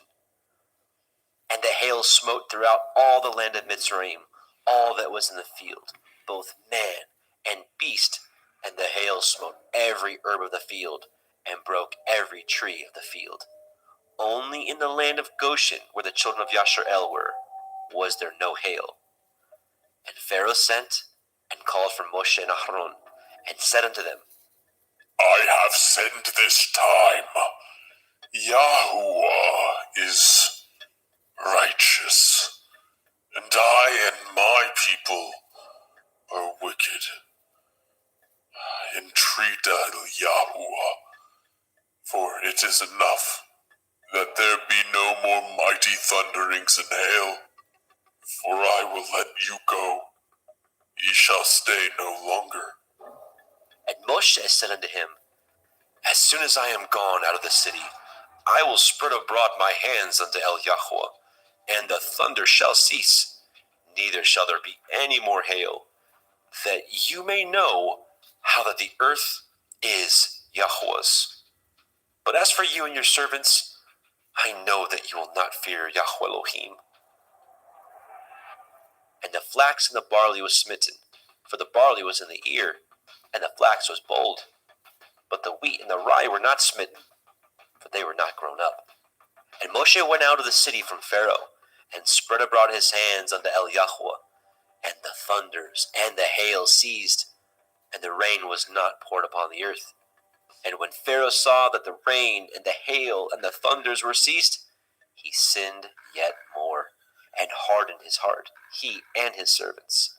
And the heart of Pharaoh was hardened, neither would he let the children of Yashar'el go, as Yahweh had spoken by Moshe. Shemot, Exodus, chapter 10. And Yahweh said unto El Moshe, Go in unto Pharaoh, for I have hardened his heart, and the heart of his servants, that I might show these my signs before him, and that you may tell in the ears of your son, and of your son's son, what things I have wrought in Mitzrayim, and my signs which I have done among them, that ye may know how that I am Yahuwah. And Moshe and Aharon came in unto Pharaoh, and said unto him, Thus says Yahweh Elohai of the Ephraim, How long will you refuse to humble yourselves before me? Let my people go, that they may serve me.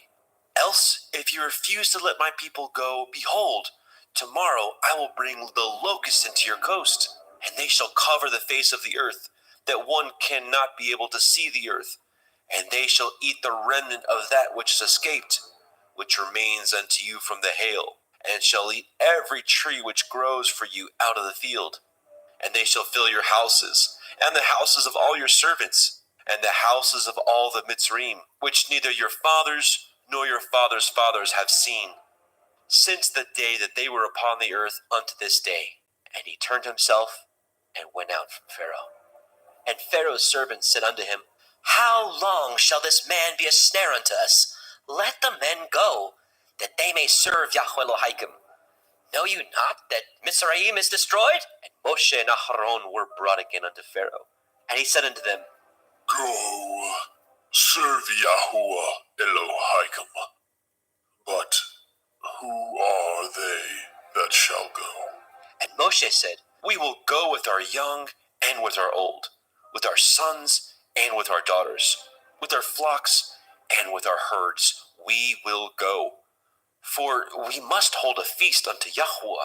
And he said unto them, Let Yahweh be so with you, as I will let you go, and your little ones. Look to it, for evil is before you. Not so. Go now, ye that are men, and serve Yahweh, for that ye did desire. And they were driven out from Pharaoh's presence. And Yahweh said unto Moshe, Stretch out your hand over the land of Mitzrayim for the locusts, that they may come up upon the land of Mitzrayim, and eat every herb of the land, even all that the hail has left. And Moshe stretched forth his rod over the land of Mitzrayim. And Yahweh brought an east wind upon the land all that day, and all that night. And when it was morning, the east wind brought the locusts. And the locusts went up over all the land of Mitzrayim, and rested in all the coast of Mitzrayim. Very grievous were they. Before them there were no such locusts as they, neither after them shall be such. For they covered the face of the whole earth, so that the land was darkened, and they did eat every herb of the land, and all the fruit of the trees which the hail had left, and there remained not any green thing in the trees, or in the herbs of the field, through all the land of Mitzrayim. Then Pharaoh called for Moshe and Aharon in haste, and he said, I have sinned against Yahweh Elohim, and against you. Now therefore forgive, I pray you, my sin only this once, and entreat Yahweh Elohim, that he may take away from me this death only. And he went out from Pharaoh, and entreated Yahweh. And Yahweh turned a mighty strong west wind, which took away the locusts, and cast them into the Red Sea. There remained not one locust in all the coasts of Mitzrayim. But Yahweh hardened Pharaoh's heart, so that he would not let the children of Yasharel go. And Yahweh said unto Moshe, Stretch out your hand towards the heavens, that there may be darkness over the land of Mitzrayim, even darkness which may be felt. And Moshe stretched forth his hand toward the heavens, and there was a thick darkness in all the land of Mitzrayim 3 days. They saw not one another, neither rose any from his place for 3 days. But all the children of Yasharel had light in their dwellings. And Pharaoh called unto Moshe and said, Go ye, serve Yahweh, only let your flocks and your herds be stayed. Let your little ones also go with you. And Moshe said, You must give us also sacrifices and burnt offerings, that we may sacrifice unto Yahweh Eloheinu. Our cattle also shall go with us. There shall not a hoof be left behind. For thereof must we take to serve Yahweh Eloheinu.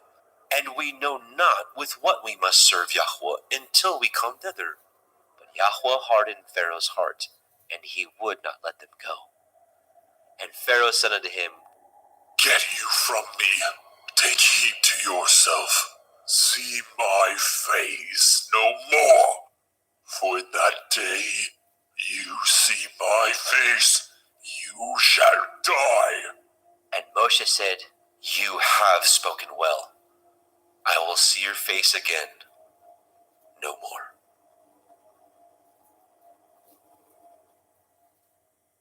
Shemot, Exodus chapter 11.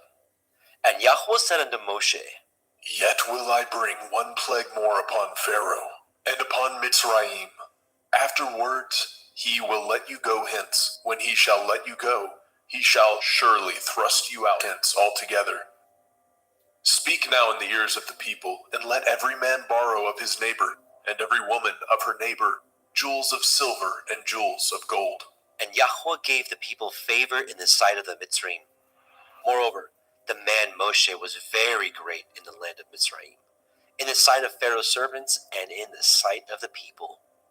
And Moshe said, Thus says Yahweh, about midnight will I go out into the midst of Mitzrayim, and all the firstborn in the land of Mitzrayim shall die, from the firstborn of Pharaoh that sits upon his throne, even unto the firstborn of the maidservant that is behind the mill, and all the firstborn of beasts. And there shall be a great cry throughout all the land of Mitzrayim, such as there was none like it, nor shall be like it any more.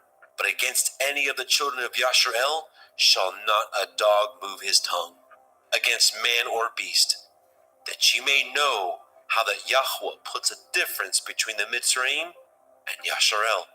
And all these your servants shall come down unto me, and bow down themselves unto me, saying, Get you out, and all the people that follow you. And after that I will go out. And he went out from Pharaoh in great anger. And Yahweh said unto Moshe, Pharaoh shall not hearken unto you, that my wonders may be multiplied in the land of Mitzrayim. And Moshe and Aharon did all these wonders before Pharaoh. And Yahweh hardened Pharaoh's heart, so that he would not let the children of Yasharel go out of his land. Shemot, Exodus chapter 12. And Yahweh spoke unto El Moshe and El Aharon in the land of Mitzrayim, saying, This month shall be unto you the beginning of months. It shall be the first month of the year to you.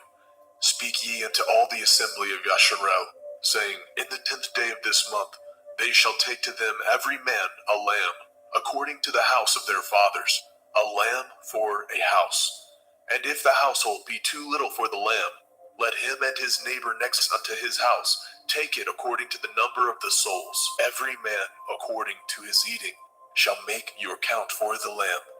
Your lamb shall be without blemish, a male of the first year. Ye shall take it out from the sheep or from the goats, and ye shall keep it up until the 14th day of the same month. And the whole multitude of the assembly of Yasharel shall kill it in the evening. And they shall take of the blood, and strike it on the two sides of the posts, and on the upper doorposts of the houses, wherein they shall eat it. And they shall eat the flesh in that night, roast with fire, and matzah, unleavened bread. And with bitter herbs they shall eat it. Eat not of it raw, nor sodden at all with water, but roast with fire, his head with his legs, and with the purtenance thereof. And ye shall let nothing of it remain until the morning, and that which remains of it until the morning ye shall burn with fire. And thus shall ye eat it, with your loins girded, your shoes on your feet, and your staff in your hand. And ye shall eat it in haste. It is Yahuwah's Pesach. For I will pass through the land of Mitzrayim this night, and will smite all the firstborn in the land of Mitzrayim, both man and beast. And against all the Elohai of Mitzrayim I will execute judgment. I am Yahuwah. And the blood shall be to you for a mark upon the houses where ye are. And when I see the blood, I will pass over you.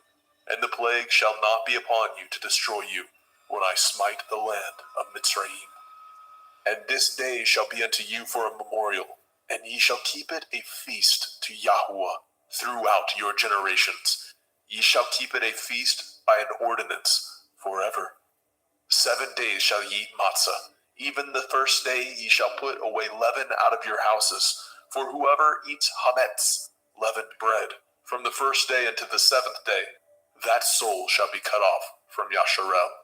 And in the first day there shall be a holy assembly, and in the 7th day there shall be a holy assembly to you. No manner of work shall be done in them, save that which every man must eat, that only may be done of you. And ye shall guard the feast of matzah, unleavened bread. For in this selfsame day have I brought your armies out of the land of Mitzrayim. Therefore shall ye guard this day in your generations by an ordinance forever. In the 1st day, on the 14th day of the month at evening, ye shall eat matzah, until the 21st day of the month at evening. 7 days shall there be no hametz found in your houses, for whosoever eats that which is with hametz, leaven, even that soul shall be cut off from the assembly of Yasharel, whether he be a stranger or born in the land. Ye shall eat nothing with hametz. In all your habitations shall ye eat matzah.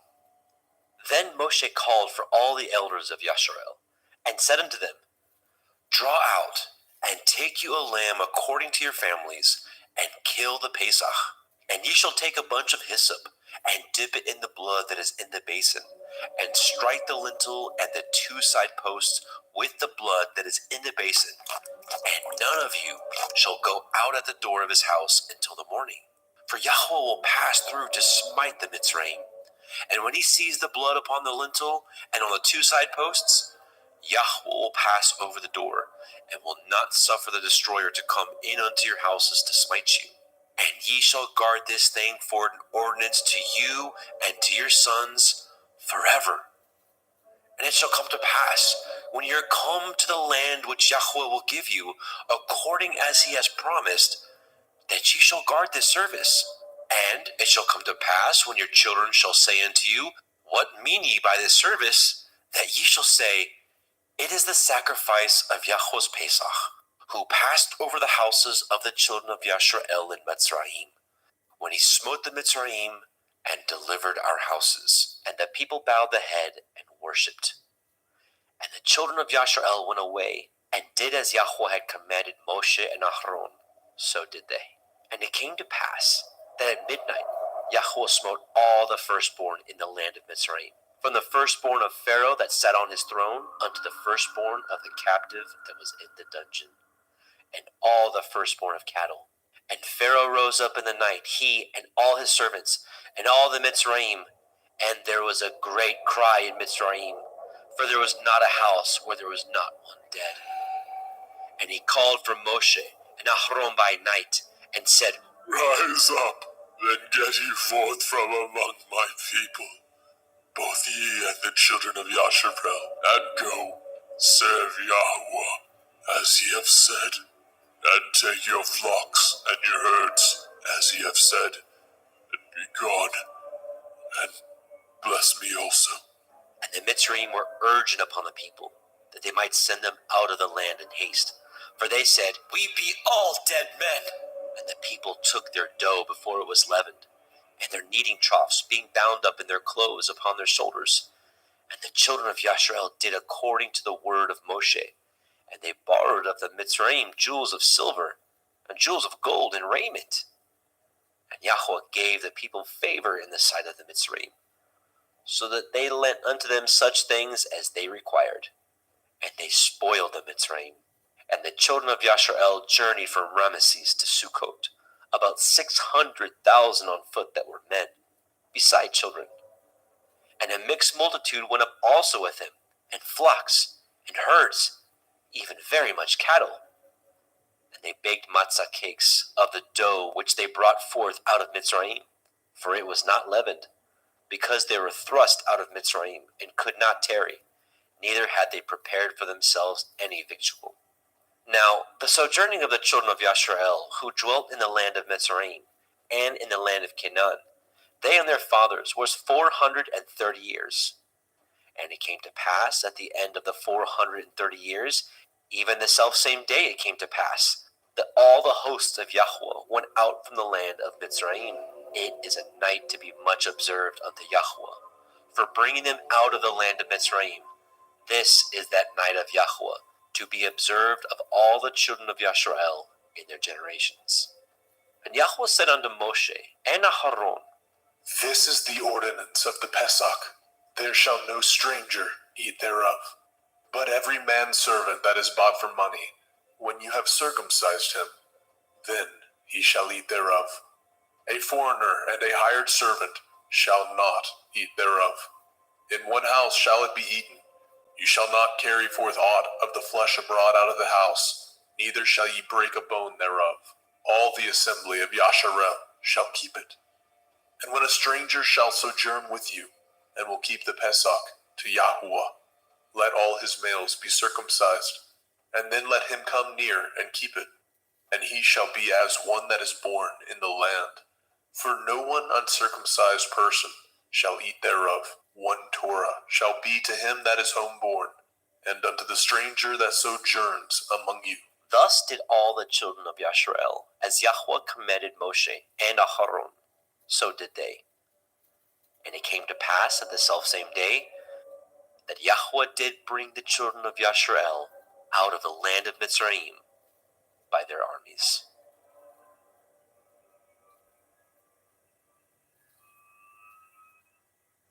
Shemot, Exodus chapter 13.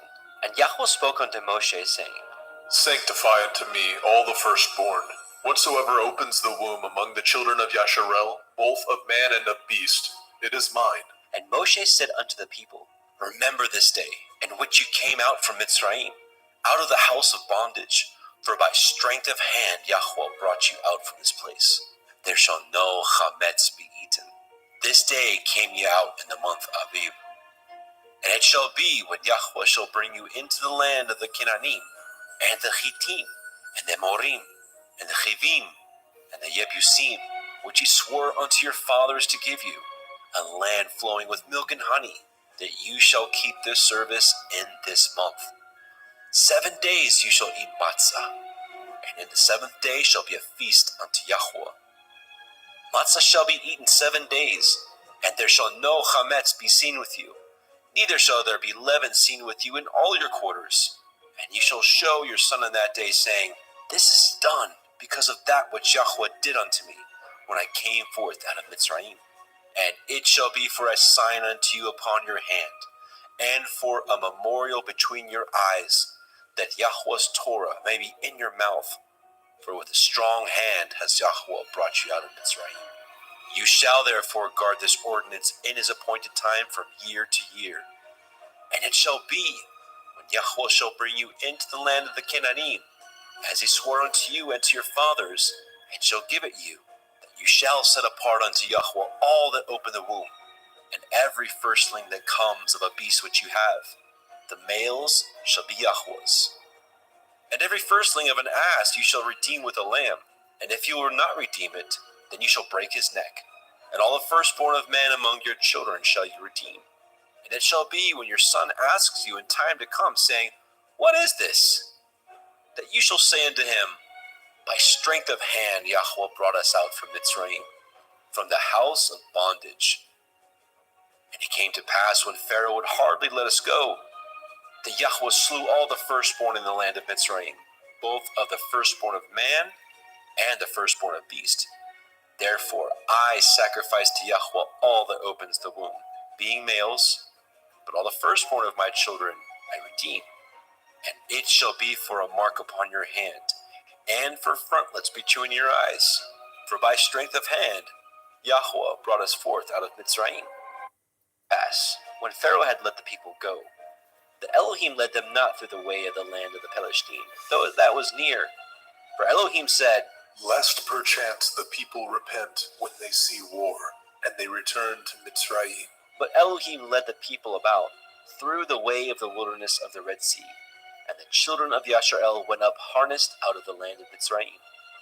And Moshe took the bones of Yosef with him, for he had straitly sworn the children of Yasharel, saying, Elohim will surely visit you, and you will carry up my bones away hence with you.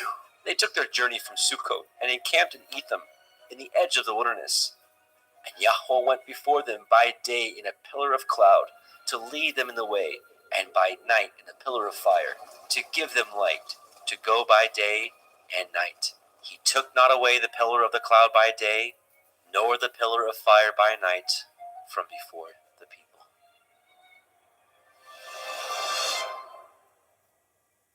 Shemot, Exodus chapter 14. And Yahweh spoke unto Moshe, saying, Speak unto the children of Yasharel, that they turn and encamp before Pi Hachiron, between Migdol and the sea, over against Baal Zephon. Before it shall ye encamp by the sea. For Pharaoh will say of the children of Yasharel, They are entangled in the land, the wilderness has shut them in. And I will harden Pharaoh's heart, that he shall follow after them, and I will be honored upon Pharaoh, and upon all his host, that the Mitzrayim may know that I am Yahuwah. And they did so. And it was told the king of Mitzrayim that the people fled, and the heart of Pharaoh and his servants was turned against the people. And they said, Why have we done this, that we have let Yasharel go from serving us? And he made ready his chariot, and took his people with him. And he took 600 chosen chariots, and all the chariots of Mitzrayim, and captains over every one of them. And Yahweh hardened the heart of Pharaoh, king of Mitzrayim, and he pursued after the children of Yasharel. And the children of Yasharel went out with a high hand. But the Mitzrayim pursued after them, all the horses and chariots of Pharaoh, and his horsemen, and his army, and overtook them encamping by the sea, beside Pi Hachiroth, before Baal Zephon. And when Pharaoh drew nigh, the children of Yasharel lifted up their eyes, and behold, the Mitzrayim marched after them, and they were sore afraid. And the children of Yasharel cried out unto Yahweh. And they said unto Moshe, Because there were no graves in Mitzrayim, have ye taken us away to die in the wilderness? Wherefore have you dealt thus with us, to carry us forth out of Mitzrayim? Is not this the word that we did tell you in Mitzrayim, saying, Let us alone, that we may serve the Mitzrayim? For it had been better for us to serve the Mitzrayim, than that we should die in the wilderness. And Moshe said unto the people, Fear ye not, stand still, and see the Yeshua of Yahuwah, which he will show you today. For the Mitzrayim who ye have seen today, ye shall see them again no more forever. Yahuwah shall fight for you, and ye shall hold your peace. And Yahuwah said unto Moshe, Wherefore cry you unto me? Speak unto the children of Yasharel, that they go forward. But lift up your rod, and stretch out your hand over the sea, and divide it. And the children of Yasharel shall go on dry ground through the midst of the sea. And I, behold, I will harden the hearts of the Mitzrayim, and they shall follow them, and I will get me honor upon Pharaoh, and upon all his host, upon his chariots, and upon his horsemen. And the Mitzrayim shall know that I am Yahuwah, when I have gotten me honor upon Pharaoh, upon his chariots, and upon his horsemen. And the angel of Elohim, which went before the camp of Yasharel, removed and went behind them. And the pillar of the cloud went from before their face, and stood behind them. And it came between the camp of the Mitzrayim and the camp of Yasharel, and it was a cloud and darkness to them, but it gave light by night to these, so that the one came not near the other all night. And Moshe stretched out his hand over the sea, and Yahweh caused the sea to go back by a strong east wind all that night, and made the sea dry land, and the waters were divided.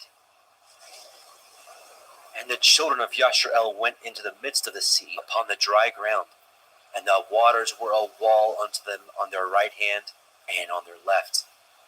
And the Mitzrayim pursued, and went in after them into the midst of the sea, even all Pharaoh's horses, his chariots, and his horsemen. And it came to pass that in the morning watch, Yahweh looked unto the host of the Mitzrayim through the pillar of fire and of the cloud, and troubled the host of the Mitzrayim, and took off their chariot wheels, that they drove them heavily, so that the Mitzrayim said, Let us flee from the face of Yasharel, for Yahweh fights for them against the Mitzrayim. And Yahweh said unto Moshe, Stretch out your hand over the sea, that the waters may come again upon the Mitzrayim, upon their chariots, and upon their horsemen. And Moshe stretched forth his hand over the sea, and the sea returned to his strength when the morning appeared, and the Mitzrayim fled against it. Yahweh overthrew the Mitzrayim in the midst of the sea, and the waters returned and covered the chariots and the horsemen and all the host of Pharaoh that came into the sea after them. There remained not so much as one of them. But the children of Yashrael walked upon dry land in the midst of the sea, and the waters were a wall unto them on their right hand and on their left. Thus Yahweh saved Yashrael that day out of the hand of the Mitzrayim. And Yashrael saw the Mitzrayim dead upon the seashore. And Yashrael saw that great work which Yahweh did upon the Mitzrayim. And the people feared Yahweh and believed Yahweh and his servant Moshe.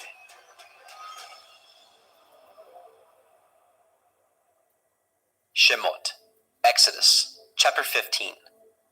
Then sang Moshe and the children of Yashrael this song unto Yahweh, saying, I will sing unto Yahweh, for he has triumphed gloriously. The horse and the rider has he thrown into the sea. Yah is my strength and song, and he has become my Yeshua. He is my El, and I will prepare him a habitation. My father's Elohai, and I will exalt him. Yahweh is a man of war. Yahweh is his name. Pharaoh's chariots and his host has he cast into the sea. His chosen captains also are drowned in the Red Sea. The depths have covered them. They sank into the bottom as a stone.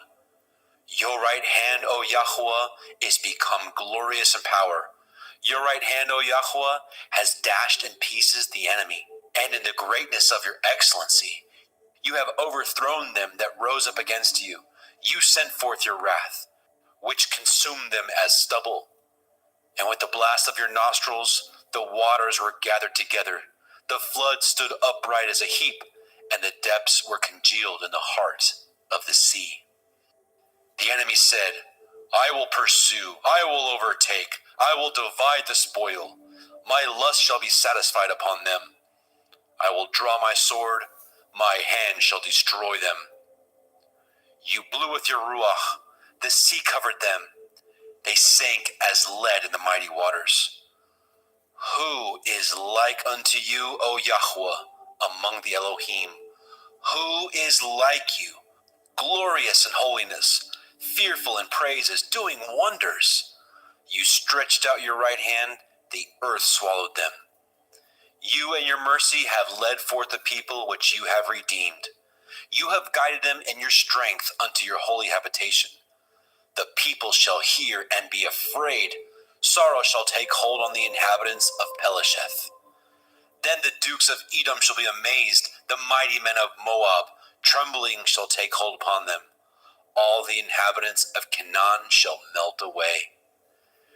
Fear and dread shall fall upon them by the greatness of your arm.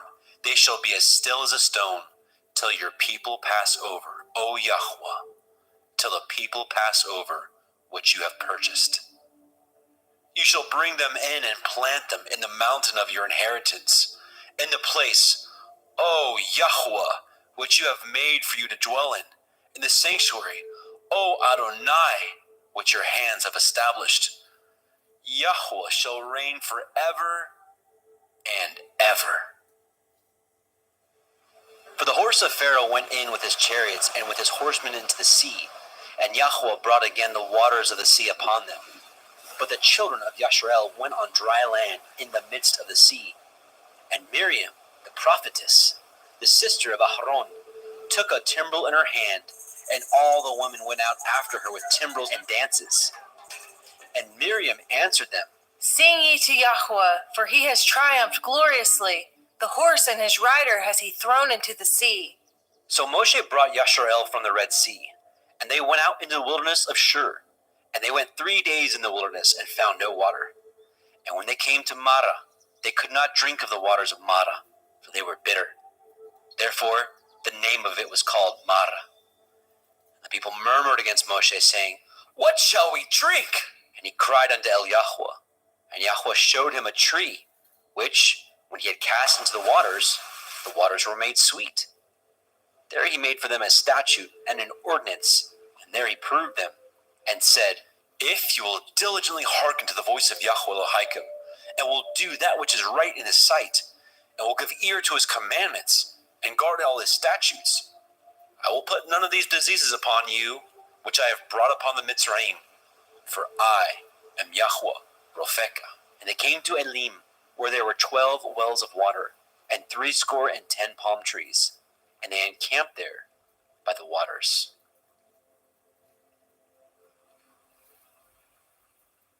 Shemot, Exodus, chapter 16.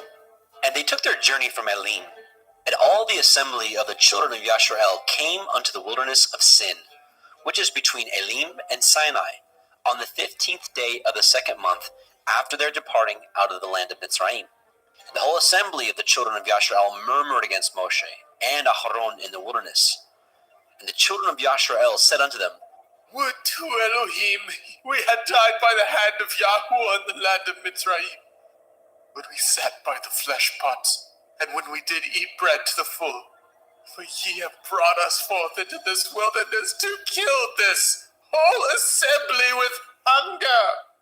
Then said Yahweh unto Moshe, Behold, I will rain bread from heavens for you, and the people shall go out and gather a certain rate every day, that I may prove them, whether they will walk in my Torah or no. And it shall come to pass that on the 6th day they shall prepare that which they bring in, and it shall be twice as much as they gather daily. And Moshe and Aharon said unto all the children of Yashrael, At evening, then ye shall know what Yahweh has brought out of the land of Mitzrayim. And in the morning, then ye shall see the glory of Yahweh, for that he hears your murmurings against Yahweh. And what are we, that ye murmur against us? And Moshe said, This shall be, when Yahweh shall give you in the evening flesh to eat, and in the morning bread to the full, for that Yahweh hears your murmurings which you murmur against him. And what are we?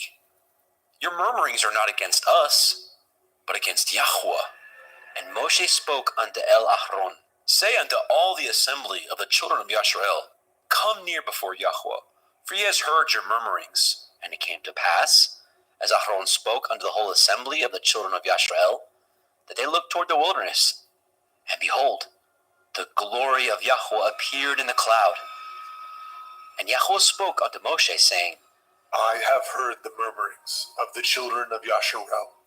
Speak unto them, saying, At evening ye shall eat flesh, and in the morning ye shall be filled with bread, and ye shall know that I am Yahweh Elohim. And it came to pass that at evening the quails came up and covered the camp, and in the morning the dew lay round about the host. And when the dew that lay was gone up, behold, upon the face of the wilderness there lay a small round thing, as small as the hoarfrost on the ground. And when the children of Yashrael saw it, they said one to another, It is manna, for they knew not what it was. And Moshe said unto them, This is the bread which Yahweh has given you to eat. This is the thing which Yahweh has commanded. Gather of it every man according to his eating, an omer for every man, according to the number of your persons. Take you every man for them which are in his tents. And the children of Yashrael did so, and gathered some more, some less. And when they did meet it with an omer, he that gathered much had nothing over, and he that gathered little had no lack. They gathered every man according to his eating.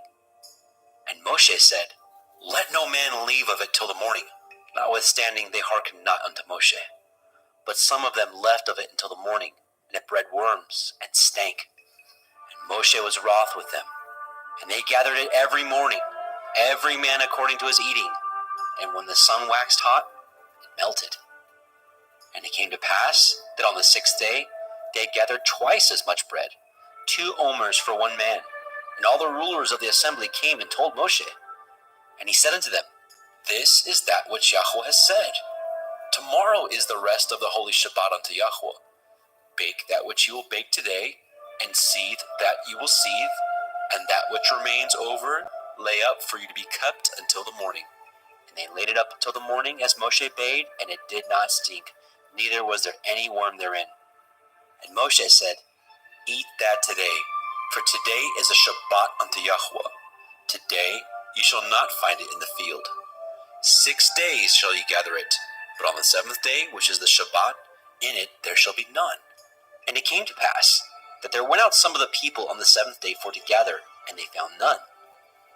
And Yahweh said unto Moshe, How long refuse ye to guard my commandments and my Torah?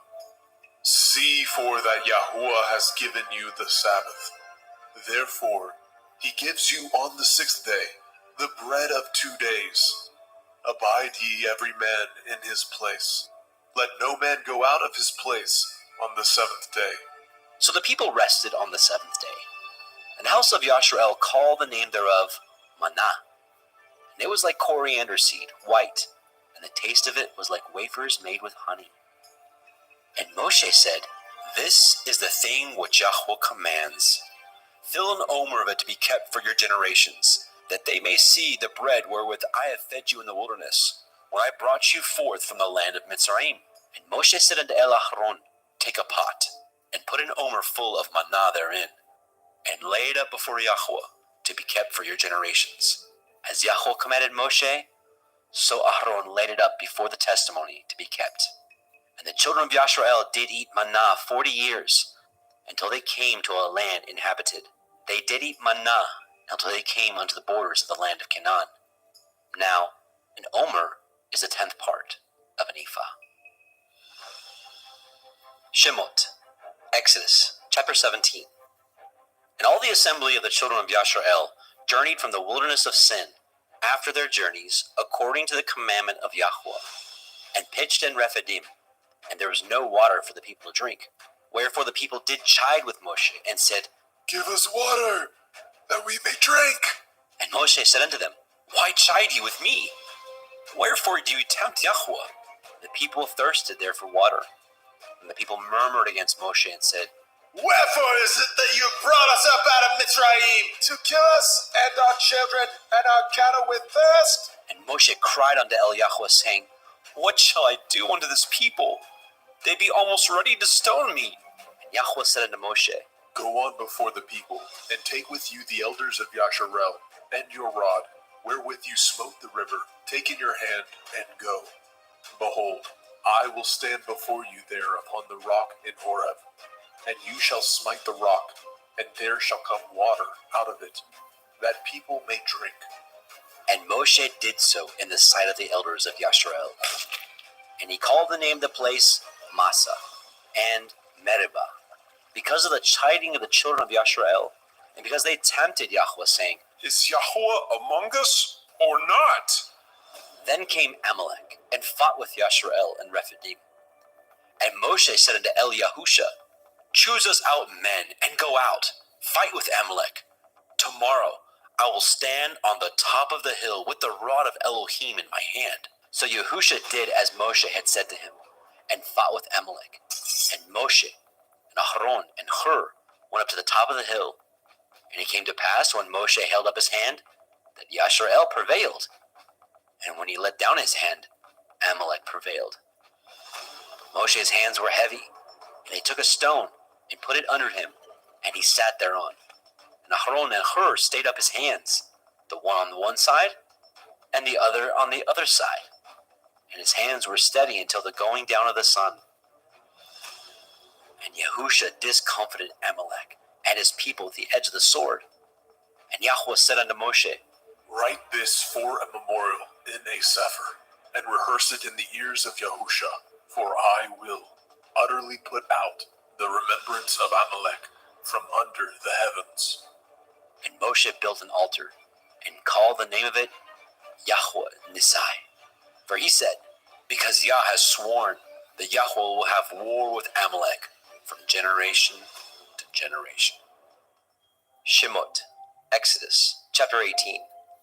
When Yitro, the priest of Midian, Moshe's father-in-law, heard all that Elohim had done for Moshe, and for Yasharel his people, and that Yahweh had brought Yasharel out of Mitzrayim, then Yitro, Moshe's father-in-law, took Zipporah, Moshe's woman, after he had sent her back, and her 2 sons, of which the name of the one was Gershom, For he said, I have been an alien in a strange land. And the name of the other was Eliezer, for the Elohai of my father said he was my help and delivered me from the sword of Pharaoh.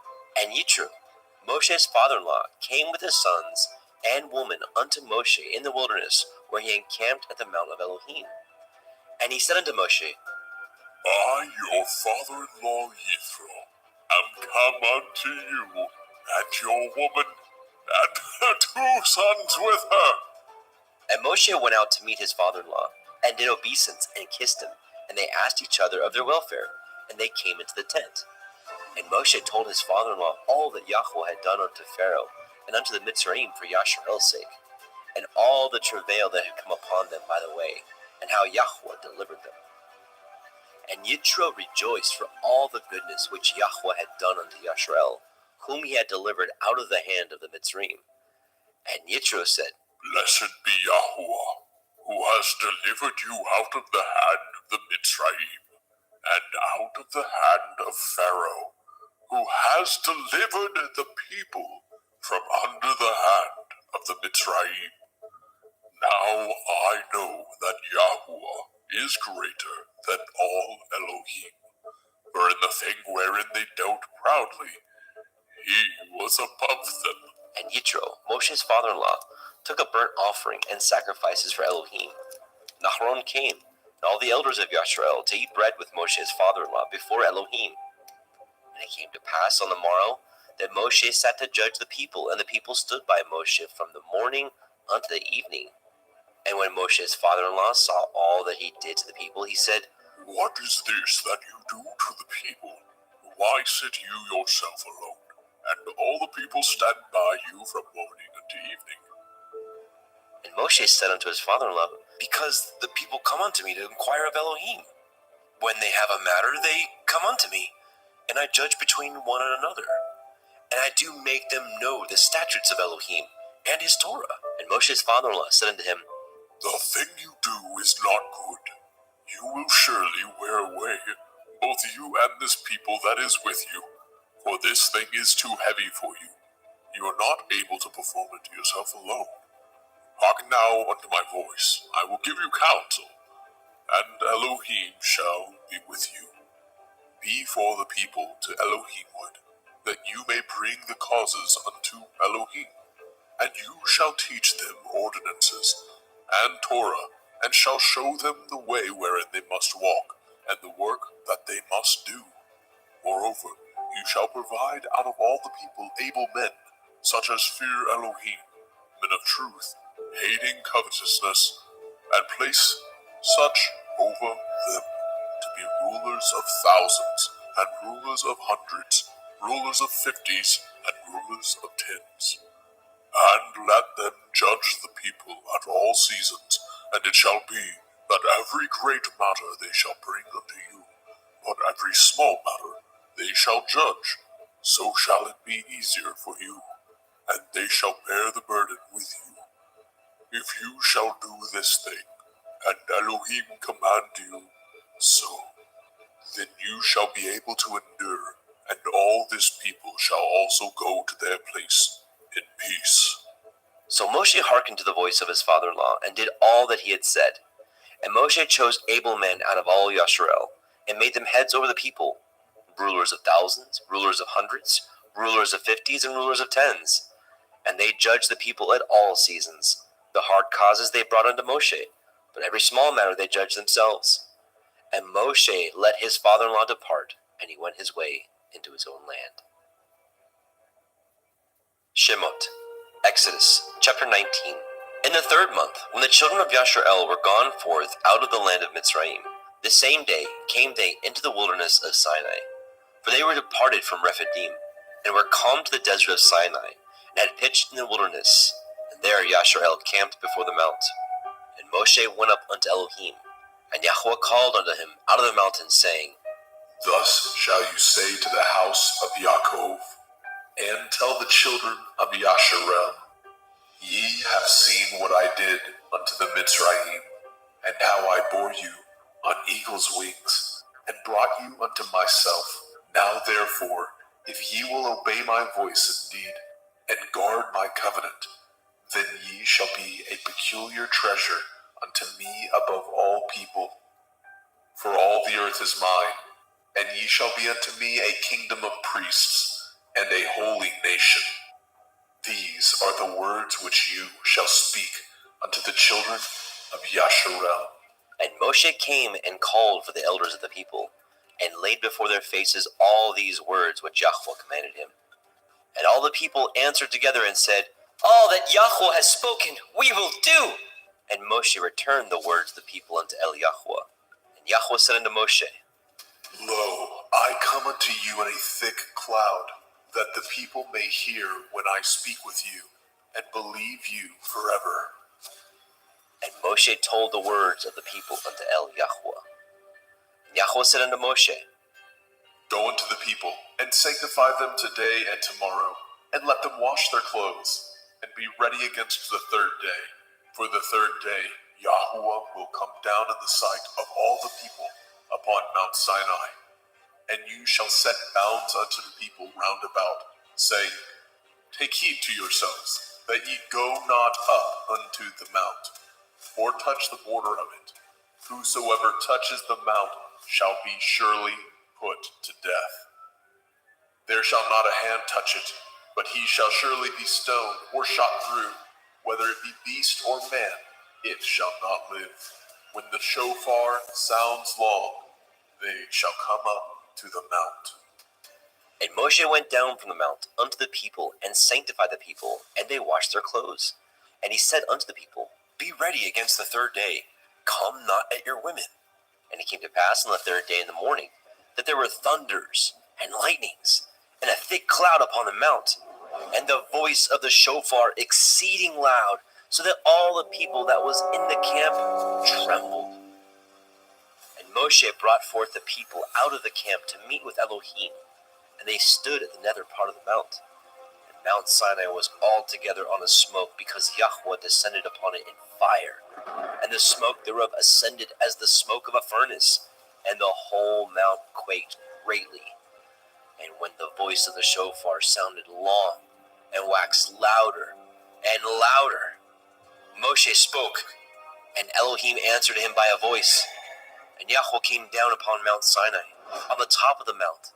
And Yahweh called Moshe up to the top of the mount, and Moshe went up. And Yahweh said unto Moshe, Go down, charge the people, lest they break through unto Yahweh, to gaze, and many of them perish. And let the priests also, which come near to Yahweh, sanctify themselves, lest Yahweh break forth upon them. And Moshe said unto Yahweh, The people cannot come up unto Mount Sinai, for you charged us, saying, Set bounds about the mount, and sanctify it. And Yahweh said unto him, Away, get you down, and you shall come up you and Aaron with you.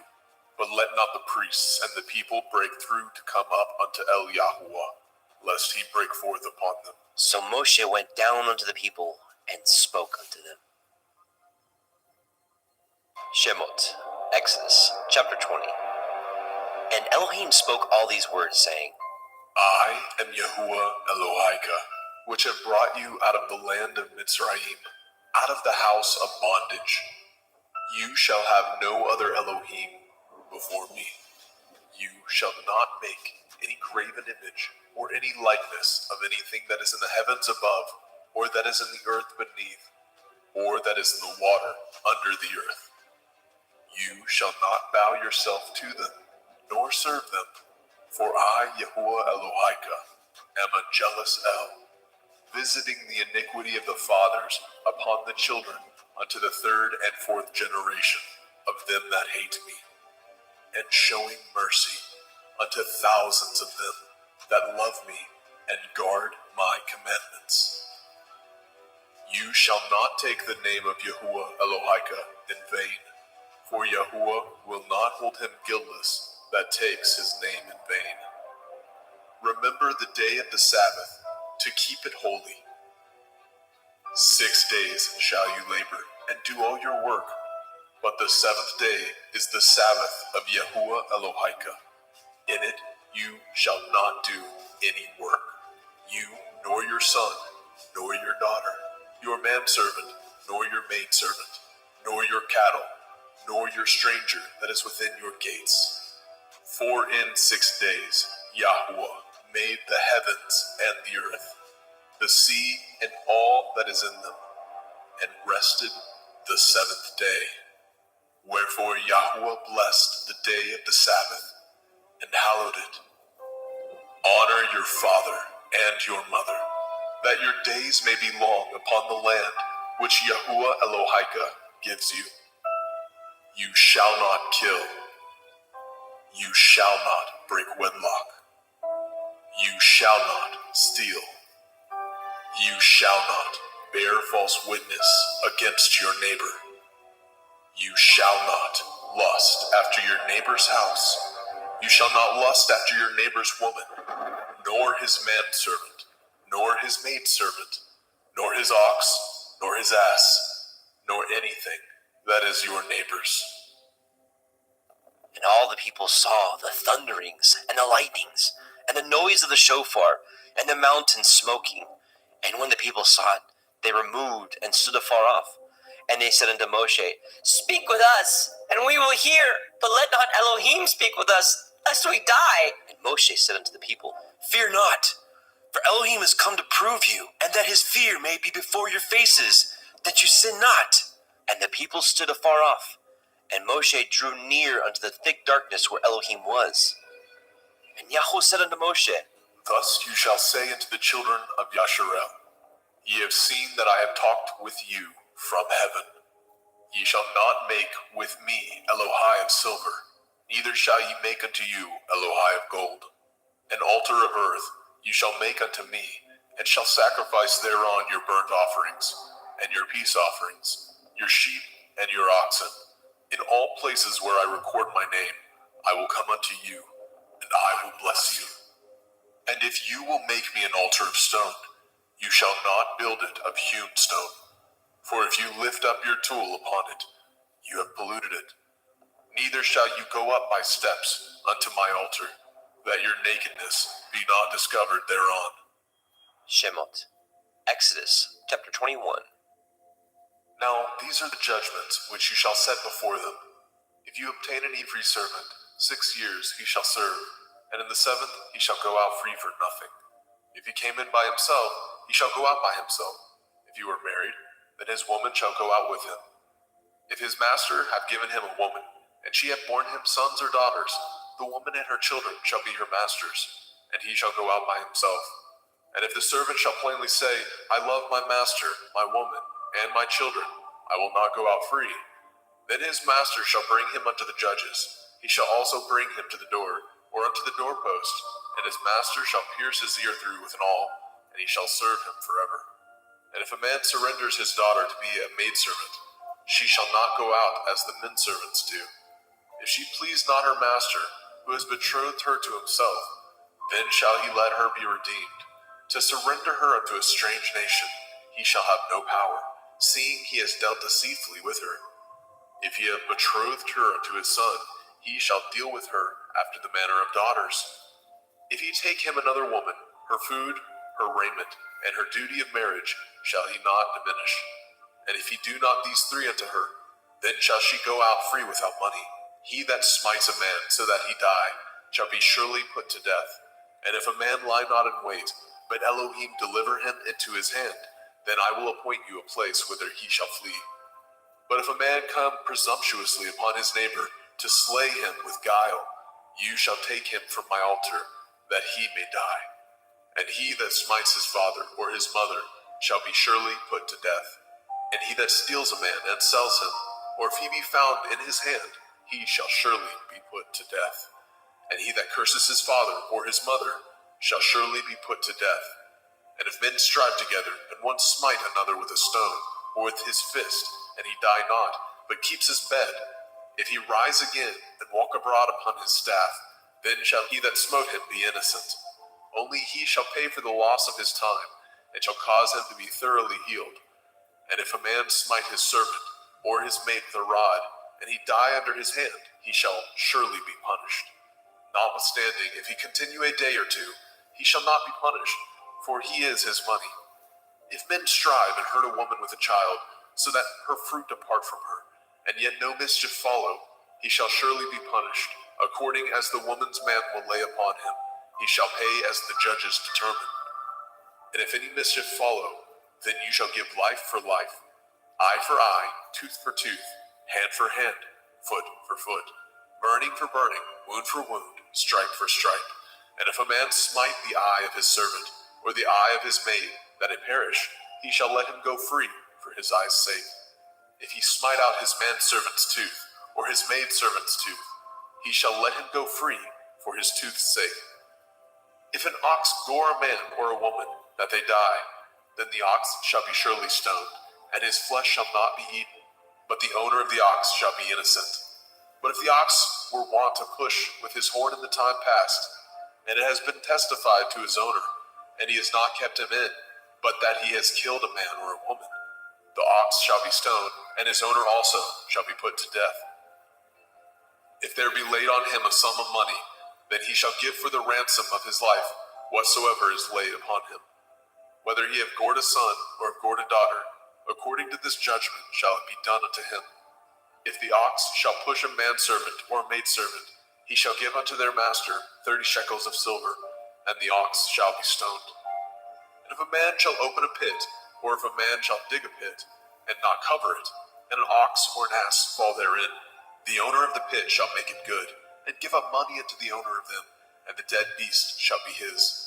And if the ox of one man hurts the ox of another, that he die, then they shall sell the live ox and divide the money of it, and the dead ox also they shall divide. Or if it be known that the ox has used to push in time past, and his owner has not kept him in, he shall surely pay ox for ox, and the dead shall be his own. Shemot, Exodus, chapter 22.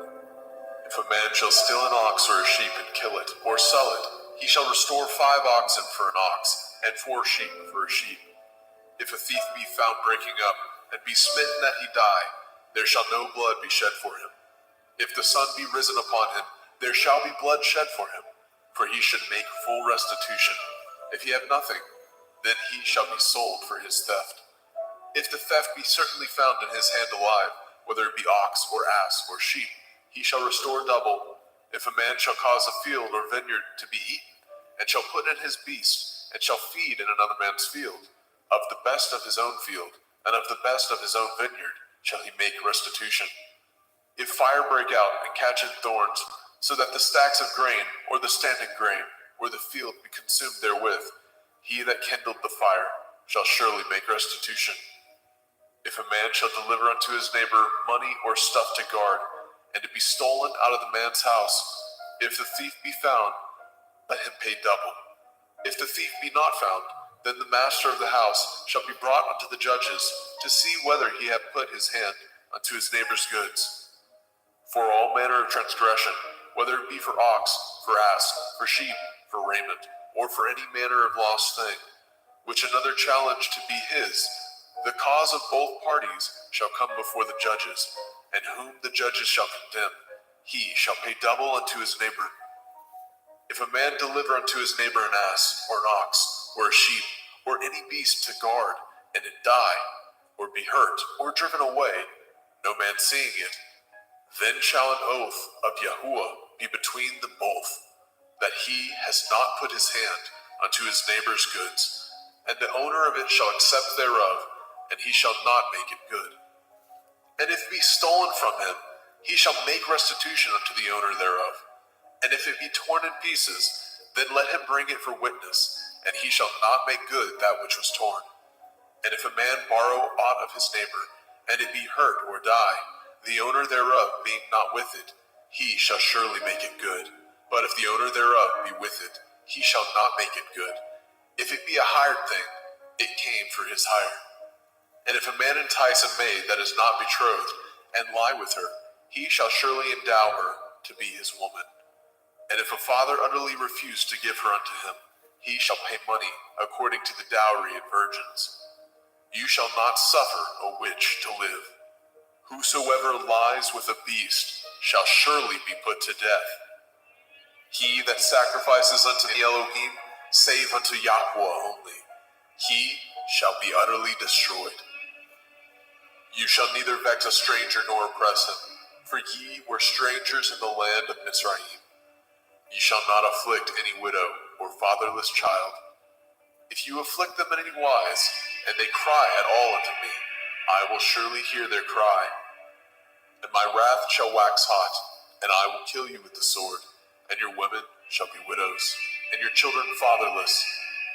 If you lend money to any of my people that is poor by you, you shall not be to him as a usurer, neither shall you lay upon him usury. If you at all take your neighbor's raiment to pledge, you shall deliver it unto him by the time that the sun goes down. For that is his covering only, it is his raiment for his skin, wherein shall he sleep. And it shall come to pass, when he cries unto me, that I will hear, for I am gracious. You shall not revile the Elohim, nor curse the ruler of your people. You shall not delay to offer the first of your ripe fruit, and of your liquors, the firstborn of your sons shall you give unto me. Likewise shall you do with your oxen and with your sheep. 7 days it shall be with this dam. On the 8th day you shall give it to me. And ye shall be holy men unto me. Neither shall ye eat any flesh that is torn of beast in the field. Ye shall cast it to the dogs. Shemot, Exodus, chapter 23. You shall not raise a false report. Put not your hand with the wicked to be an unrighteous witness. You shall not follow a multitude to do evil, neither shall you speak in a cause to decline after many to pervert judgment. Neither shall you countenance a poor man in his cause. If you meet your enemy's ox or his ass going astray, you shall surely bring it back to him again. If you see the ass of him that hates you lying under his burden, and would forbear to help him, you shall surely help with him. You shall not pervert the judgment of your poor in his cause. Keep far from a false matter, and the innocent and righteous slay you not, for I will not justify the wicked. And you shall take no gift, for the gift blinds the wise and perverts the words of the righteous. Also, you shall not oppress a stranger, for ye know the heart of a stranger, seeing ye were strangers in the land of Mizraim. In 6 years you shall sow your land, and shall gather in the fruits thereof. But the 7th year you shall let it rest and lie still, that the poor of your people may eat what they leave the beasts of the field shall eat. In like manner you shall deal with your vineyard and with your olive yard. 6 days you shall do your work, and on the 7th day you shall rest, that your ox and your ass may rest, and the sons of your handmaid and the stranger may be refreshed. And in all things that I have said unto you, be guarded, and make no mention of the name of other Elohim, neither let it be heard out of your mouth. 3 times you shall keep a feast unto me in the year. You shall guard the feast of matzah, unleavened bread. You shall eat matzah 7 days as I command you, in the time appointed of the month of Eve. For in it you came out from Mizraim, and none shall appear before me empty. And the feast of Katsir, harvest, the first fruits of your labors, which you have sown in the field, and the feast of Asif, in gathering, which is in the end of the year, when you have gathered your labors out of the field. 3 times in the year all your males shall appear before Adonai Yahuwah. You shall not offer the blood of my sacrifice with hametz, leavened bread. Neither shall the fat of my sacrifice remain until the morning. The first of the first fruits of your land you shall bring into the house of Yahuwah Elohika. You shall not seethe a kid in his mother's milk. Behold, I send an angel before you, to guard you in the way, and to bring you into the place which I have prepared. Beware of him, and obey his voice. Provoke him not, for he will not pardon your transgressions, for my name is in him. And if you shall indeed obey his voice, and do all that I speak, then I will be an enemy unto your enemies, and an adversary unto your adversaries. For my angel shall go before you, and bring you in unto the Emorym, and the Hittim, and the Perizim, and the Kenainim, and the Hivim, and the Yebusim, and I will cut them off. You shall not bow down to their Elohim, nor serve them, nor do after their works, but you shall utterly overthrow them, and quite break down their images. And ye shall serve Yahuwah Elohim, and he shall bless your bread and your water, and I will take sickness away from the midst of you. There shall nothing cast their young, nor be barren in your land, and the number of your days I will fulfill. I will send my fear before you, and will destroy all the people to whom you shall come, and I will make all your enemies turn their backs unto you. And I will send hornets before you, but shall drive out the Hivi, and the Kinaini, and the Hittite from before you. And I will not drive them out from before you in 1 year, lest the land become desolate, and the beasts of the field multiply against you. By little and little I will drive them out before you, until you be increased, and inherit the land. And I will set your bonds from the Red Sea, even unto the sea of the Pelishtim, and from the desert unto the river. For I will deliver the inhabitants of the land unto your hand, and you shall drive them out before you. You shall cut no covenant with them, nor with their Elohim. They shall not dwell in your land, lest they make you sin against me. For if you serve their Elohim, it will surely be a snare unto you. Shemot, Exodus, chapter 24. And he said unto Moshe, Come up unto Eliyahu, you and Aharon, Nadav and Abihu, and 70 of the elders of Yasharel, and worship ye afar off. And Moshe alone shall come near Eliyahu, but they shall not come nigh, neither shall the people go up with him. And Moshe came and told the people all the words of Yahuwah, and all the judgments.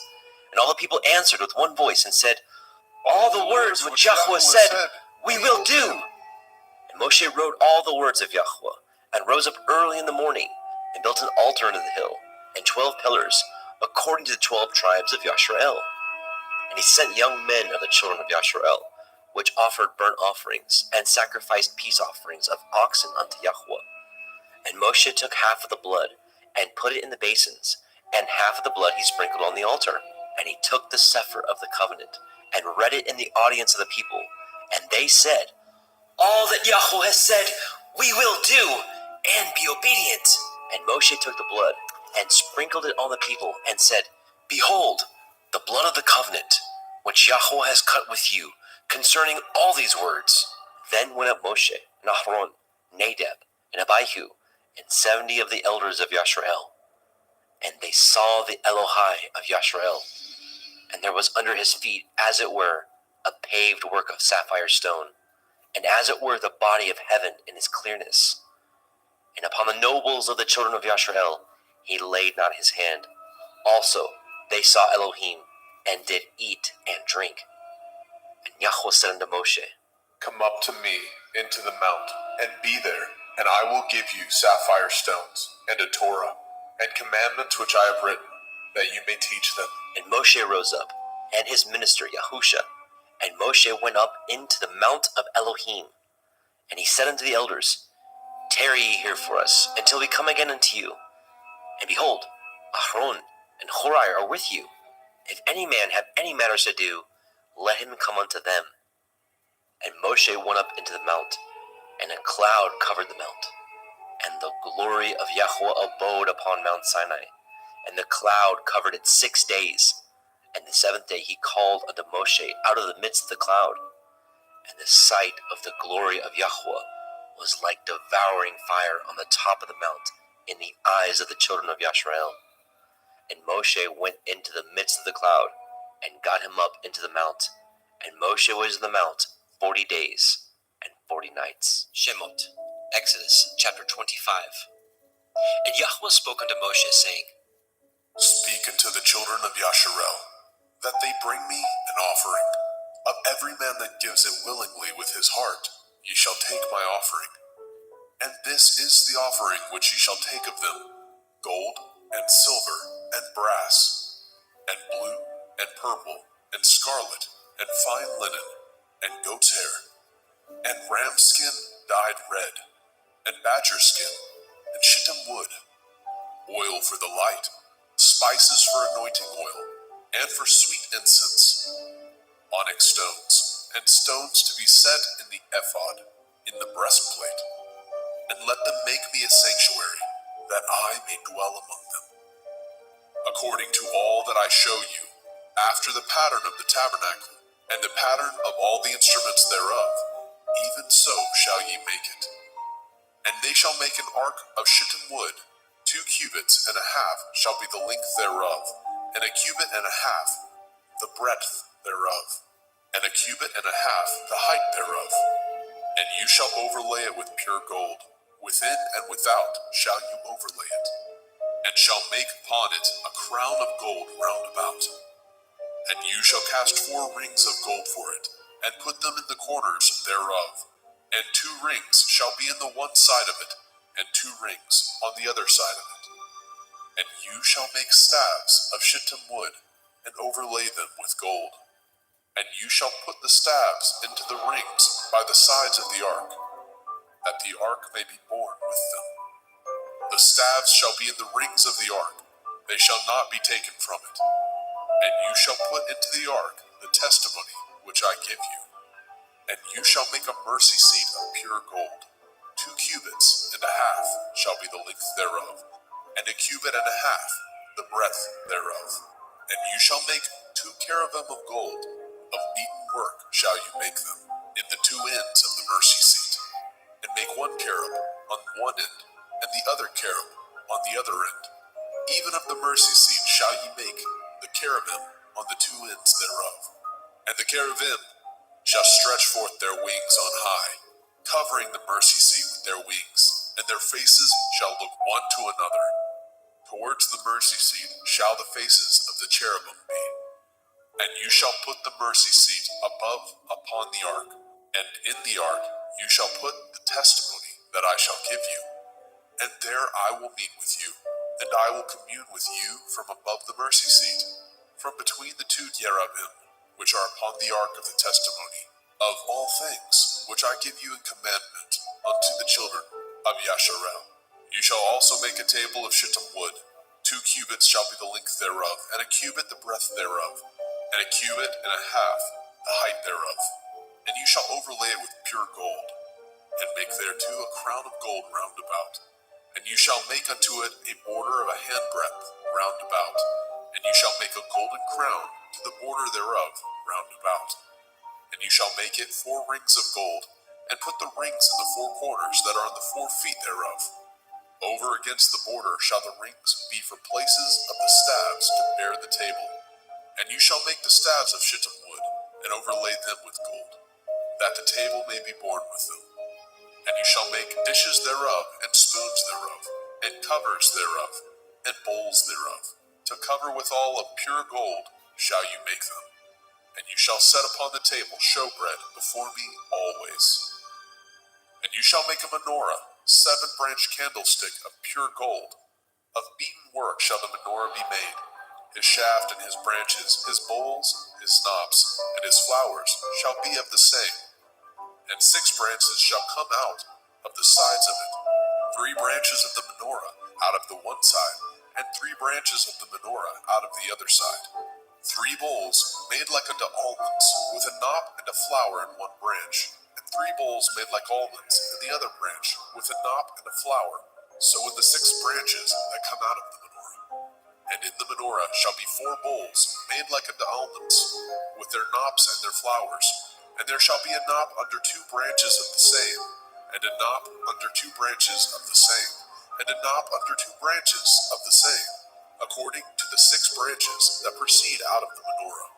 Their knops and their branches shall be of the same. All of it shall be one beaten work of pure gold. And you shall make the 7 lamps thereof, and they shall light the lamps thereof, that they may give light over against it. And the tongs thereof, and the snuff dishes thereof, shall be of pure gold. Of a talent of pure gold shall he make it, with all these vessels. And look that you make them after the pattern, which was showed you in the mount. Shemot, Exodus chapter 26. Moreover, you shall make the tabernacle with 10 curtains of fine twined linen, and blue and purple, and scarlet, with cherubim of cunning work shall you make them. The length of 1 curtain shall be 28 cubits, and the breadth of 1 curtain 4 cubits. Every one of the curtains shall have 1 measure. The 5 curtains shall be coupled together, one to another, and other 5 curtains shall be coupled one to another. And you shall make loops of blue upon the edge of the one curtain from the selvage in the coupling, and likewise shall you make in the uttermost edge of another curtain in the coupling of the second. 50 loops shall you make in the one curtain, and 50 loops shall you make in the edge of the curtain that is the coupling of the second, and the loops may take hold one of another. And you shall make 50 taches of gold, and couple the curtains together with the taches, and it shall be one tabernacle. And you shall make curtains of goat hair to be a covering upon the tabernacle. 11 curtains shall you make. The length of one curtain shall be 30 cubits, and the breadth of one curtain 4 cubits, and the 11 curtains shall be all of one measure.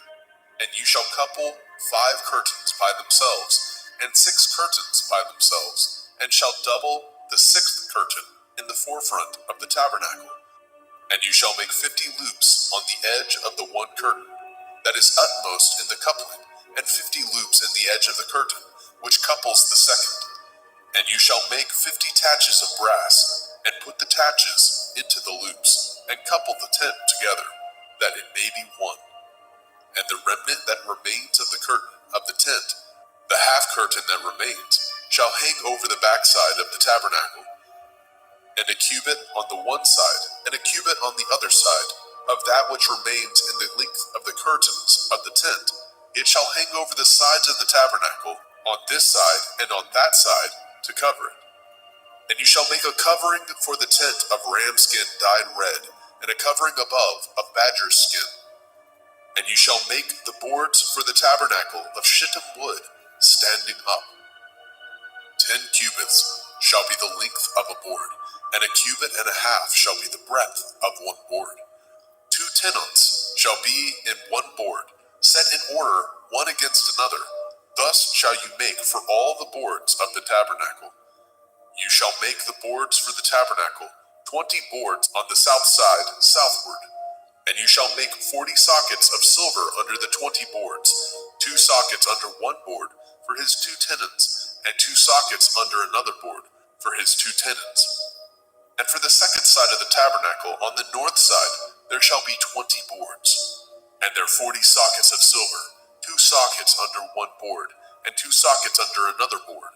And for the sides of the tabernacle westward, you shall make 6 boards, and 2 boards shall you make for the corners of the tabernacle in the 2 sides. And they shall be coupled together beneath, and they shall be coupled together above the head of it unto one ring. Thus shall it be for them both. They shall be for the 2 corners. And they shall be 8 boards, and their sockets of silver, 16 sockets, 2 sockets under one board, and 2 sockets under another board. And you shall make bars of shittim wood, 5 for the boards of the one side of the tabernacle, and 5 bars for the boards of the other side of the tabernacle, and 5 bars for the boards of the side of the tabernacle for the 2 sides westward. And the middle bar in the middle of the boards shall reach from end to end. And you shall overlay the boards with gold, and make their rings of gold for places for the bars. And you shall overlay the bars with gold. And you shall rear up the tabernacle according to the fashion thereof, which was showed you in the mount. And you shall make a veil of blue, and purple, and scarlet, and fine twined linen of cunning work, with cherubim shall it be made. And you shall hang it upon the 4 pillars of shittim wood, overlaid with gold. Their hooks shall be of gold, upon the 4 sockets of silver. And you shall hang up the veil under the taches, that you may bring in hither within the veil the ark of the testimony. And the veil shall divide unto you between the holy place and the most holy. And you shall put the mercy seat upon the ark of the testimony in the most holy place. And you shall set the table without the veil, and the menorah, 7-branched candlestick, over against the table, on the side of the tabernacle towards the south. And you shall put the table on the north side. And you shall make a hanging for the door of the tent of blue and purple and scarlet and fine twined linen, wrought with needlework.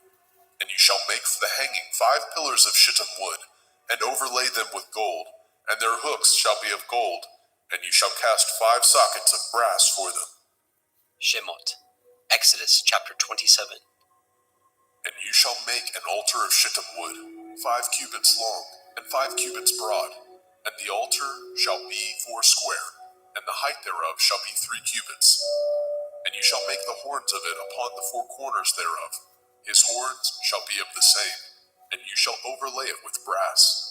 And you shall make his pans to receive his ashes, and his shovels, and his basins, and his flesh hooks, and his fire pans. All the vessels thereof you shall make of brass, and you shall make it for a grate of network of brass, and upon the net shall you make 4 brazen rings in the 4 corners thereof.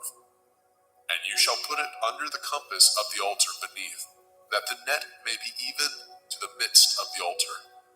And you shall make staves for the altar, staves of shittim wood, and overlay them with brass. And the staves shall be put into the rings, and the staves shall be upon the 2 sides of the altar, to bear it. Hollow with boards shall you make it, as it was showed you in the mount, so shall they make it. And you shall make the court of the tabernacle. For the south side southward, there shall be hangings for the court of fine twined linen, of 100 cubits long for one side. And the 20 pillars thereof and their 20 sockets shall be of brass. The hooks of the pillars and their fillets shall be of silver. And likewise for the north side in length there shall be hangings of 100 cubits long, and his 20 pillars, and their 20 sockets of brass, the hooks of the pillars and their fillets of silver. And for the breadth of the court on the west side shall be hangings of 50 cubits, their pillars 10, and their sockets 10. And the breadth of the court on the east side eastward shall be 50 cubits. The hangings of one side of the gate shall be 15 cubits, their pillars 3, and their sockets 3. And on the other side shall be hangings 15 cubits, their pillars 3, and their sockets 3. And for the gate of the court shall be hangings of 20 cubits, of blue, and purple, and scarlet, and fine twined linen, wrought with needlework. And their pillars shall be 4, and their sockets 4. All the pillars round about the court shall be filleted with silver. Their hooks shall be of silver, and their sockets of brass. The length of the court shall be 100 cubits, and the breadth 50 everywhere.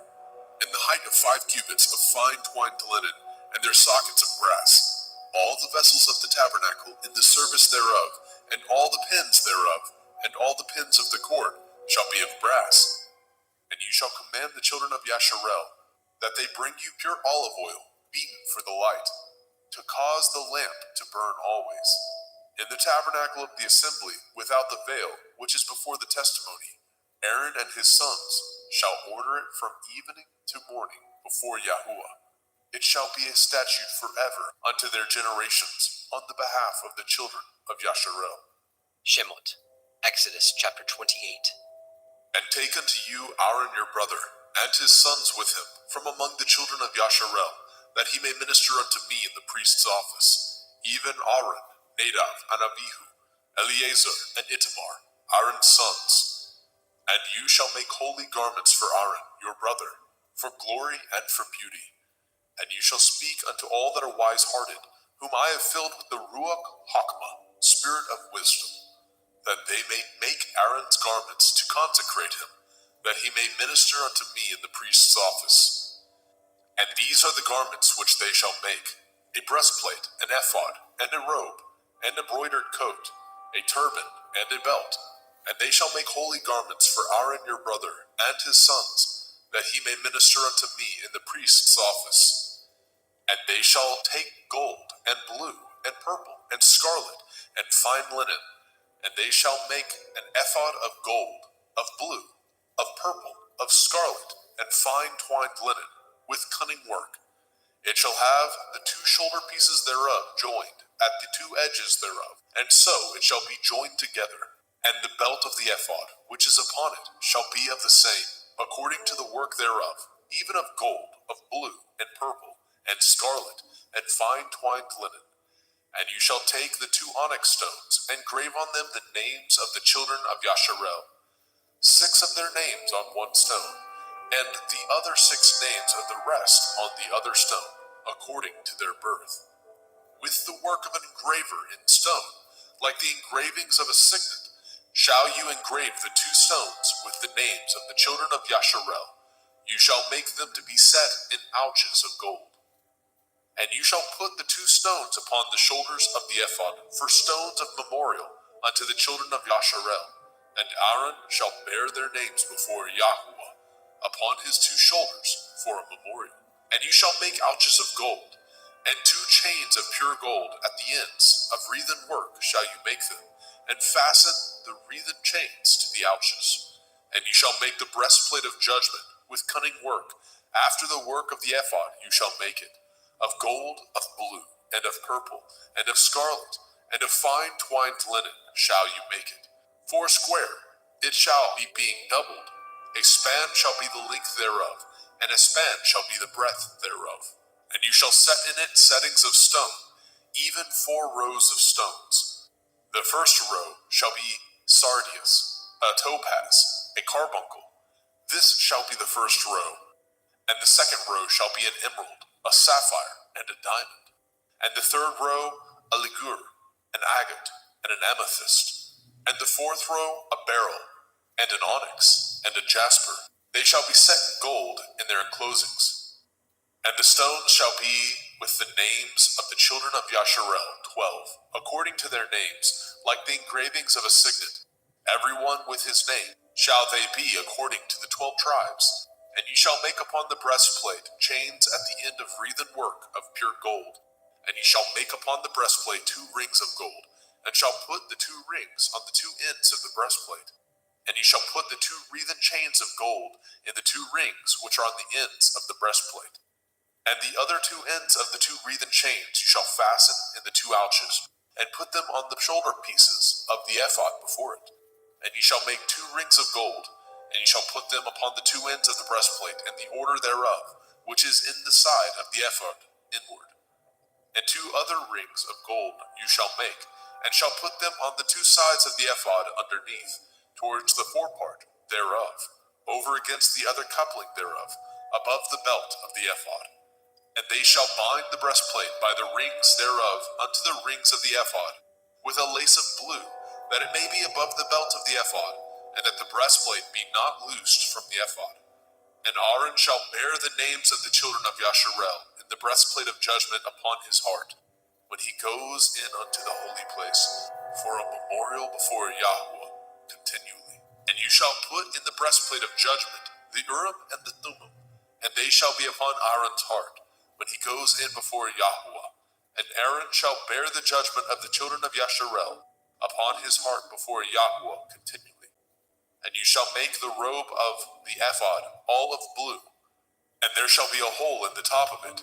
In the midst thereof it shall have a binding of woven work round about the whole of it, as it were the whole of a habergeon, that it be not rent.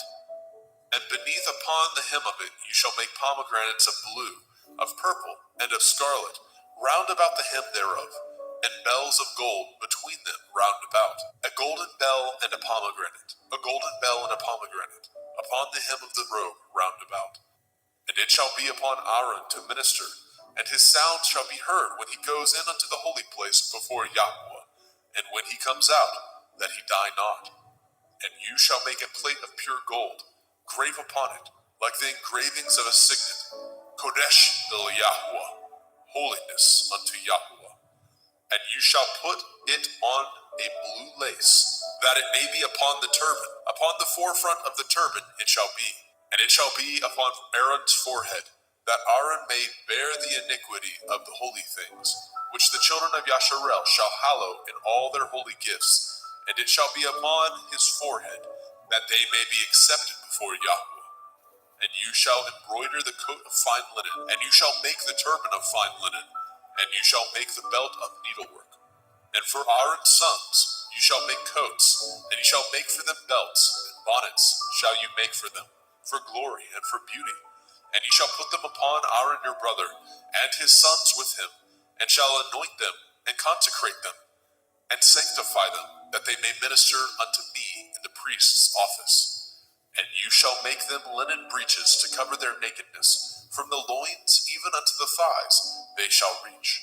And they shall be upon Aaron and upon his sons, when they come in unto the tabernacle of the assembly, or when they come near unto the altar to minister in the holy place, that they bear not iniquity and die. It shall be a statute forever unto him and his seed after him. Shemot, Exodus chapter 29. And this is the thing that you shall do unto them, to hallow them, to minister unto me in the priest's office. Take 1 young bullock, and 2 rams without blemish, and matzah cakes tempered with oil, and matzah wafers anointed with oil. Of wheaten flour shall you make them.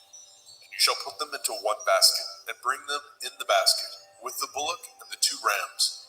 And Aaron and his sons you shall bring unto the door of the tabernacle of the assembly, and shall wash them with water.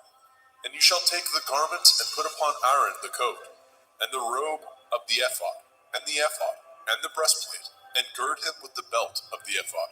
And you shall put the turban upon his head, and put the holy crown upon the turban. Then shall you take the anointing oil, and pour it upon his head, and anoint him. And he shall bring his sons, and put coats upon them. And he shall gird them with belts, Aaron and his sons, and put the bonnets on them. And the priest's office shall be theirs for a perpetual statute. And you shall consecrate Aaron and his sons. And you shall cause a bullock to be brought before the tabernacle of the assembly. And Aaron and his sons shall put their hands upon the head of the bullock. And you shall kill the bullock before Yahweh, by the door of the tabernacle of the assembly. And you shall take the blood of the bullock, and put it upon the horns of the altar with your finger, and pour all the blood beside the bottom of the altar. And you shall take all the fat that covers the inwards, and the caul that is above the liver, and the 2 kidneys, and the fat that is upon them, and burn them upon the altar. But the flesh of the bullock, and his skin, and his dung, shall you burn with fire without the camp. It is a sin offering. You shall also take 1 ram, and Aaron and his sons shall put their hands upon the head of the ram. And you shall slay the ram, and you shall take his blood, and sprinkle it round about upon the altar. And you shall cut the ram in pieces, and wash the inwards of him, and his legs, and put them unto his pieces, and unto his head. And ye shall burn the whole ram upon the altar. It is a burnt offering unto Yahweh. It is a sweet savor, an offering made by fire unto Yahweh. And you shall take the other ram, and Aaron and his sons shall put their hands upon the head of the ram. And you shall kill the ram, and take his blood, and put it upon the tip of the right ear of Aaron, and upon the tip of the right ear of his sons, and upon the thumb of their right hand, and upon the great toe of their right foot, and sprinkle the blood upon the altar round about. And ye shall take the blood that is upon the altar, and of the anointing oil, and sprinkle it upon Aaron, and upon his garments, and upon his sons, and upon the garments of his sons with him, and he shall be hallowed, and his garments, and his sons' garments with him. Also you shall take of the ram the fat and the rump, and the fat that covers the inwards, and the caul above the liver, and the 2 kidneys, and the fat that is upon them, and the right shoulder, for it is a ram of consecration. And 1 loaf of bread, and 1 cake of oiled bread, and 1 wafer out of the basket of the matzah that is before Yahweh. And you shall put it all in the hands of Aaron, and in the hands of his sons, and shall wave them for a wave offering before Yahweh. And you shall receive them of their hands, and burn them upon the altar for a burnt offering, for a sweet savor before Yahweh. It is an offering made by fire unto Yahweh. And you shall take the breast of the ram of Aaron's consecration, and wave it for a wave offering before Yahweh, and it shall be your part. And you shall sanctify the breast of the wave offering, and the shoulder of the heave offering, which is waved, and which is heaved up, of the ram of the consecration, even of that which is for Aaron, and of that which is for his sons. And it shall be Aaron and his sons by a statute forever from the children of Yasharel, for it is a heave offering, and it shall be a heave offering from the children of Yasharel, of the sacrifice of their peace offerings, even their heave offering unto Yahweh. And the holy garments of Aaron shall be his sons after him, to be anointed therein, and to be consecrated in them. And that son that is priest in his stead shall put them on 7 days, when he comes into the tabernacle of the assembly to minister in the holy place. And you shall take the ram of the consecration, and seethe his flesh in the holy place. And Aaron and his sons shall eat the flesh of the ram, and the bread that is in the basket by the door of the tabernacle of the assembly. And they shall eat those things wherewith the atonement was made, to consecrate and to sanctify them. But a stranger shall not eat thereof, because they are holy. And if aught of the flesh of the consecrations, or of the bread, remain unto the morning, then you shall burn the remainder with fire. It shall not be eaten, because it is holy. And thus shall you do unto Aaron and to his sons, according to all things which I have commanded you. 7 days shall you consecrate them. And you shall offer every day a bullock for a sin offering, for atonement. And you shall cleanse the altar when you have made an atonement for it, and you shall anoint it to sanctify it. 7 days you shall make an atonement for the altar, and sanctify it, and it shall be an altar most holy. Whatsoever touches the altar shall be holy. Now this is that which you shall offer upon the altar: 2 lambs of the first year, day by day, continually. The one lamb you shall offer in the morning, and the other lamb you shall offer at evening. And with the one lamb 1/10 deal of flour, mingled with the 4th part of a hin of beaten oil, and the 4th part of a hin of wine, for a drink offering. And the other lamb you shall offer at evening, and shall do thereto according to the meat offering of the morning, and according to the drink offering thereof, for a sweet savor, an offering made by fire unto Yahweh. This shall be a continual burnt offering throughout your generations, at the door of the tabernacle of the assembly, before Yahweh, where I will meet you, to speak there unto you. And there I will meet with the children of Yasharel, and the tabernacle shall be sanctified by my glory.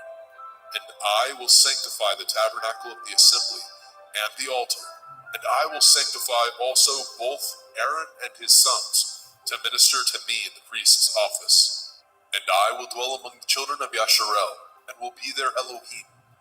And they shall know that I am Yahuwah Elohim, that brought them forth out of the land of Mitzrayim, that I may dwell among them. I am Yahuwah Elohim. Shemot, Exodus chapter 30. And you shall make an altar to burn incense upon. Of shittim wood shall you make it. A cubit shall be the length thereof, and a cubit the breadth thereof. 4 square shall it be, and 2 cubits shall be the height thereof. The horns thereof shall be of the same. And you shall overlay it with pure gold, the top thereof, and the sides thereof round about, and the horns thereof. And you shall make unto it a crown of gold round about. And 2 golden rings shall you make it under the crown of it, by the 2 corners thereof. Upon the 2 sides of it shall you make it, and they shall be for places for the staves to bear it withal. And you shall make the staves of shittim wood, and overlay them with gold. And you shall put it before the veil that is by the ark of the testimony, before the mercy seat that is over the testimony, where I will meet with you. And Aaron shall burn thereon sweet incense every morning. When he dresses the lamps, he shall burn incense upon it. And when Aaron lights the lamp at evening, he shall burn incense upon it, a perpetual incense before Yahweh throughout your generations. Ye shall offer no strange incense thereon, nor burnt sacrifice, nor meat offering, neither shall ye pour drink offering thereon. And Aaron shall make an atonement upon the horns of it once in a year, with the blood of the sin offering of atonement.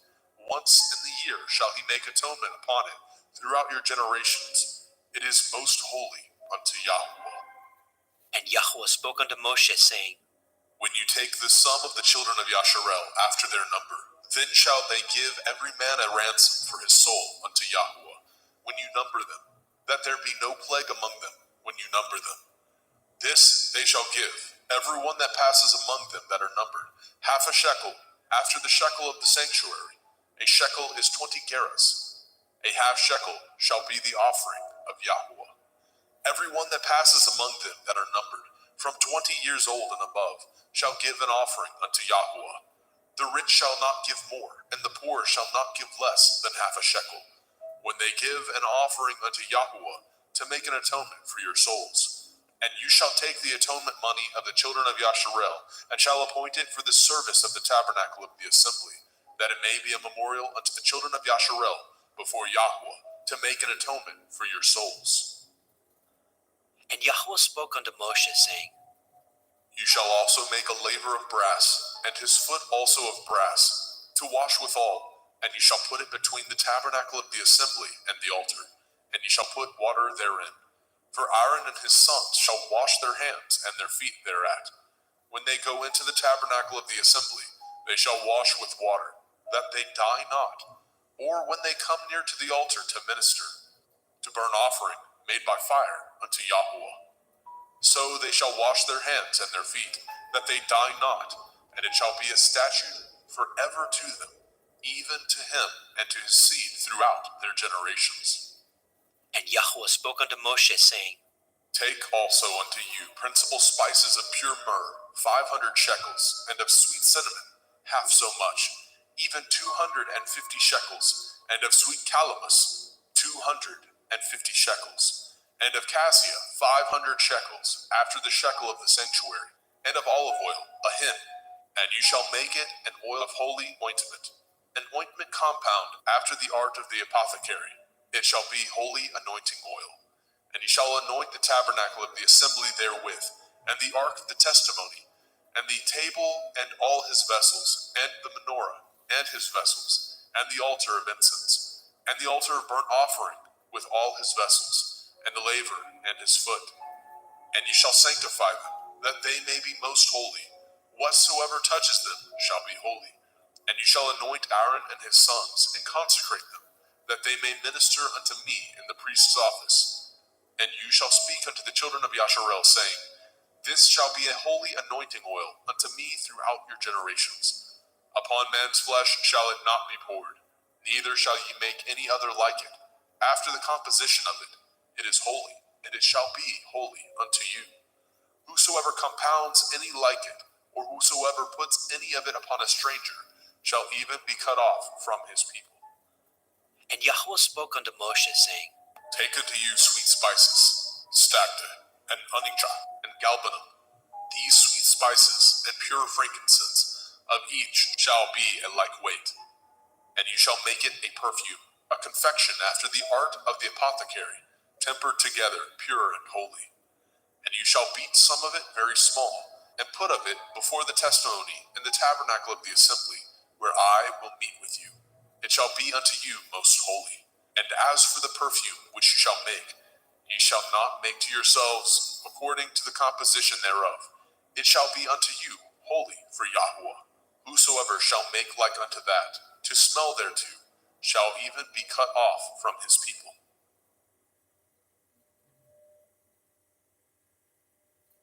Shemot, Exodus chapter 31. And Yahweh spoke unto Moshe, saying, See, I have called by name Bezalel, the son of Uri, the son of Hori, of the tribe of Yehudah, and I have filled him with the Ruach Elohim, in wisdom and in understanding, and in knowledge, and in all manner of workmanship, to devise cunning works, to work in gold, and in silver, and in brass, and in cutting of stones, to set them, and in carving of timber, to work in all manner of workmanship. And I, behold, I have given with him Aholiab, the son of Ahisamach, of the tribe of Dan, and in the hearts of all that are wise-hearted I have put wisdom, that they may make all that I have commanded you.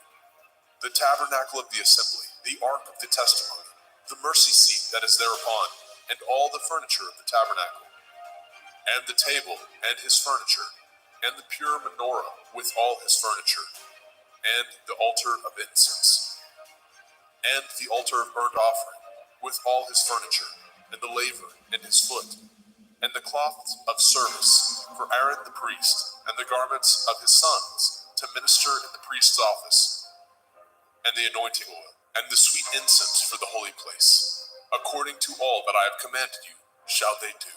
And Yahweh spoke unto Moshe, saying, Speak also unto the children of Yasharel, saying, Truly my Shabbatot ye shall guard, for it is a sign between me and you throughout your generations, that ye may know that I am Yahuwah Mekodeshim, Yahuwah who sanctifies you. Ye shall guard the Sabbath, therefore, for it is holy unto you. Every one that defiles it shall surely be put to death, for whosoever does any work thereon, that soul shall be cut off from among his people. 6 days may work be done, but in the seventh is the Sabbath of rest, holy unto Yahuwah. Whosoever does any work in the Sabbath, he shall surely be put to death. Wherefore the children of Yasharel shall guard the Sabbath, to keep the Sabbath throughout their generations, for a perpetual covenant. It is a sign between me and the children of Yasharel forever. For in 6 days Yahuwah made the heavens and the earth, and on the seventh day he rested, and was refreshed. And he gave unto Moshe, when he had made an end of communing with him upon Mount Sinai, 2 sapphires of testimony, sapphire stones, written with the finger of Elohim. Shemot, Exodus chapter 32. And when the people saw that Moshe delayed to come down out of the mount, the people gathered themselves together unto Aaron, and said unto him, Up, make us Elohim, which shall go before us. As for this Moshe, the man that brought us up out of the land of Mitzrayim, we know not what is become of him. And Aaron said unto them, Break off the golden earrings, which are in the ears of your women, of your sons and of your daughters, and bring them unto me. And the people broke off the golden earrings which were in the ears, and brought them unto Aaron. And he received them at their hand, and fashioned it with a graving tool, after he had made it a molten calf. And they said, These be your Elohim, O Yasharel, which brought you up out of the land of Mitzrayim. And when Aaron saw it, he built an altar before it. And Aaron made proclamation and said, Tomorrow is a feast to Yahuwah. And they rose up early on the morrow, and offered burnt offerings, and brought peace offerings. And the people sat down to eat and to drink, and rose up to play. And Yahuwah said unto Moshe, Go, get you down, for your people, which you brought out of the land of Mitzrayim, have corrupted themselves. They have turned aside quickly out of the way which I commanded them. They have made them a molten calf, and have worshipped it, and have sacrificed thereunto, and said, These be your Elohim, O Yasharel, which have brought you up out of the land of Mitzrayim. And Yahuwah said unto Moshe, I have seen this people, and behold, it is a stiff-necked people.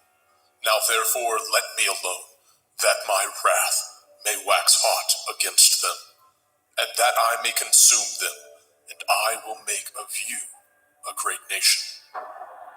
And Moshe besought Yahuwah Eloheinu, and said, Yahuwah, why does your wrath wax hot against your people, which you have brought forth out of the land of Mitzrayim with great power, and with a mighty hand? Wherefore should the Mitzrayim speak and say, For mischief did he bring them out, to slay them in the mountains, and to consume them from the face of the earth? Turn from your fierce wrath, and repent of this evil against your people. Remember Avraham, Yitzchak, and Yasharel, your servants, to whom you swore by your own self, and said unto them, I will multiply your seed as the stars of heaven. And all this land that I have spoken of will I give unto your seed, and they shall inherit it forever.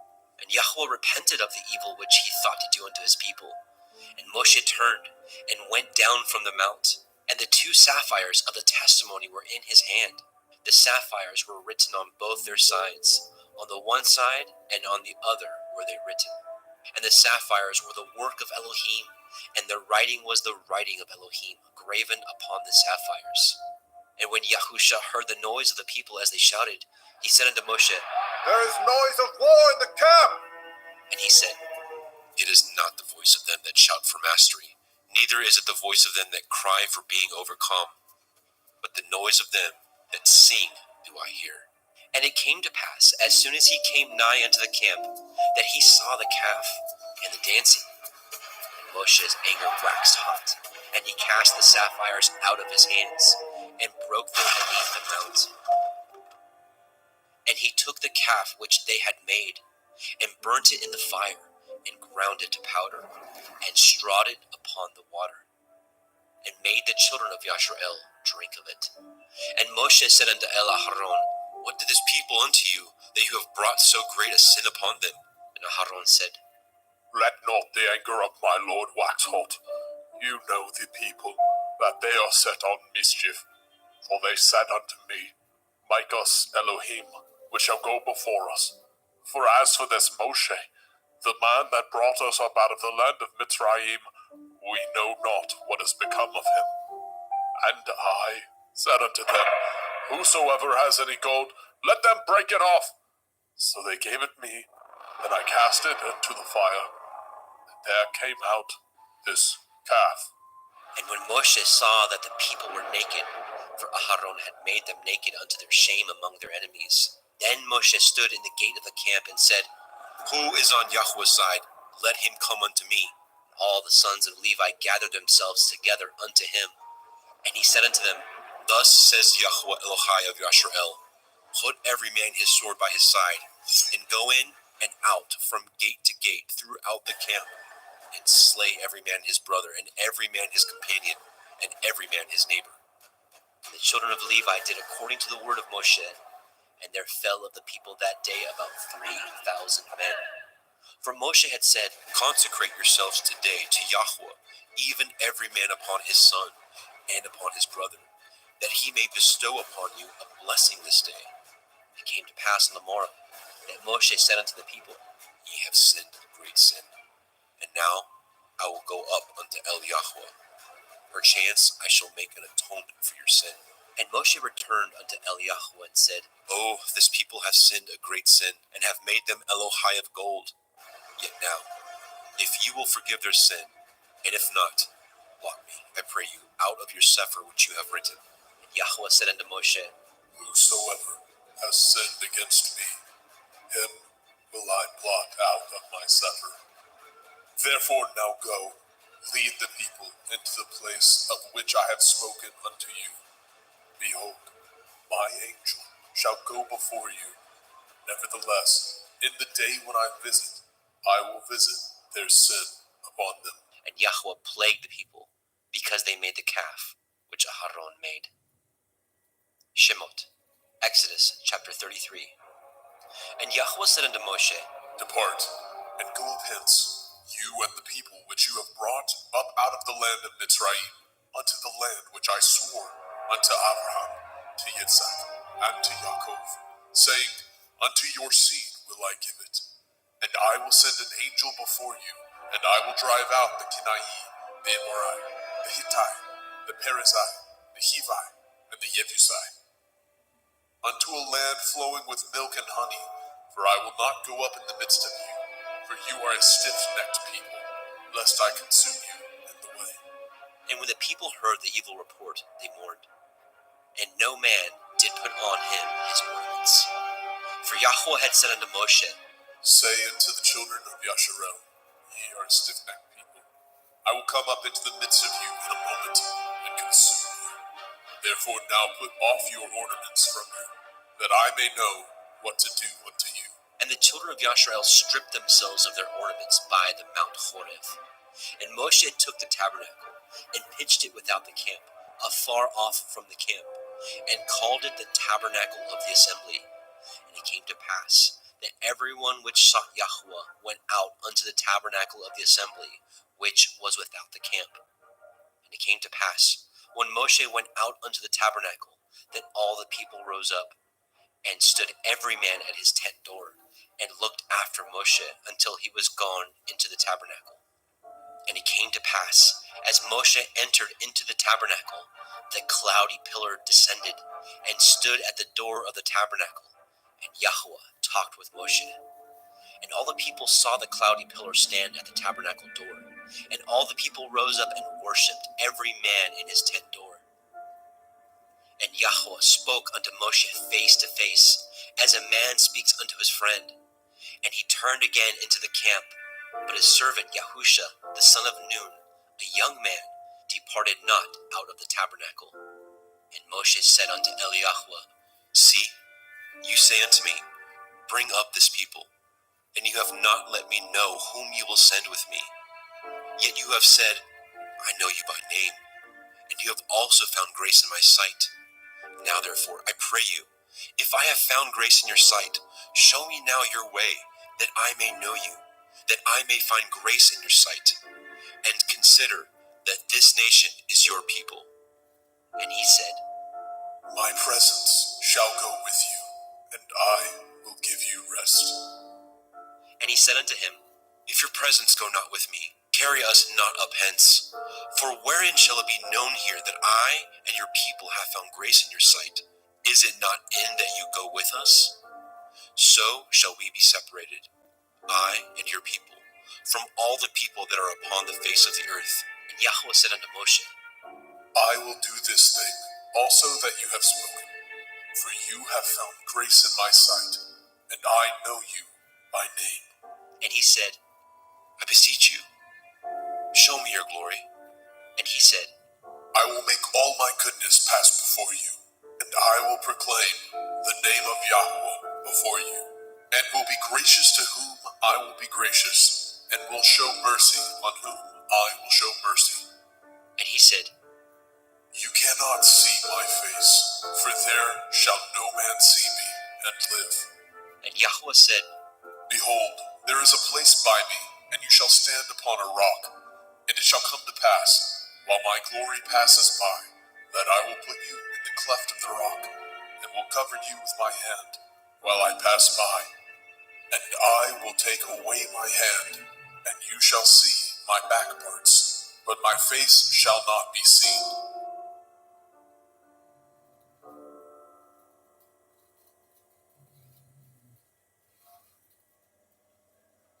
Shemot, Exodus chapter 34.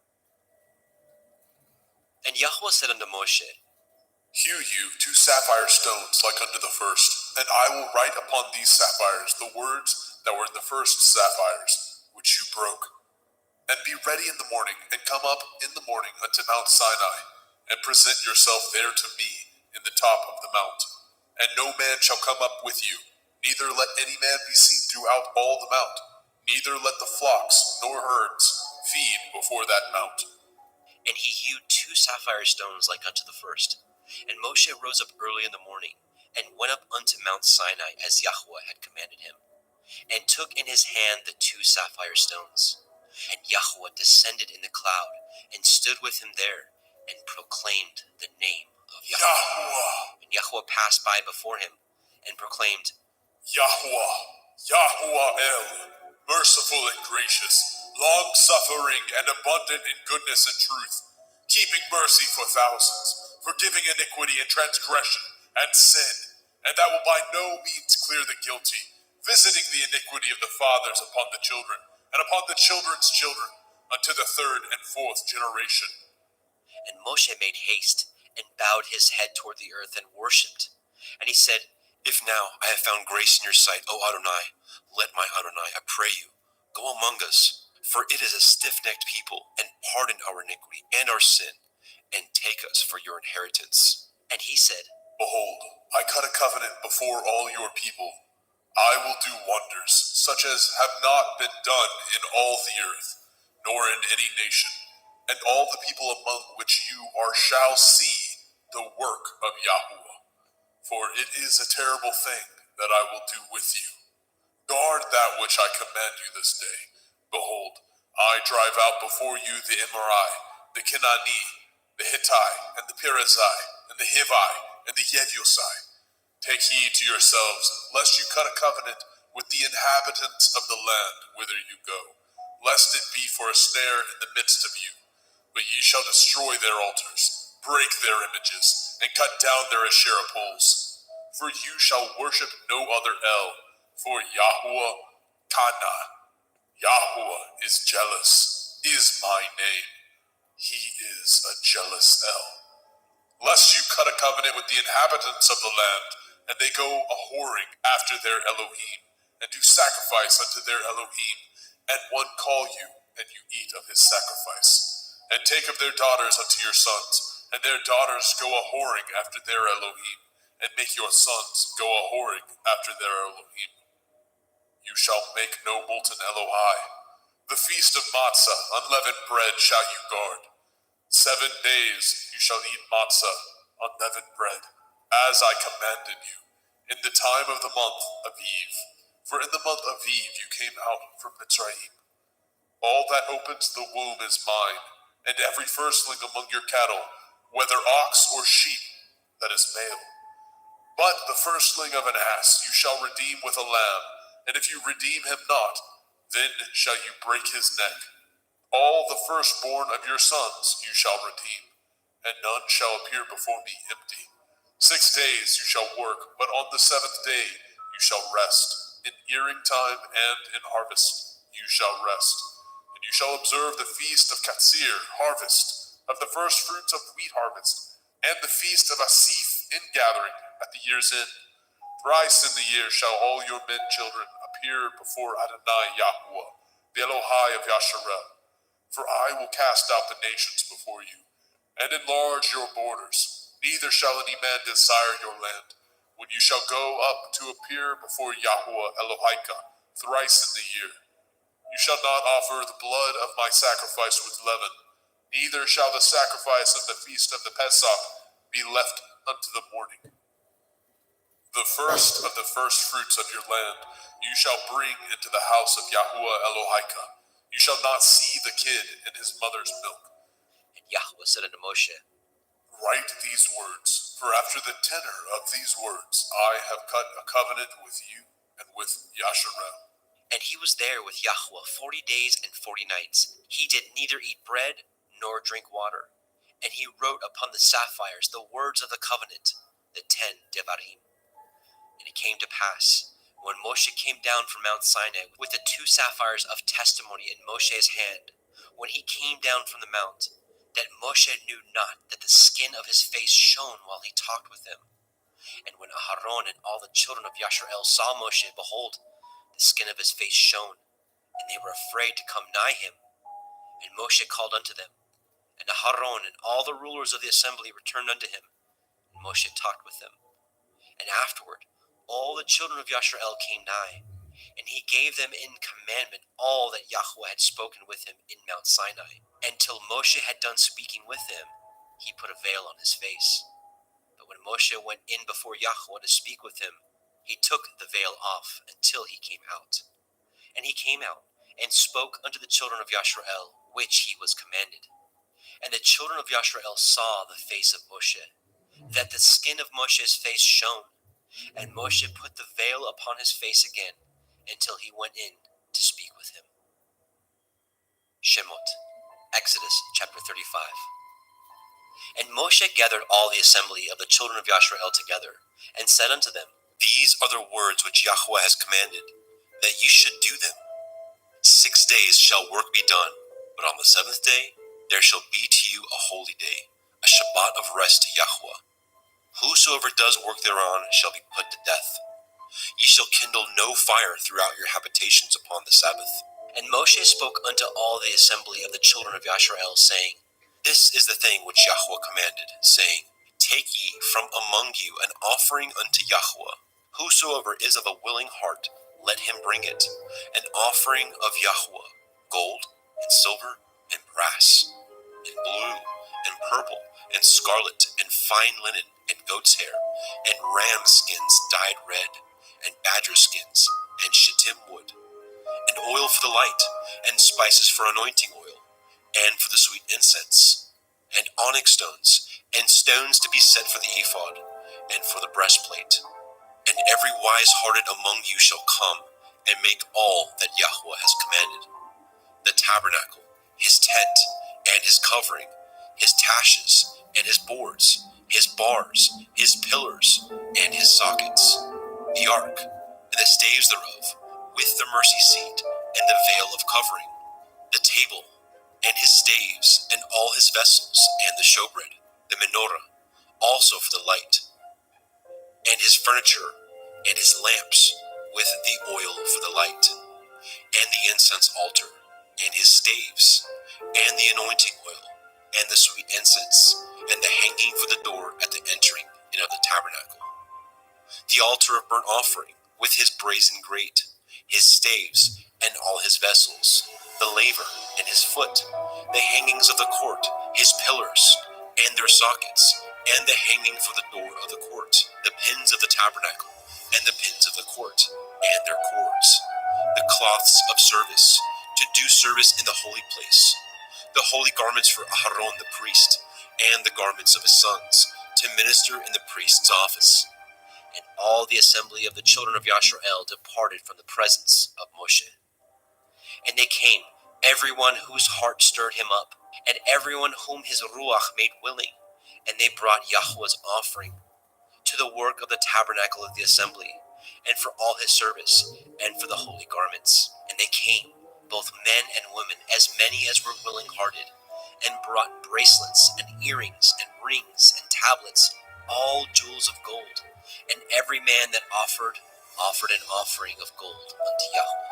And every man with whom was found blue, and purple, and scarlet, and fine linen, and goat's hair, and red skins of rams, and badger skins, brought them. Everyone that did offer an offering of silver and brass brought Yahweh's offering. And every man with whom was found shittim wood for any work of the service brought it. And all the women that were wise-hearted did spin with their hands, and brought that which they had spun, both of blue, and of purple, and of scarlet, and of fine linen. And all the women whose heart stirred them up in wisdom spun goat's hair. And the rulers brought onyx stones, and stones to be set for the ephod and for the breastplate, and spice, and oil for the light, and for the anointing oil, and for the sweet incense. The children of Yashrael brought a willing offering unto Yahweh, every man and woman, whose heart made them willing to bring forth all the manner of work, which Yahweh had commanded to be made by the hand of Moshe.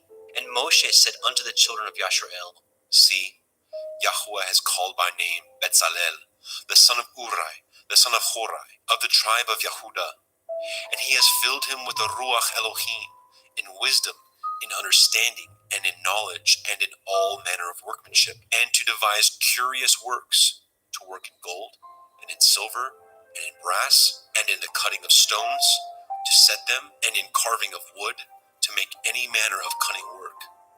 And he has put in his heart that he may teach, both he and Aholiab, the son of Achisamach, of the tribe of Dan. Them has he filled with wisdom of heart, to work all manner of work, of the engraver, and of the cunning workman, and of the embroiderer, in blue, and in purple, in scarlet, and in fine linen, and of the weaver, even of them that do any work, and of those that devise cunning work. Shemot, Exodus chapter 36. Then wrought Betzalel and Aholiab, and every wise-hearted man, in whom Yahweh put wisdom and understanding, to know how to work all manner of work for the service of the sanctuary, according to all that Yahweh had commanded. And Moshe called Betzalel and Aholiab, and every wise-hearted man, in whose heart Yahweh had put wisdom, even everyone whose heart stirred him up to come unto the work to do it. And they received of Moshe all the offering, which the children of Yashrael had wrought for the work of the service of the sanctuary, to make it withal. And they brought yet unto him free offerings every morning. And all the wise men that wrought all the work of the sanctuary came every man from his work which they had made. And they spoke unto Moshe, saying, The people bring much more than enough for the service of the work which Yahweh commanded to make. And Moshe gave commandment, and they caused it to be proclaimed throughout the camp, saying, Let neither man nor woman make any more work for the offering of the sanctuary. So the people were restrained from bringing, for the stuff they had was sufficient for all the work to make it, and too much. And every wise-hearted man among them that wrought the work of the tabernacle made 10 curtains of fine twined linen, and blue, and purple, and scarlet. With cherubim of cunning work made he them. The length of one curtain was 28 cubits, and the breadth of one curtain 4 cubits. The curtains were all of one size. And he coupled the 5 curtains one unto another, and the other 5 curtains he coupled one unto another. And he made loops of blue on the edge of one curtain from the selvage in the coupling. Likewise, he made in the uttermost side of another curtain, in the coupling of the second. 50 loops made he in one curtain, and 50 loops made he in the edge of the curtain which was in the coupling of the second. The loops held one curtain to another. He made 50 taches of gold, and coupled the curtains one unto another with the taches. So it became one tabernacle. And he made curtains of goat's hair for the tent over the tabernacle. 11 curtains he made them. The length of one curtain was 30 cubits, and 4 cubits was the breadth of one curtain. 11 curtains were of one size. And he coupled the 5 curtains by themselves, and 6 curtains by themselves. And he made 50 loops upon the uttermost edge of the curtain in the coupling, and 50 loops made he upon the edge of the curtain which couples the second. And he made 50 taches of brass to couple the tent together, that it might be one. And he made a covering for the tent of ram skins dyed red, and a covering of badger skins above that. And he made the boards for the tabernacle of shittim wood, standing up. The length of a board was 10 cubits, and the breadth of a board 1 cubit and a half. One board had 2 tenons, equally distant one from another. Thus did he make for all the boards of the tabernacle. And he made the boards for the tabernacle, 20 boards for the south side, southward. And 40 sockets of silver he made under the 20 boards, 2 sockets under one board for his 2 tenons, and 2 sockets under another board for his 2 tenons. And for the other side of the tabernacle, which is toward the north corner, he made 20 boards, and there 40 sockets of silver, 2 sockets under one board, and 2 sockets under another board. And for the sides of the tabernacle westward, he made 6 boards. And 2 boards made he for the corners of the tabernacle and the 2 sides. And they were coupled beneath, and coupled together at the head thereof, to one ring. Thus he did to both of them in both of the corners. And there were 8 boards, and their sockets were 16 sockets of silver, and under every board 2 sockets. And he made bars of shittim wood, 5 for the boards of the one side of the tabernacle, and 5 bars for the boards of the other side of the tabernacle, and 5 bars for the boards of the tabernacle for the sides westward. And he made the middle bar to shoot through the boards from the one end to the other. And he overlaid the boards with gold, and made their rings of gold, to be places for the bars, and overlaid the bars with gold. And he made a veil of blue, and purple, and scarlet, and fine twined linen. With cherubim he made it of cunning work. And he made thereunto 4 pillars of shittim wood, and overlaid them with gold. Their hooks were of gold. And he cast for them 4 sockets of silver. And he made a hanging for the tabernacle door of blue, and purple, and scarlet, and fine twined linen of needlework. And the 5 pillars of it, their hooks, and he overlaid their chapiters and their fillets with gold. But their 5 sockets were of brass. Shemot, Exodus chapter 37. And Bezalel made the ark of shittim wood. 2 cubits and a half was the length of it, and a cubit and a half the breadth of it, and a cubit and a half the height of it. And he overlaid it with pure gold, within and without, and made a crown of gold to it round about.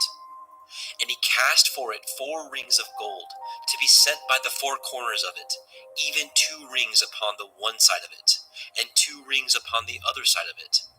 And he made staves of shittim wood, and overlaid them with gold. And he put the staves into the rings by the sides of the ark, to bear the ark. And he made the mercy seat of pure gold. 2 cubits and a half was the length thereof, and 1 cubit and a half the breadth thereof. And he made 2 cherubim of gold, beaten out of one piece made he them, on the 2 ends of the mercy seat. 1 cherub on the end of this side, and another cherub on the other end of that side. Out of the mercy seat made he the cherubim on the 2 ends thereof.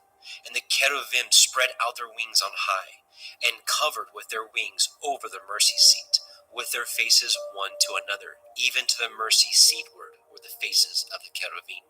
And he made the table of shittim wood. 2 cubits was the length thereof, and a cubit the breadth thereof, and a cubit and a half the height thereof. And he overlaid it with pure gold, and made thereunto a crown of gold round about. Also he made thereunto a border of a handbreadth round about, and made a crown of gold for the border thereof round about. And he cast for it 4 rings of gold, and put the rings upon the 4 corners that were in the 4 feet thereof. Over against the border were the rings, the places for the staves to bear the table. And he made the staves of shittim wood, and overlaid them with gold, to bear the table. And he made the vessels which were upon the table, his dishes, and his spoons, and his bowls, and his covers to cover withal of pure gold. And he made the menorah of pure gold, of beaten work. He made the menorah, his shaft, and his branch, his bowls, his knops, and his flowers were of the same. And 6 branches going out of the sides thereof, 3 branches of the menorah out of the one side thereof, and 3 branches of the menorah out of the other side thereof. 3 bowls made after the fashion of almonds in one branch, a knop and a flower, and 3 bowls made like almonds in another branch, a knop and a flower. So throughout the 6 branches going out of the menorah. And in the menorah were 4 bowls made like almonds, his knops and his flowers, and a knop under 2 branches of the same, and a knop under 2 branches of the same, and a knop under 2 branches of the same, according to the 6 branches going out of it. Their knops and their branches were of the same. All of it was one beaten work of pure gold. And he made his 7 lamps, and his snuffers, and his snuff dishes of pure gold. Of a talent of pure gold made he it, and all the vessels thereof. And he made the incense altar of shittim wood. The length of it was a cubit, and the breadth of it a cubit. It was 4 square. 2 cubits was the height of it. The horns thereof were of the same. And he overlaid it with pure gold, both the top of it, and the sides thereof round about. And the horns of it also he made unto it a crown of gold round about. And he made 2 rings of gold for it under the crown thereof, by the 2 corners of it, upon the 2 sides thereof, to be places for the staves to bear it withal. And he made the staves of shittim wood, and overlaid them with gold.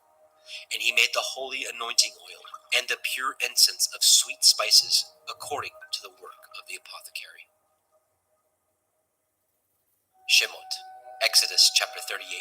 And he made the altar of burnt offering of shittim wood.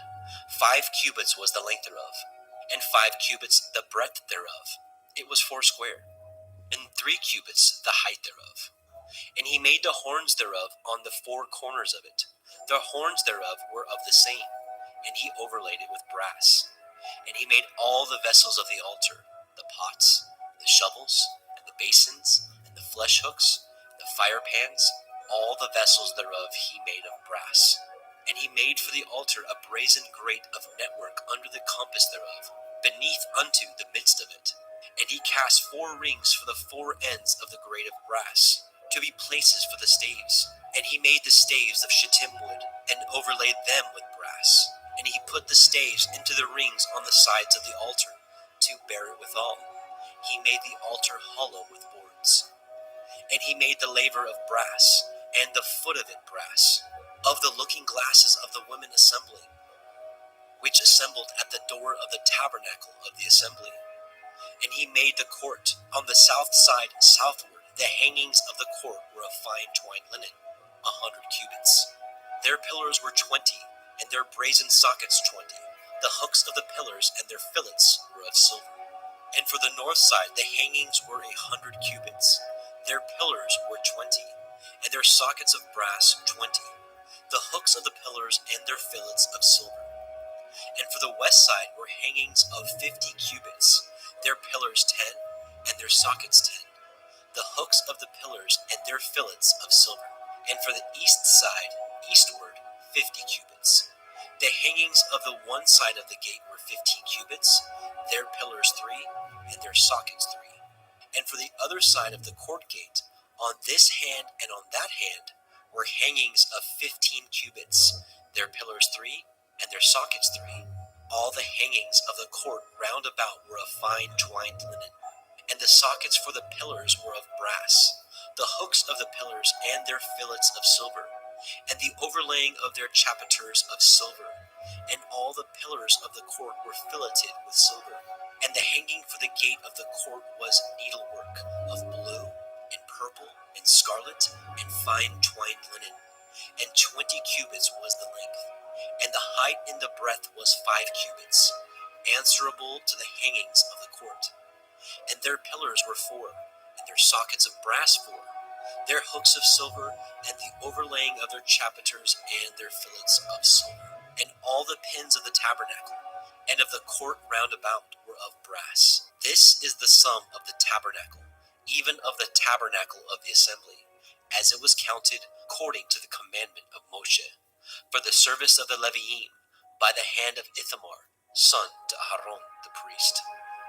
And Bezalel, the son of Uri, the son of Horai, of the tribe of Yehudah, made all that Yahweh commanded Moshe, and with him was Aholibah, son of Achisamach, of the tribe of Dan, an engraver, and a cunning workman, and an embroiderer in blue, and in purple, and in scarlet, and fine linen.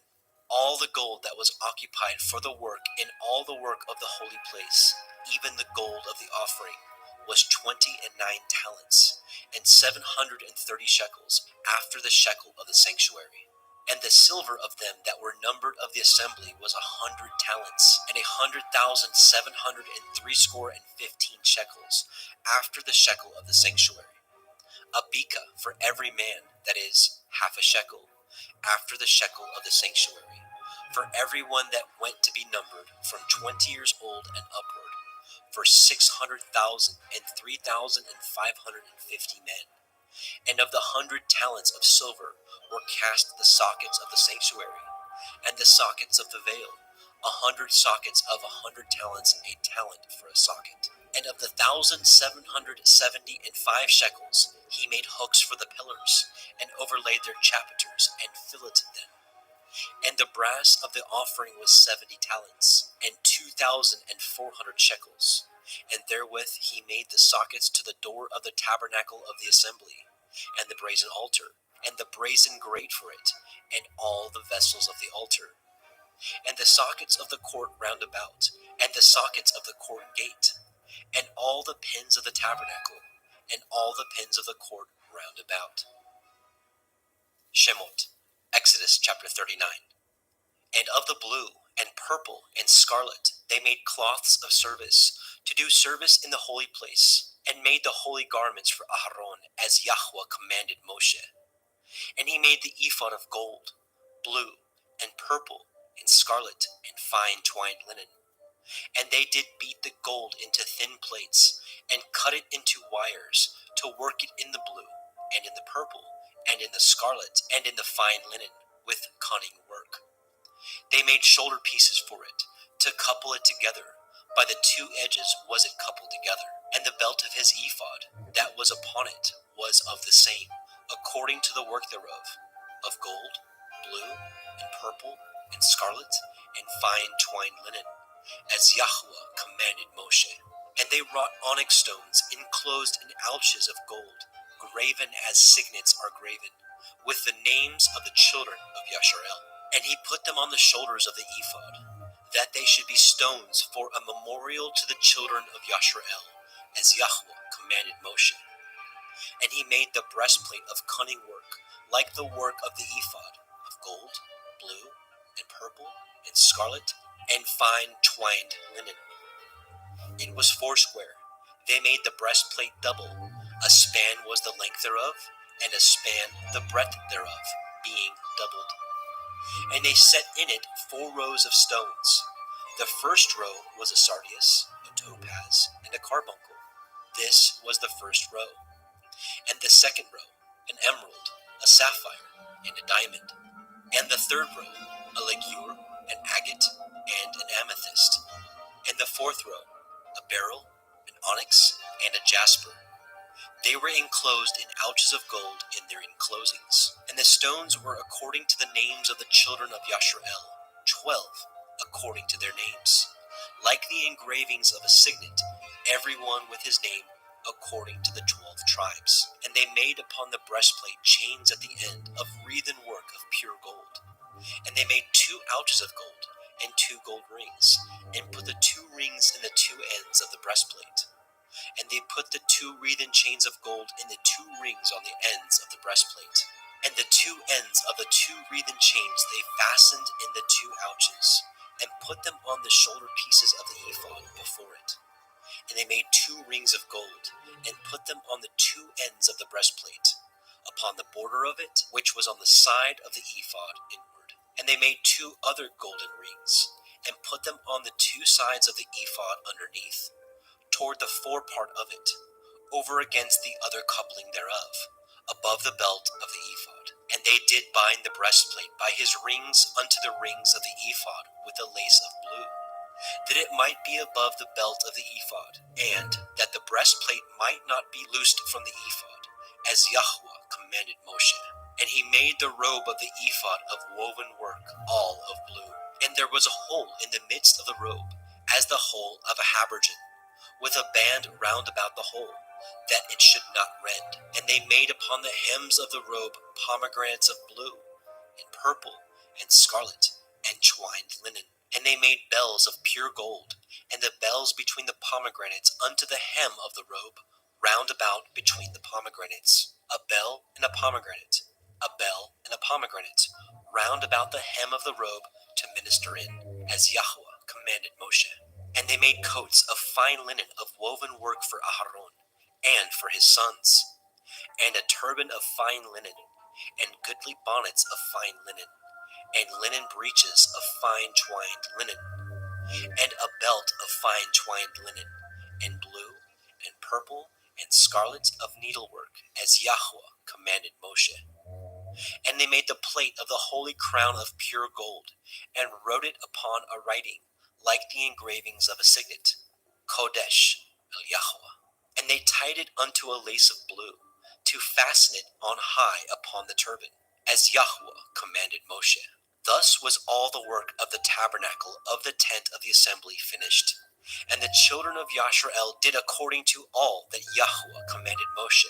So did they. And they brought the tabernacle unto El Moshe, the tent, and all his furniture, his taches, his boards, his bars, and his pillars, and his sockets, and the covering of ram skins dyed red, and the covering of badger skins, and the veil of the covering, the ark of the testimony, and the staves thereof, and the mercy seat, the table, and all the vessels thereof, and the showbread, the pure menorah, with the lamps thereof, even with the lamps to be set in order, and all the vessels thereof, and the oil for light, and the golden altar, the anointing oil, and the sweet incense, and the hanging for the tabernacle door, the brazen altar, his grate of brass, his staves, and all his vessels, the laver, and his foot, the hangings of the court, his pillars, his sockets, and the hanging for the court gate,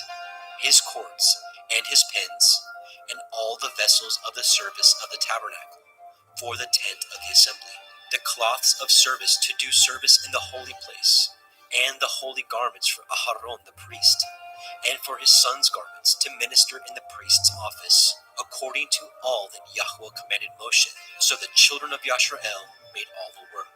And Moshe did look upon all the work, and behold, they had done it as Yahweh had commanded. Even so had they done it, and Moshe blessed them.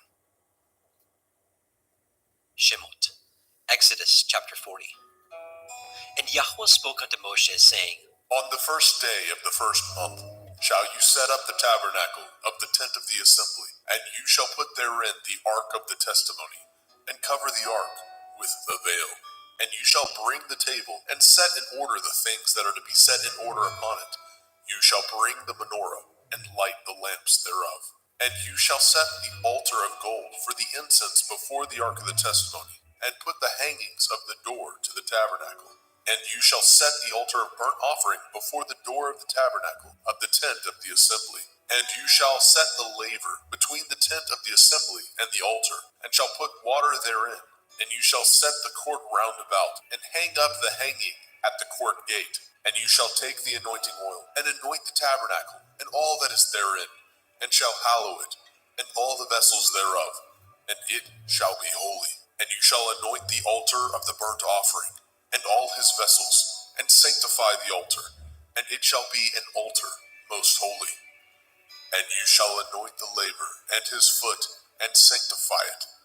And you shall bring Aharon and his sons unto the door of the tabernacle of the assembly, and wash them with water.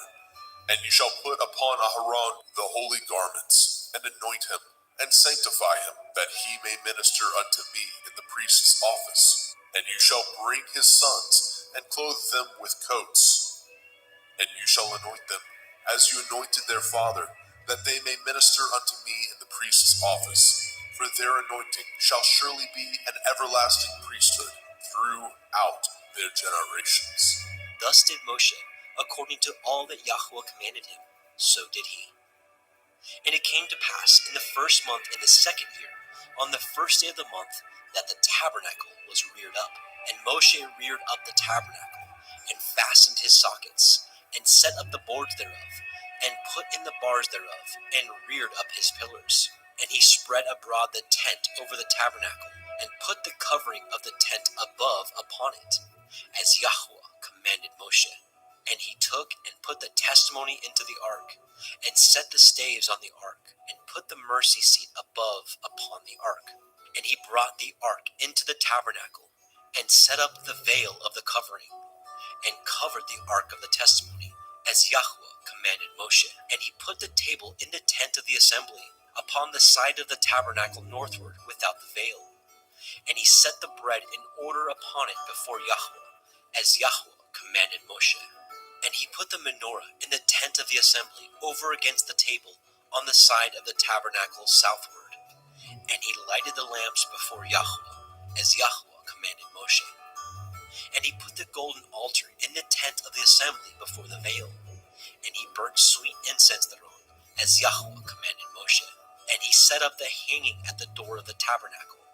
And he put the altar of burnt offering by the door of the tabernacle of the tent of the assembly, and offered upon it the burnt offering and the meat offering, as Yahweh commanded Moshe. And he set the laver between the tent of the assembly and the altar, and put water therein to wash withal.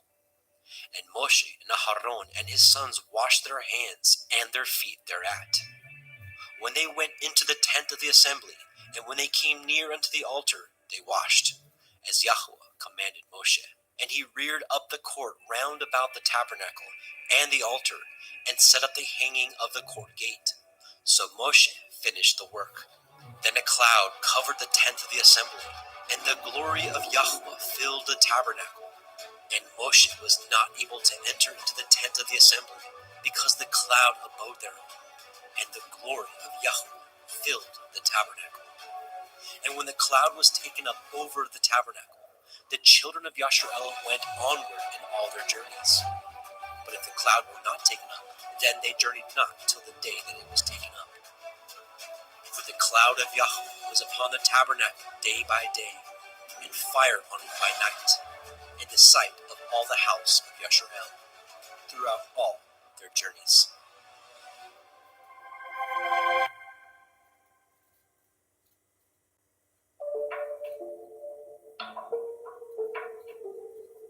We could have been born at any time in history, and the Most High Yahweh chose for us to be here and now, a time when knowledge has increased and many go to and fro.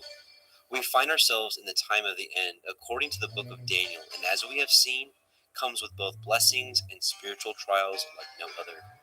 The book of Revelation, the field manual to the end times, tells us what to expect and how to prepare, but was obscured from the generations with parables and hidden understandings just waiting for these last days to be unsealed.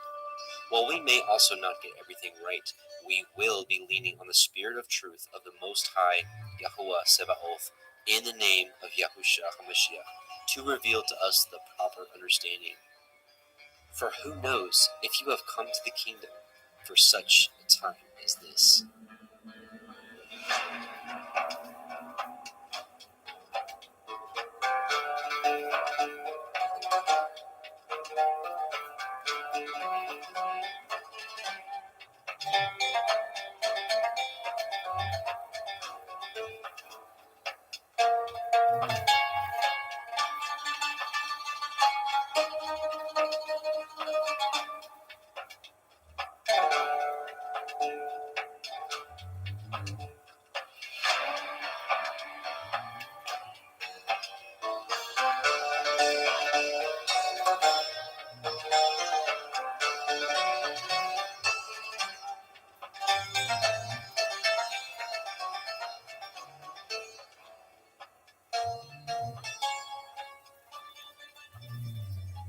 And sisters, welcome to the Parable of the Vineyard YouTube live stream. My name is Adam, your host, and I welcome you. Brothers and sisters, welcome to what may be one of the most important line-by-line studies we have done on Parable of the Vineyard, the book of Revelation has truly been veiled over the centuries, and I do believe that Yahweh has begun to unseal it over the past few years. Now, with that being said, let it be known that I am merely a student of the Word and have felt led to share the little bit of wisdom that Yahweh may have bestowed upon me, which means that I will not get everything right. This study, I ask you to test everything, and honestly, with all studies for that matter, and with all studies out there. The study will be so in depth that even the new believer will be able to understand it, and likewise, the learned disciple will also be able to glean new information. Some concepts shared during the study may give you confirmations to understandings you may already have, and some may be new to you. Either way, take all matters to Yahweh in prayer, and he will guide you, as it must be known that 1 John 2:27 says, "The anointing which you have received of him abides in you, and you need not that any man teach you, but as the same anointing teaches you of all things, and is truth, and is no lie, and even as it has taught you, you shall abide in him." Again, 1 John 2:27. And one more verse to start this out. Matthew 23:8 says, "But be ye not called rabbi," which means teacher, right, or master, "for one is your master, even Mashiach, and all you are brethren." So let that be known that Messiah is the teacher, the Ruach HaKodesh is the teacher. We're just study partners together. So before we get started, let's do a quick prayer and supplicate to Yahweh. Let's bow our hearts. Heavenly Father, Yahweh, in Yahusha's name we come before you. We thank you first and foremost for Messiah Yahusha, because we know, as the scripture says, that no one can come to you but by belief in Messiah. So we thank you for his blood that has washed us from our sins. We ask you to continue to cultivate in our heart fruit that you've always been looking for from us, obedience to your ways. We just pray that you open our eyes and ears to the understanding tonight, the understanding of your word tonight. And we just pray that you continue to strengthen us as the world gets darker and darker. Pray that your light shines through us, that we can be a witness of your majesty. We bless you in Yahusha's name. Amen.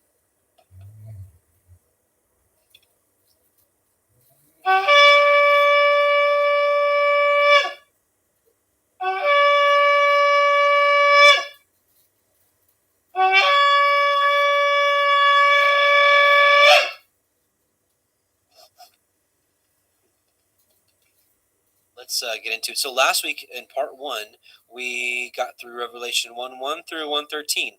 Hopefully it was beneficial to you. If you're just watching this and you haven't seen part 1, I would recommend watching part 1 first, but definitely not needed, because you can pick back up at any time. So I want to address a few things. Many of you actually had questions regarding the two witnesses, and please keep the questions and rebuttals coming, because when we get to Revelation chapter 11, we're going to do an even deeper study on the two witnesses, and I'm going to do my best to answer every question, as I know that this is a sensitive topic to many, just like the 144,000.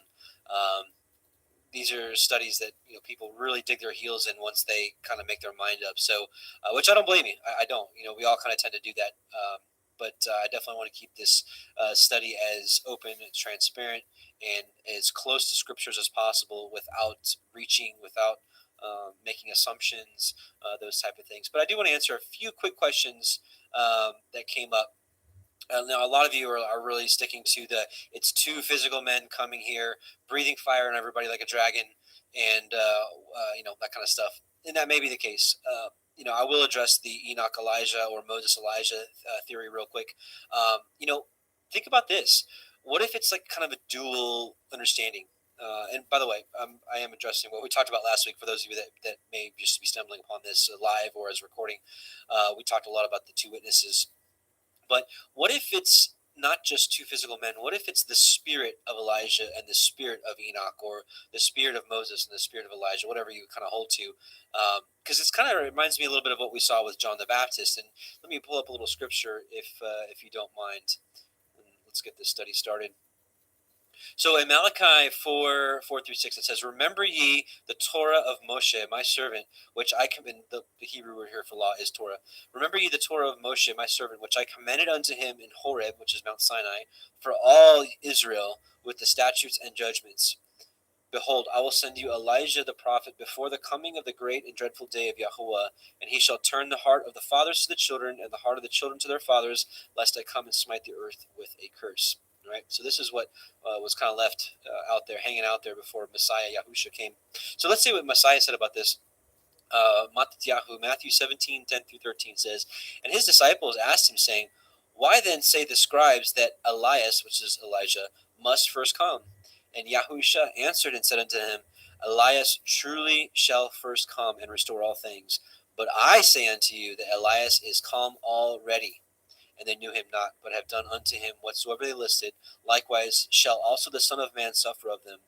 Then the disciples understood that he spake unto them of John the Baptist," Yehochanan the Baptist, the immerser. So what we're seeing here is it wasn't physically Elijah coming back, the first fulfillment of it. It was his spirit. The spirit of Elijah was in John the Baptist. And so I say to you, we know that history repeats itself. And honestly, we're starting to see a lot of things that happened 2,000 years ago is happening now. We have you had Messiah come on the scene 2,000 years ago, rebuking at that time modern day traditions of men that made of no effect the commandments of Yahweh, and he came to teach. I think he's sending that spirit again, and we're learning. We're coming back to Torah. We're coming back to his covenant, and people are rejecting it. People are still clinging to their doctrines of men and whatnot. And I think that a lot of us, which my conclusion last week was that Israel, his two houses, the house of Ephraim and the house of Judah, are his two witnesses. It's the two candlesticks, as we saw in Zechariah 4. We had the two olive branches pouring out oil into the candlestick, which it's interesting that that came up in last week's Torah portion and this week. Specifically, this week it talks about in Exodus 28 talks about how the children of Israel are to bring oil for the lamp, for the light to burn continually. And we know through Solomon, in the wisdom of Solomon in Proverbs, it's Proverbs 6:23. It says that the Torah is light, right? The commandment is a lamp, and the Torah is light. And we know that the commandment was for the light to burn continually. So my point being is, I really do believe that he's raising up his remnant. He's raising up his witnesses, and we're starting to share what he's has given to us. And so I think he may be endowing us with the spirit of Enoch, the spirit of Elijah. Let's talk about the spirit of Elijah really quickly and kind of what that may look like. We saw with John the Baptist, right? I mean, he was reproving the people. He's like, turn them back, repent, bring forth fruits worthy of repentance. What's the fruit has always been?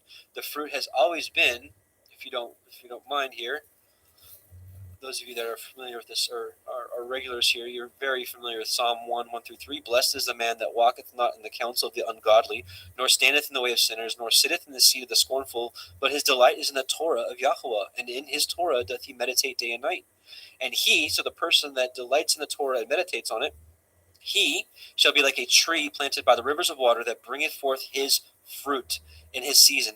His leaf also shall not wither, and whatsoever he doeth shall prosper. That's the fruit that Yahweh's always been seeking from us. We're his planting, we're his creation. Just like when he creates a tomato plant, he expects that tomato plant to bring forth a tomato. He plants the olive tree, he expects the olive tree to bring forth its olives. What is man supposed to bring forth? This. Obedience to his ways. That's what it's always been about. So let's talk about the spirit of Elijah really quickly. We're going to turn to Jubilees chapter 23, Yovelim chapter 23. For those of you that may be unfamiliar with this was found in the Dead Sea Scroll finding. They found 15 copies of this book in Hebrew intact that was preserved. All right, so I want to read verses 16, 19, and 26, and I think this explains the spirit of Elijah. And in that generation, this is the end time generation, which I believe we are in, and in that generation, the sons shall convict their fathers and their elders of sin and unrighteousness, and of the words of their mouth, and the great wickedness which they perpetrate, and concerning their forsaking the covenant which Yahweh made between them and him, that they should observe and do all his commandments and his ordinances and his laws without departing either to the right hand or to the left. Okay, this is part 1. Part 2, and they shall strive one with another. Now, I will say that Paul has given us a better way of doing this, to be patient, to be meek, to be kind, to be humble, to be long-suffering, to be apt to teach. That's 2 Timothy 2, I think 19 through 24 or something like that. And they shall strive one with another, the young with the old, and the old with the young, the poor with the rich, the lowly with the great, the beggar with the prince, on account of the Torah and the covenant, For they have forgotten commandment and covenant and feasts and months and Sabbaths and jubilees and all judgments, right? And this is what's happening this generation. It's coming back. And I believe the spirit of Elijah is doing the very same thing that we saw in Malachi, right? Let me bring that up again real quick. And I'll send you Elijah, right? And he shall turn the heart of the fathers to the children, and the heart of the children to their fathers, lest I come and smite the earth with a curse. And again, what does that come back to right here? Remembering the Torah of Moshe. That's what it's been all about. But last but not least, verse 26 of Jubilees 23, it says, and in those days the children shall begin to study the laws, the Torah, and to seek the commandments, and to return to the path of righteousness, this is the straight and narrow path that Messiah Yahushua talked about, not deviating to the left or to the right of. So, in short, my conclusion is, and again, in here in a few weeks, it might even be a month at the rate we're going here. It might even be a few months. When we get to Revelation 11, we're going to do probably an entire night on just the two witnesses. So keep the questions coming, keep the rebukes coming. I'm looking for sharpening here. Remember, the book of Proverbs says a wise man loves correction and invites reproof. It's the foolish man that does not like it because he doesn't want to be wrong, and that's pride. So, excuse me. So I'm waiting, or I'm not waiting. I'm inviting. I'm inviting your comments, concerns, questions, that kind of stuff. So, but yeah, and again, in short, what I'm saying here is I believe that we are the two witnesses, the house of Israel, the house of Judah, and that we may be operating in the spirit of Elijah and Enoch, or Elijah and Moses, whatever you hold to. So, the spirit of Enoch, which the whole book of Enoch, it's instructing in righteousness, just like Elijah. And it is also interesting that this generation has been the generation that has been bringing forth Enoch back to the center stage here. And I know most of mainstream Christianity rejects it and whatnot, but for this called out assembly, this set apart people that he is raising up, for many of us, the book of Enoch has become really a big part of our understanding. So that's my belief on that. So maybe that may answer some questions already, but again, don't worry, we're going to be going over the two witnesses in great deal, and the 144,000 in great deal when we get to Revelation 7 and 14 as well. So let's get to the study at hand tonight. And so where we're at now is we are at Revelation 1:14. And, for Revelation 1:14 and 1:15, these two verses bring about some pretty radical teachings out there. And here I ended up preparing a huge study for this, but I really felt that going through this actually just praying over the last day or two, I really felt that Yahweh was like, this is a teaching I want you to do, but it's not going to be part of this Revelation study, because I want the Revelation study to stay on track, and I don't want to get too far off on rabbit trails. But I will be making a video of this, but I do want to read a few excerpts here from this write-up I did over the last few days in preparation for this study. It's called All Nations, All Tribes, the True Seed of Abraham. So let me read this portion for you. In preparation for this portion of our Revelation study, I honestly wanted to skip over Revelation 1:14 through 15 due to the arguments over the flesh it seems to bring about, to which I have zero desire to get into. We have much more important things to discuss. Although after prayer and what seems to be nudges from Yahuwah, as the days leading up to this, I've been targeted once again by those who glory in the flesh and claim superiority due to what they perceive as themselves being the true Israelites. They call themselves the Black Hebrew Israelites. And that all others must recognize this, so we all must recognize that they are the true seed to be part of the kingdom. I get this all the time, I get this all the time. They're like, Adam, you're preaching a lot of truth, bro. You're preaching a lot of truth, but you ain't preaching the truth, which to them is that, that they are the true seed of Israel, and everybody needs to recognize that, or they're not going to be part of the kingdom. And even if we get into the kingdom, we're going to be like servants to them. And it's just crazy stuff. Anyways, back on track. So we must recognize this to be part of the kingdom, and lesser beings at that. For the 3.5 years this ministry has been on YouTube, I have constantly been called a white Edomite devil who has no right to read or discern the scriptures, as they are not for me, but for them alone. Or alongside this, being accused of not preaching the full truth, as they say, for not teaching who the true seed of Yahuwah are. After so many of these types of comments, I decided to research the matter for myself, for after all, I'm in pursuit of all truth, regardless of what that looks like. embracing Sirach 4:28, which says, "Strive for the truth unto death, and Yahweh will fight for you." So I'm going to stop there for a second. So this is a really long study, and basically it's debunking their movement. But so what I am going to do is I am going to do a separate study on this, separate video on this. But I am going to leave a link for this for anybody that wants to study this out, because once again, I'll be looking for reproof, I'll be looking for rebukes, I'll be looking for confirmations, whatever it may be. Because when I put this video out, I want to address all angles, and I wanted to, answer every single question out there regarding this doctrine that they have out there. And I would have never touched this, but it seems to touch every corner. I mean, I see it all over Facebook, and this gets brought up all the time, and it's all over YouTube and comment. You guys have seen it, and it's just such a fruitless movement. It's pure racism, and I get it. The black people have been horribly treated. They absolutely have. The Atlantic slave trade was horrible. Even in this country, just up until the 50s, 60s, they didn't have the same rights as white people. Like, that's crazy to me. That's horrible. That is not Christ-like. That is not Messiah-like. And so I get it. I get that they have been, trampled on by society. But just that fact doesn't prove that the true Israelites. But we're not gonna get into that right now. But so I get why they're upset. But for those out there that believe this and that hate people, hate white people, like, I didn't do this to you. We didn't do this to you.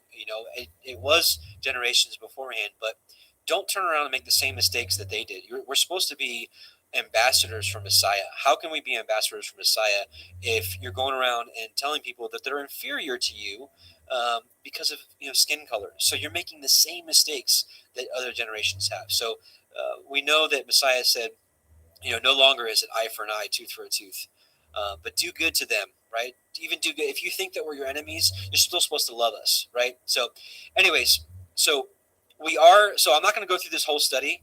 I am going to leave a link for this if you want to study it for yourself. But I am going to be making a video on this in the coming weeks. But I am going to at least go through the part here that talks about Revelation 1:14 and 1:15 that brings about so much strife. So first, it should be made clear that it does not matter to me what skin color we are. We are the true seed by faith in Messiah Yahusha. Beware of anyone who teaches superiority based off skin color or being the true seed because of their race. My goal for this study is not to glory in the flesh, but to free those who are held captive by this belief. Yes, they are held captive by this belief because it's a glory in the flesh. This is not from the Ruach. That there is something to boast about in our racial genealogy. Let's review the scriptures, as with these three short passages I'll include will clearly state that the grace and salvation of Yahweh through Yahusha is free to all men and women who believe, and that this shouldn't even be a topic of discussion. Nevertheless, here we are. And this is not even complete. There's probably 40 verses I could have included here, but I'm just including three sections. Galatians 3:28-29 says, there is neither Jew nor Greek, which I would interpret as Gentile. There is neither bond nor free. There is neither male nor female, for you are all one in Messiah Yahusha. And if you be messiahs, then are you Abraham's seed and heirs according to the promise. This right here is the true seed of Israel. Don't let anybody fool you. This is Revelation 7:9. This is a picture of the multitudes saved out of tribulation. After this I beheld, and lo, a great multitude, which no man could number, of all nations and kindreds and peoples and tongues, stood before the throne and before the Lamb, clothed with white robes and palms in their hands. Here it is right here, right? All nations, kindreds, peoples, tongues. This is all races, all of them. White, black, red, yellow, whatever. Acts 10:34-36. Then Peter opened his mouth and said, of a truth I perceive that Elohim is no respecter of persons, but in every nation he that feareth him and worketh righteousness is accepted with him. The word which Elohim sent unto the children of Israel, preaching peace by Yahushua HaMashiach, for he is Adonai of all. Amen and hallelujah for the real truth of the real seed, which are those by faith in Messiah and keep his commandments. That's it. So I'm going to skip all this here. We're going to do another study on that at another time. But I do want to address the conclusion again. So My conclusion remains: skin color should be of no importance to us, nor cause quarrels within the body of Messiah. Recognizing the true seed are those who believe in Yahusha, the Word and begotten of Yahuwah, and keep His commandments, not a particular skin color or race. When you read opposing comments to this discussion, discern the spirit they carry and the fruits they bear, as this will be the most telling sign as to who is holding the truth. Blessings in Yahusha's name. And I look forward to seeing you all in the great gathering in marriage supper of the Lamb. And actually, excuse me, I forgot to actually go over. What is written in Revelation 1:14-15. So, what do the scriptures say regarding skin color? Before we go here, I need to reiterate that I despise having to do this. But again, there is a large group of people claiming the heritage of the biblical Israelites based off their skin color. So, as with all false doctrine, we must expose it by sharing the truth. And in His infinite wisdom, Yahuwah thought it meet to express the color of His people and His Son, Yahusha HaMashiach, through the Scripture. So, Yahusha, Revelation 1:14 says, "His head and his hairs were white like wool, as white as snow, and his eyes were as a flame of fire." Now, interestingly enough, this movement that I'm talking about actually uses this verse to say that they're the true race. But it says right here, right, his head and his hair. So actually, let me read it here. So notice it emphasizes the color twice. It does not say his hair was the texture of wool, but the color.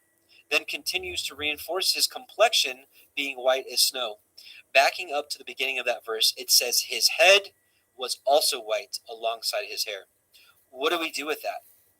Other than take it at face value, have we not learned our lesson with biblical earth, i.e. pillars, immovable or unmovable, the compass upon the face of the deep, etc., etc.? Then Revelation 1:15, it says, "And his feet like unto fine brass, as if they burn in a furnace." So let's look at the Greek word used for fine brass. It's chalk. Here, kalkolebanon. All right. So it's a root word, or the root word here, in the implied mean of whiteness or brilliancy. The KJV translated it as fine brass twice, and it says some metal like of gold, if not more precious. So let's just read this here. Neuter of a compound of G, such and such and such and such, in the implied mean of whiteness or brilliancy. Burnished copper, an alloy of copper or gold, and silver having a brilliant luster, fine brass. Okay? So that's the best description of what he was actually looking at. So again, this is here. This is what we just read. So skipping here, let's look at what fine brass looks like. Oops. Let's go to here.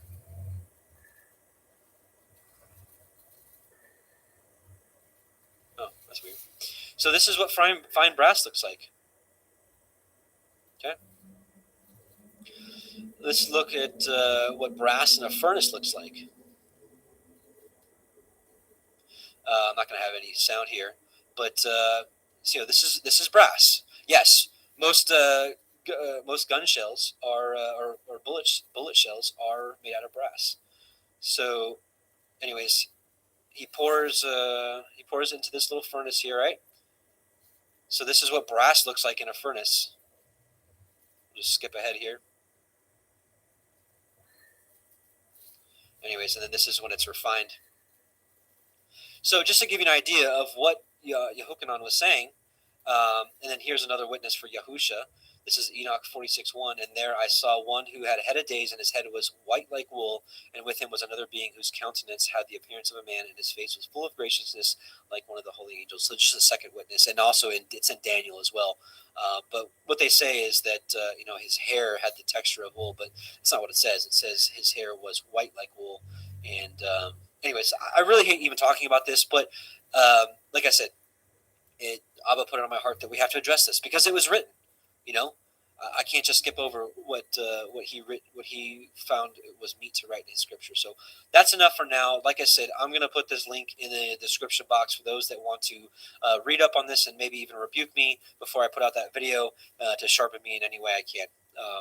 But that movement needs to be addressed, and God put it on my heart that I've got to address it. So I don't know what to do with that. So other than obey. All right. So moving on now, Revelation 1:16. And he had in his right hand 7 stars, and out of his mouth went a sharp 2-edged sword, which we're going to read that here in Yeshayah here in a second. And his countenance was white as the sun shines in his strength. Yeah, his countenance was as the sun shines in his strength. Amen. So let's, actually, my goodness, I'm all over the place here. I forgot to address the second part of Revelation 1:15, and his voice as the sound of many waters. There's actually lots of different scriptures we can pull up about this, but I actually want to pull up a vision that included this section right here. So we're going to take a look at 2 Esdras chapter 6, verses 1 through 28, and this is going to have a little section in here about the sound of many waters. So, and he said to me, at the beginning of the circle of the earth, before the portals of the world were in place, and before the assembled winds blew, and by the way, it is interesting, right? The circle of the earth, just like we see in Yeshayah, in Isaiah 40:22. It reminds me of the compass set upon the face of the deep, right? A circle does not mean a ball.